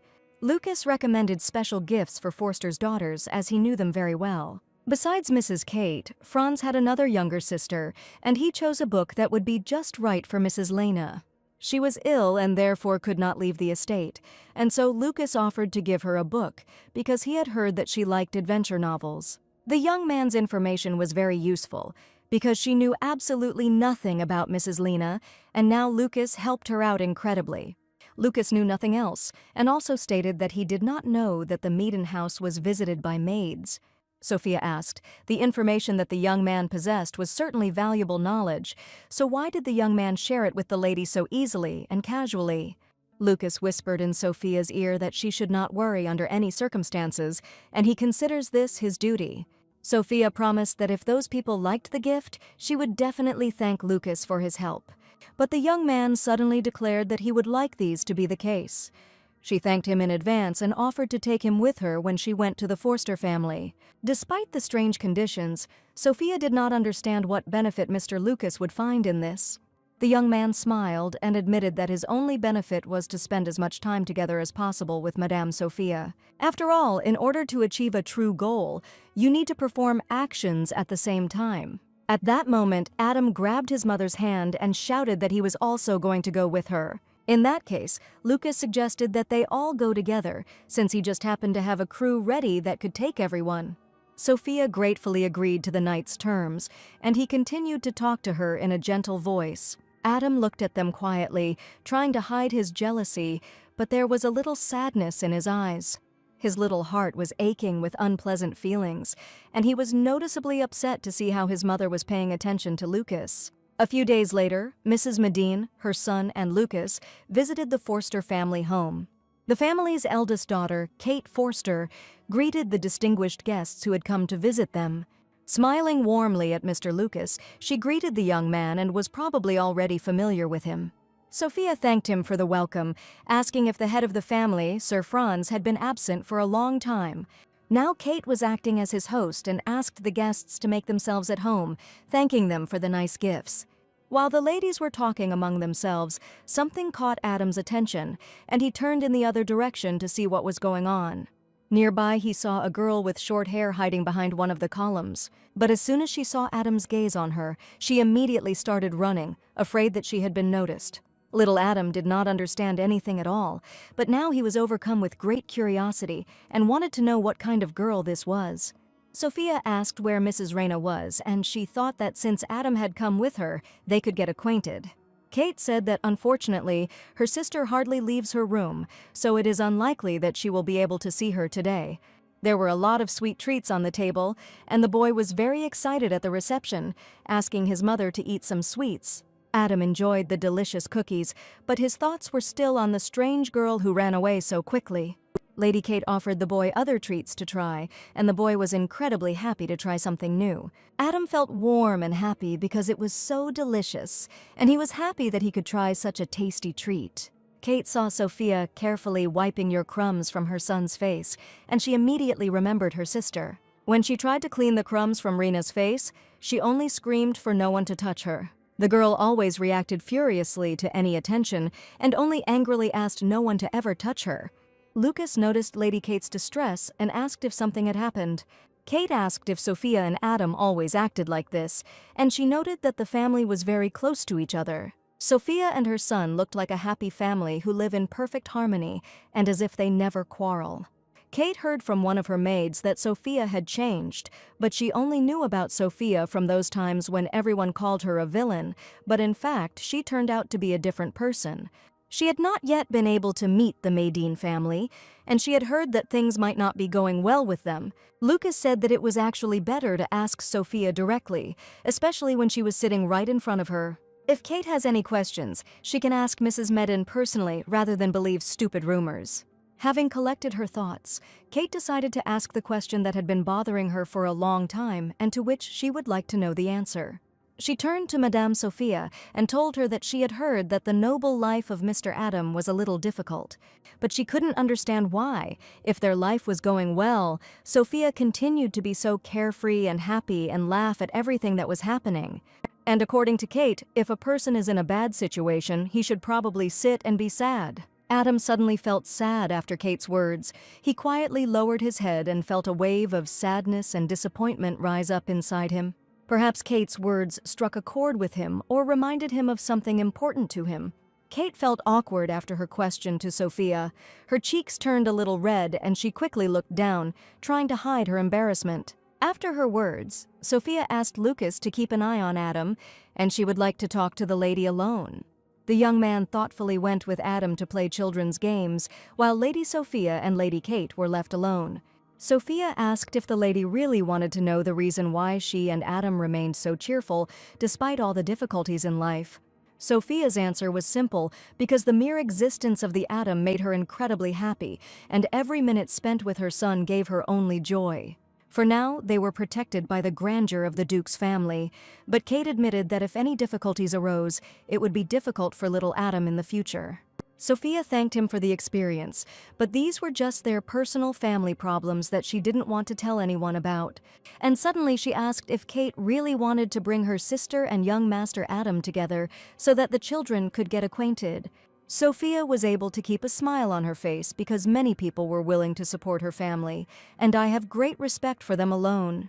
That's why she wanted to continue to protect their family with her own hands, despite all the troubles in life, and also despite the false rumors about their family. The heroine was ready to lend a helping hand to anyone who needed it, and she saw that Kate now needed her advice. That's why she admitted that if the girl suddenly had some kind of misfortune, she could always share it with her, and Sophia promised to provide unconditional support if Kate ever needed the slightest help. Kate didn't expect Sophia to support her at all, because they all said that this girl was a real villain and you should never expect help from her. She claimed that the Medine family was part of her, but Kate heard that the girl had recently returned to the Grandcourt family. Sophia is confident that she was not aware of the ridiculous rumors at all and has no idea from whom Kate heard this information. But now she has admitted that this is absolutely impossible, and she still remains part of the Maiden family. And at that moment she was incredibly frightened that Madame Sophia realized that it was she who had replaced the invitation to the ball. Jumping up abruptly from the table, Kate asked Mrs. Sophia to forgive her, promising to return soon. Still, there was definitely something wrong here, and the heroine decided not to pay too much attention to it, but still her soul was uneasy. While Lucas was walking with Adam around the estate, the boy suddenly heard a strange voice nearby. Near one of the doors, he saw a teddy bear lying on the floor and immediately approached it. He took the toys in his hands, and as soon as he opened the door, he realized that the same mysterious girl was sitting in front of him and asking him to come here. Adam apologized, admitting that he wanted to take the toys to another room, and asked the girl for forgiveness. But as soon as he looked at this girl, he noticed the scars on her hands. Her face looked very rough and angry, as if someone was constantly offending her. Adam stood in the doorway, frightened, and the girl screamed, asking if there was something he didn't like. The young lady was afraid that Adam would think she was dirty and would not want to approach her, but instead the boy went into her room and asked if she didn't want to read the rest of the book. The young lady was sure that the boy would not even want to talk to her, but on the contrary, he really wanted to meet her. She was even surprised that the boy didn't think she was nasty, since probably all the other kids bullied her. Lucas introduced the young gentleman and said that they were accompanying Madame Sophia, who had come to their house today for a visit. The young gentleman even brought her toys, but she only turned away and angrily declared that she no longer needed them. She felt dirty and scarred, and she couldn't understand why such a sweet boy would suddenly show interest in her for the first time. Looking at the toys, Adam admitted in surprise that the toys were wearing very beautiful clothes, and that the girl probably took great care of them. But Rena admitted that these toys were not at all dear to her, and she no longer needed them. Adam didn't care at all why the girl continued to be angry, and he happily arranged the toys in her room. The boy found a great place for the teddy bears and sat them on chairs opposite each other. He was delighted and declared that this was the most ideal place for them, and that the girl should under no circumstances stop playing with them. The toys seemed to be telling the girl that they had finally made a house for themselves, and that they now had a full-fledged family. The young lady also became very sad, because just recently she was going to throw away these toys, which actually meant a lot to her. Smiling, Adam asked him not to thank him, because he knew that the girl would still want to play with these toys. Usually everyone would notice the young lady's scars and think she was disgusting, but she noticed that the boy, on the contrary, didn't care at all.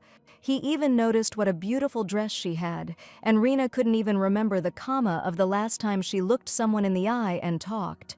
Seeing the book in the girl's hands, Adam asked if she hadn't read the whole story yet, and in fact, Rena hadn't finished reading the book yet. But unexpectedly, the boy confessed that he couldn't read yet, and all the books were read to him by his beloved mother. And as soon as Rena found out about this, she suggested that the young gentleman read a little. All this time, Lucas closely followed their communication, and finally the young gentleman met a child of his own age. Rena began to read the story about how the dragon rose on the currents of wind to the window. While the old pages were turning, he began his story.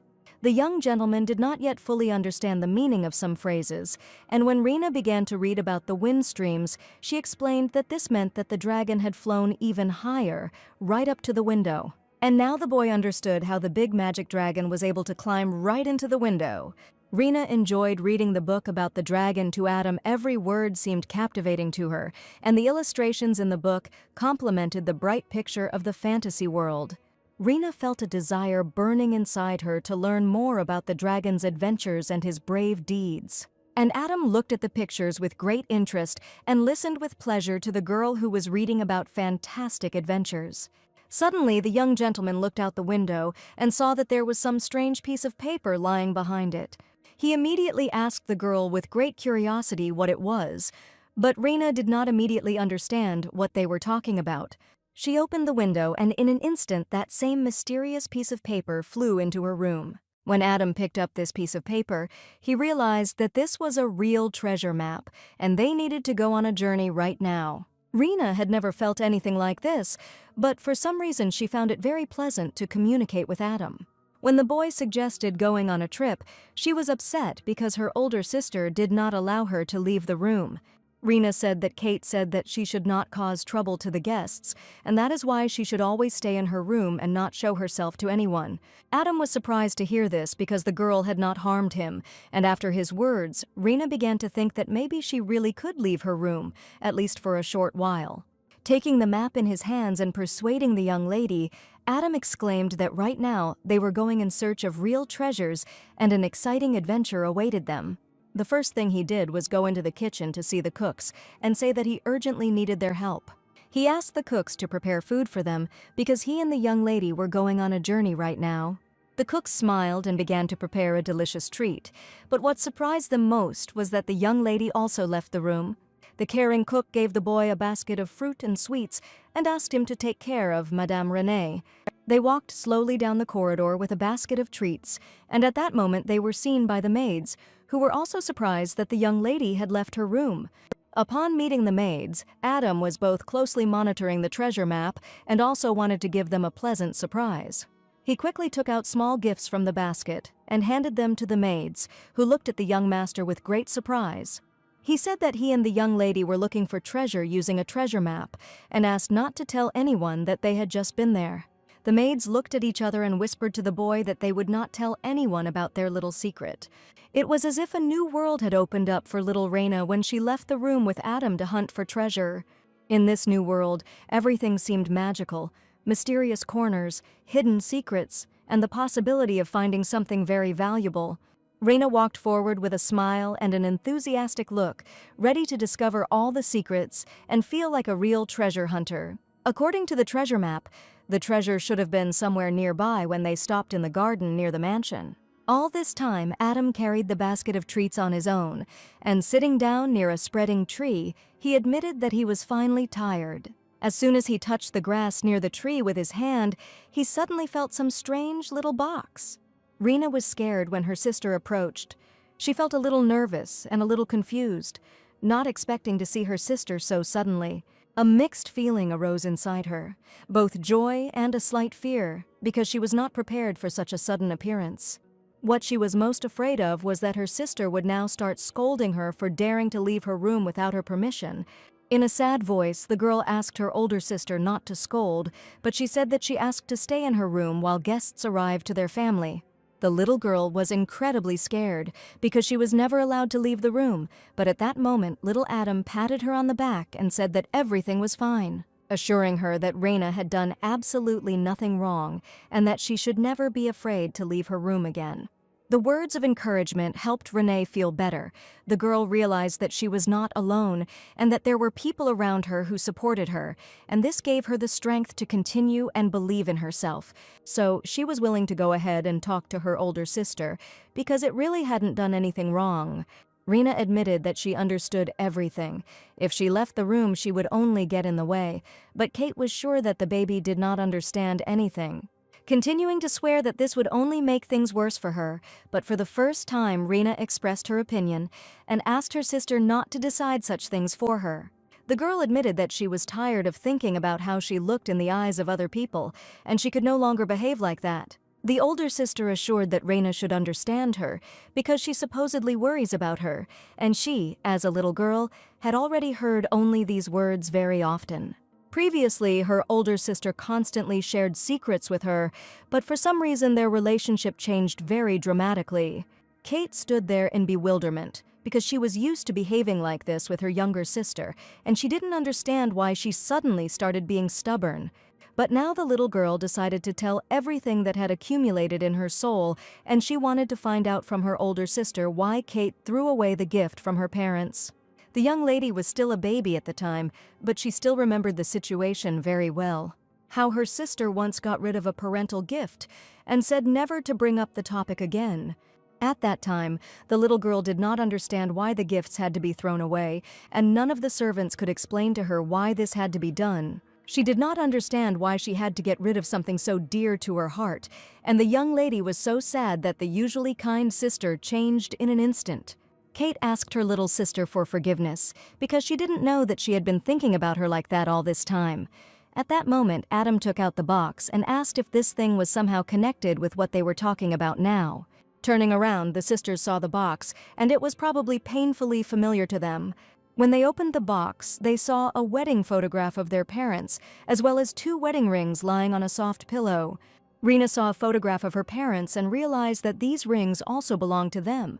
And as soon as Kate looked at the contents of the box, she burst into tears when she saw the wedding rings with their names carved inside. Indeed, the rings had the names of their children on them, and Rena was very surprised when she read her name on one of the rings. At this point, Kate revealed that she had not thrown away her parents' gift at all, but had simply buried it in the garden, under a tree. She was in a sad state of mind then, and she buried him along with her weakness and cowardice, which she could not accept in herself. She had no intention of hurting her little sister, and with tears in her eyes she admitted that she was very sorry that the little girl had been worried for so long. At that moment, Kate felt like the worst, most terrible sister in the world that could ever be imagined. But as if from nowhere, Mrs. Sophia appeared, and seeing the girl's tears, she decided to approach her and calm the young lady down. She apologized for leaving her guest alone, but Sophia admitted that everything was fine, and she had heard the entire conversation between the 2 sisters. Their parents died when the girls were only 14 years old, and since then Kate has been taking care of her younger sister, while her older brother served in the army and was rarely at home. Therefore, Kate had to replace the girls' parents, also take responsibility for her upbringing, and Sophia admitted that it was high time for her to let her sister go and mentally prepare for this. Kate couldn't believe that it was really time to stop making decisions for her little sister as she entered adulthood. Sophia asked Kate to listen to her carefully, because raising Rena was far from her job, and she did not need to put such responsibility on her young shoulders. The young lady could not understand how she could let her little sister go, because she only had an older sister left, who had to bear responsibility. From Sophia's side, it was completely different, and she was sure that Kate was still a child herself. All this time she tried to become an adult faster so as not to be a burden to the whole family, and decided to grow up too early, taking on the burden of responsibility. Having learned the story of this girl, Sophia admitted that now she has appeared and is ready to lend a helping hand. No one had ever said anything like that to Kate before, and she thought it was only natural that since she was the older sister, all the responsibility should fall on her. Hugging her son, Sophia said that they would now tell the girl completely different things so that she would no longer feel guilty. Rena stood nearby the whole time, holding the family box in her hands and looking excitedly at her older sister. Some felt that all this time her younger sister simply lacked her attention, and she thought that Kate had simply become serious in an instant. Kate began to worry that she had said too much today, both to Mrs. Sophia and to young Master Adam. Smiling sweetly, Sophia sincerely admitted that they had long forgotten about everything, and it didn't matter at all. And now everything was absolutely in order, and Adam was most glad that the young lady Rena had finally come out of her room for the first time today and made peace with her sister. Sophia's warm words and care helped Kate get rid of sadness and anxiety and filled her soul with peace and confidence. Kate began to believe that there were true friends nearby who were always ready to support her in difficult times. Adam and Rena ate the delicious treats with gusto, and their cheerful voices and laughter sounded around them. This moment was filled with warmth, friendship, and joy, and the kids felt truly happy. Kate wanted to talk to Mrs. Sophia and asked her to listen to what had accumulated in her soul, and it was for this reason that the heroine probably came to them today. Kate no longer wanted to hide the lie that weighed on her heart and decided to confess everything to Mrs. Medine. That it was she who, that day, replaced the invitation to the ball held at the royal palace with a fake letter. In fact, Sophia knew everything perfectly well for a long time, but she really wanted to hear the girl's sincere confession. And as it turned out, Kate recently made a deal with a certain person who asked her to replace the invitation with a fake one. She said that the very person with whom it made a deal was Mr. Tristan. At that time, their family needed medicine for Rena, so she could not refuse him and agreed to any of his conditions. And Sophia was surprised because the Maiden family provided them with financial support. But recently, the price of medicine has increased greatly. While Lucas was busy with the kids, the girls were talking, and Sophia now learned a terrible secret that Kate probably should have told. Kate was endlessly grateful to the Medine household for hiring them and keeping them alive, but she could never ask for more, and Tristan always targeted the weakest people. Kate felt guilty, and in order for everything to go as the master said, she was sure that she had to follow his instructions. But now Sophia seemed to have opened her eyes to the whole truth of what was happening, and the girl realized how many mistakes she had made. The words about everything going as Mr. Tristan said made Sophia think deeply, because she didn't even suspect what else this man could do. The chest they found really did contain treasure, but Kate said that on the map, the treasure was in a completely different place. And this meant that the exciting adventure was not over yet, and the joyful Adam again called Rena to go look for him. Adam and Rena continued to search for the treasure and enjoyed the adventure, their eyes shining with delight and anticipation, and their hearts beating in time with each new discovery. Kate was still worried about their conversation, and Sophia understood that any lie had to be punished, so she admitted that the lady would have to receive the appropriate punishment because she almost disgraced the honor of the family of the house that had given her the job. Kate was ready for any punishment because she understood perfectly well that she had done a very bad thing. She was afraid that she would most likely be fired or even put in jail, although she would not be surprised looking at her actions. Sadness and despair had already consumed the girl, but suddenly Sophia offered her to quit and get a job with her. Kate expected any punishment, but not such a surprising offer that the mistress told her about. It has become quite dangerous now, so the heroine decided to take the girl under her wing and asked her not to worry about medicine for her younger sister anymore, and in turn, she asked Kate to promise that she would not conspire with Tristan a second time. Kate couldn't believe her luck, because she was ready to go to a cold, damp dungeon and spend many years there for her misdeed. Instead of punishment, she felt only incredible care and support, despite the fact that she almost set up the Medine family. Adam and Rena continued to search for treasures. The wind quietly rustled the leaves, creating a magical atmosphere around them, and the kids were looking forward to new discoveries in this mysterious garden. According to the map, the treasure was located right in the flower garden, and the children could not figure out what kind of treasure was hidden here. It was a gardener's map, so Rena wondered if perhaps there was no treasure marked there originally, and they had only managed to find a healing herb. While the sisters were busy searching for the treasure, a male voice was heard behind them calling the girls by name. An older brother, whom they had not seen for a long time, appeared next to the sisters. His face immediately lit up with a smile, and his eyes sparkled with the joy of meeting. The sisters looked at their brother with surprise and happiness, feeling that their hearts were filled with warmth and love. The head of the family's elder brother, Franz, had not been in the house for a long time, and he immediately apologized for not visiting his sisters for so long. Kate understood perfectly well that the young man was busy at his job, but he was sure that he could have returned earlier. She asked what he had been doing all this time, but Franz asked her not to say that in front of the guests, because this time everything was fine.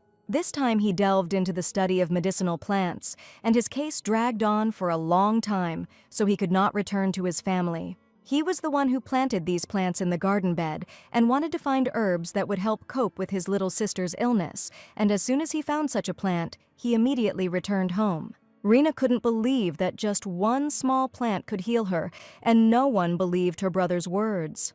All this time, due to Ren's illness, he and his sister did not get along for a long time, so all he could do was look for medicine on his own.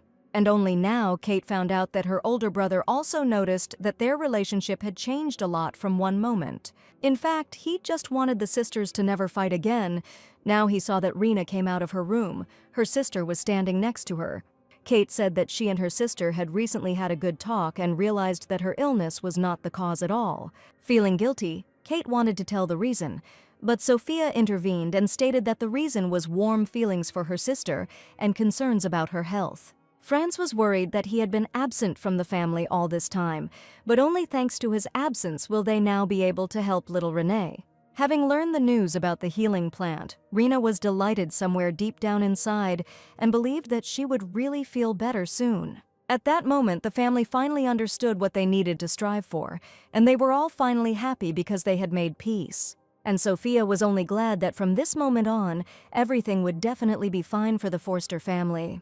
And that treasure turned out to be the healing plant that would help the girl cope with her illness. Adam was incredibly happy that they had finally found the long-awaited treasure they had been looking for all day.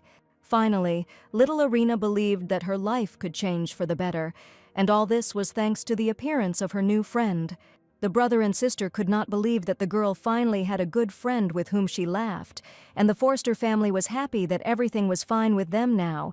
Their faces were shining with happiness and calm, because they felt that they had overcome difficulties and were together again. A few days later, at Madine's house, Kate arrived to her mistress, announcing her intention to leave, but Sophia could not understand whether the girl no longer wanted to be a maid. But Kate insisted that this was not the case at all, and only asked for permission to resign from this position. Kate made a responsible decision and decided to leave only because she knew that Rena now had such a wonderful friend as young Master Adam. She smiled and really hoped that they would definitely see each other in the future, but now Keith decided to arrange his independent life. Adam happily waved his little hand to the maid, promising that they would definitely see each other soon. Leo realized that Mrs. Sophia had foreseen that Kate would soon leave her, as if she had actually seen the future. With a satisfied smile, Leo understood that it was not in vain that he had gathered to protect Lady Sophia, but suddenly he heard the words of Lucas, who asked the boy to accompany him again. The young gentleman had already gotten a little used to Lucas, so Sophia was sure that the boy would agree. Upon hearing their conversation, Mr. Leo thought it was an incredible misunderstanding, and he did not understand how everything could have changed so much. After all, from the very beginning, this place did not belong to him at all, and now the young man was going to act by other methods to achieve what he wanted. It was time for Adam to say goodbye to Leo, and he really didn't want to do it. His heart was full of sadness and frustration because he was so used to his friend. Sophia asked the boy to accompany and pay his respects to Sir Lorraine, who had spent a long time with them. Adam didn't want to let Leo go because they became real friends and shared many pleasant moments together. The young gentleman flatly refused to see Leo off, and Sophia, stroking his head, suggested that he think a little and come to them soon. He felt anxiety and sadness rising inside him, and his eyes filled with tears at the mere thought of separation. Leo was incredibly grateful to the Medin family for the time they spent together, but he ultimately allowed himself to be treated unfairly. He was too used to these people, and the whole Medin family had always been too kind to him. And as soon as he saw Lady Sophia together with all the servants who came out to see her off, he was incredibly surprised, and at the same time, delighted. Leo didn't expect that Sophia would come to see him off with all the servants of the mansion. His eyes widened in surprise, and his heart started beating faster. Sophia said with a smile that although they were now on different sides, they should under no circumstances stop communicating and continue to communicate. She was worried that little Adam did not want to see Mr. Leo off and locked himself at home with tears in his eyes. Caring Sophia presented the young man with a basket of treats so that he could eat at lunch or at another time, and not remain hungry on the road. All this time, the young man incredibly enjoyed the food in the Medin house, and he thanked the cooks who put their efforts into preparing the dishes. The cook was embarrassed by the knight's praise, but admitted that it was not he who prepared this basket, but Lady Sophia herself. Sophia decided to cook the food herself, because Mr. Leo helped her out very often, and in this way she wanted to express her gratitude in such a modest gesture. She handed the basket to Leo and promised that he would definitely like the food. Leo looked at Sophia with gratitude, realizing that he was important to her too. At that moment he felt special and valuable, and his farewell became a little easier thanks to her care and attention. Holding the treats in his hands, Leo looked at the basket with gratitude, promising to definitely eat everything. Mr. Leo's carriage left the Medin house. It rolled slowly along the road, leaving behind the quiet noise of the wheels. At that moment, Sophia felt her heart squeeze from separation, but she knew that it was temporary and that they would definitely see each other again. When the carriage left, Adam ran out to meet it and cried because Mr. Leo had left. Sophia smiled at her son and promised that the boy would definitely see Mr. Adam soon and that he should not be too upset under any circumstances. He stood there sobbing and watching the carriage leave, hoping that Leo would return soon. Adam cried a lot after Leo left. His little heart was full of sadness and sorrow. He felt tears welling up in his eyes. Leo watched her go with sadness and longing in his heart, realizing that he would have to leave this house and all those who were important to him. Suddenly, the coachman announced that the passage was blocked by a fallen tree, and they would have to go around the road, making a huge detour. Leo's carriage slowly passed by the places where he and Sophia often walked together. The memories of those happy moments filled his heart with warmth and sadness. He looked longingly at the familiar trees, benches, and flowers, remembering their laughter and conversations. The young man saw the sight of the harvest festival, and he remembered how Sophia had carefully fed him a spoonful of pumpkin soup, but then he had not actually been able to taste it. Each street seemed special to him, because it was here that they shared their joys and dreams. Leo felt that these memories would forever remain in his heart. He looked at the flower shop where he and Sophia were choosing flowers for Mr. Adam, and also with this young boy they talked about a lot of things, and Leo was truly happy in these pleasant, warm moments. Looking at the basket, Leo realized that he didn't want the food to go to waste and was going to eat it all because he had already gotten hungry during the journey. In the basket lay a delicious sandwich with vegetables, which Leo ate first with pleasure, remembering Lady Sophia. But besides the tasty food, there was something else in the basket, and this little leaf was at the very bottom. In the small box lay an incredibly beautiful brooch and a small note with a message in which Sophia promised to pray for the night's happiness. Leo held the letter in his hands with trepidation and tears in his eyes, feeling the warmth of her words, a reminder that Sophia was always there, even if they were now far apart.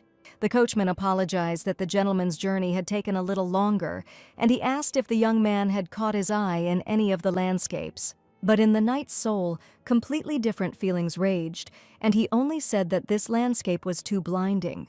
Leo finally arrived in the capital, where he was immediately met by the Holy Virgin, and all the locals paid attention to him. The knight's strict uniform suited him incredibly well, and people thought that Lady Clarice looked very cute with this young man. Everyone understood that Mr. Leo had probably become the personal bodyguard of the Holy Virgin, and many envied this girl. Lady Clarice almost tripped on the road, and at the last moment Leo quickly caught her so that she did not fall.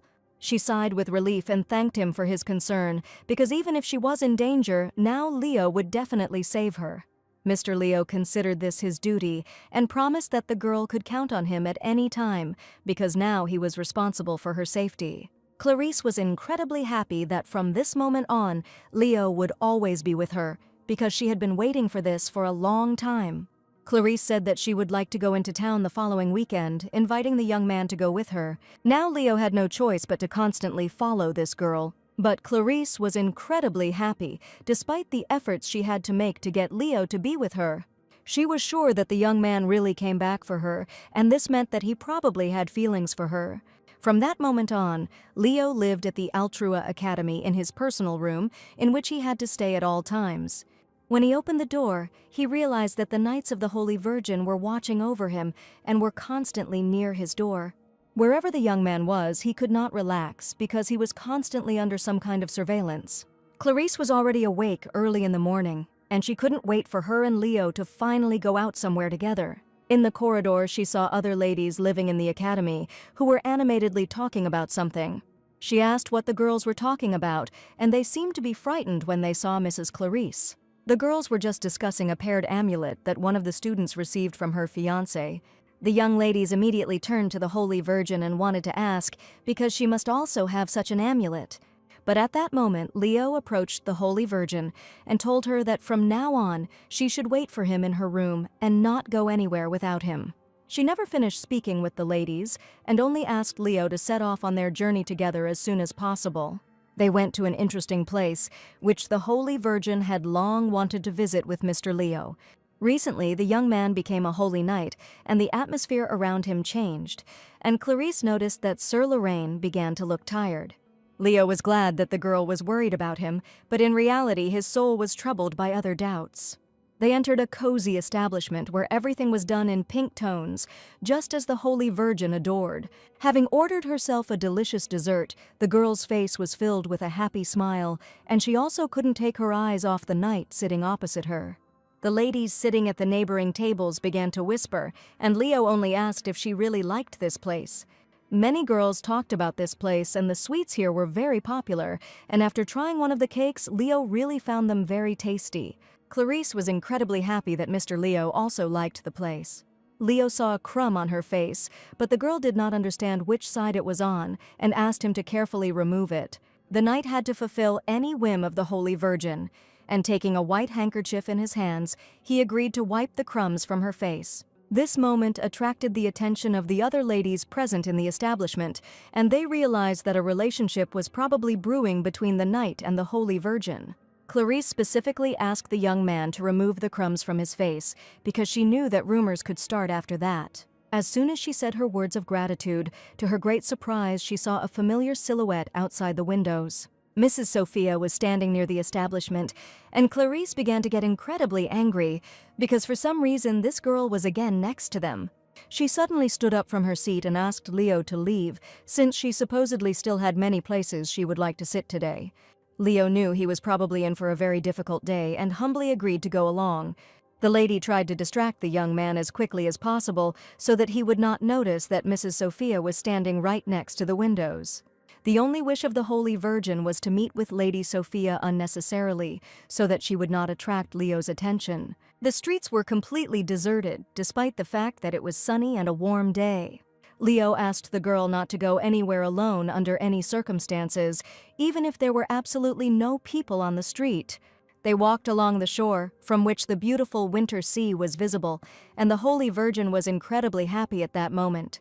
Leo kept a close eye on the situation, and also noticed several people who were closely watching where they were going. Clarice suddenly brought the young man here, but she had no idea that it would be so cold on the seashore. Leo carefully threw his jacket over the girl when he noticed that she began to shiver very strongly from the cold wind. Since they had known each other since childhood, the young man knew that she was always afraid of cold weather and trembled from every breath of wind. Clarice and Leo walked along the beach, enjoying the fresh sea air and the sound of the waves. Suddenly, the girl showed something to Mr. Leo, and it was an incredibly cute pink shell. It was not just a simple shell, but a paired one. It was called a paired amulet, and the legend said that if two people put on one of its parts, they would be together forever. Clarice handed the shell to the gentleman, but he only looked at it coldly and did not understand what to do with it and how he should behave now. She happily declared that she wanted to give the shell to Leo, but the young man was indignant because it was she who found it. By placing a small surprise in Leo's palm, she wanted to give the shell to him specifically so that he would give half of the shell to that very one when she appears in his life. And for some reason, the Holy Virgin was sure that the one who was on the left was always her. She really wanted half of the shell to go to her. But suddenly, the young man heard someone's voice, which came straight from the beach, and he definitely wasn't imagining it. So the young man abruptly took the girl by the hand and declared that Clarice should follow him. Something flashed through Mr. Leo's mind, and he asked the girl to go with him to tell her something. Leo suddenly saw the boy, Adam, who was hiding on the beach behind a rock. He knew for sure that the boy should not have been here alone now under any circumstances. He looked at the boy with astonished eyes, and the Holy Virgin also could not understand why hell was on the beach without Mother Sophia. The boy admitted that he thought Mr. Leo was there, so he chased after him and wanted to say goodbye. But seeing the boy's scraped knees, Leo sternly declared that this was no place for children's games. Adam did not expect that he would be greeted so coldly, because for a long time they had been the best of friends and played different games. And now the young man turned away and only dryly asked him to return to the mansion so that nothing would happen to the master under any circumstances. The boy had bruises on his knees, and he suggested sitting on the sand, wondering why Mr. Leo had not stayed with him but had simply left. He heard the voice of his mother, Sophia, who had been looking for Adam all this time, who had suddenly and abruptly run away in an unknown direction. She saw Leo together with Madame Clarice, and this meeting was too unexpected for Sophia. Leo stated that he had just wanted to tell them both something, and it was good that this meeting had turned out to be so accidental. Sophia had no idea what Mr. Leo wanted to talk about, but she prepared to listen to him carefully. Suddenly the young man declared that he would not at all like the Medin family to have any connections with him in the future. Her heart sank with pain and surprise when he said these words. She looked at him with sadness and despair, not understanding why he decided so. Looking at Leo, she felt a sense of loss and hopelessness inside her, because she valued their friendship so much and hoped for a better future together. After these words, he silently left with the Holy Virgin. He responsibly escorted her to the room because their time together was over for today. Clarice was looking forward to my future meetings, but at that moment, Leo asked her to stay for a while. He held a cute pink shell in his hands and admitted that, to his great regret, he could not accept such a gift. And Clarice sincerely did not understand why the young man refused to accept the paired shell, because she was sure that a small part of it would belong only to her.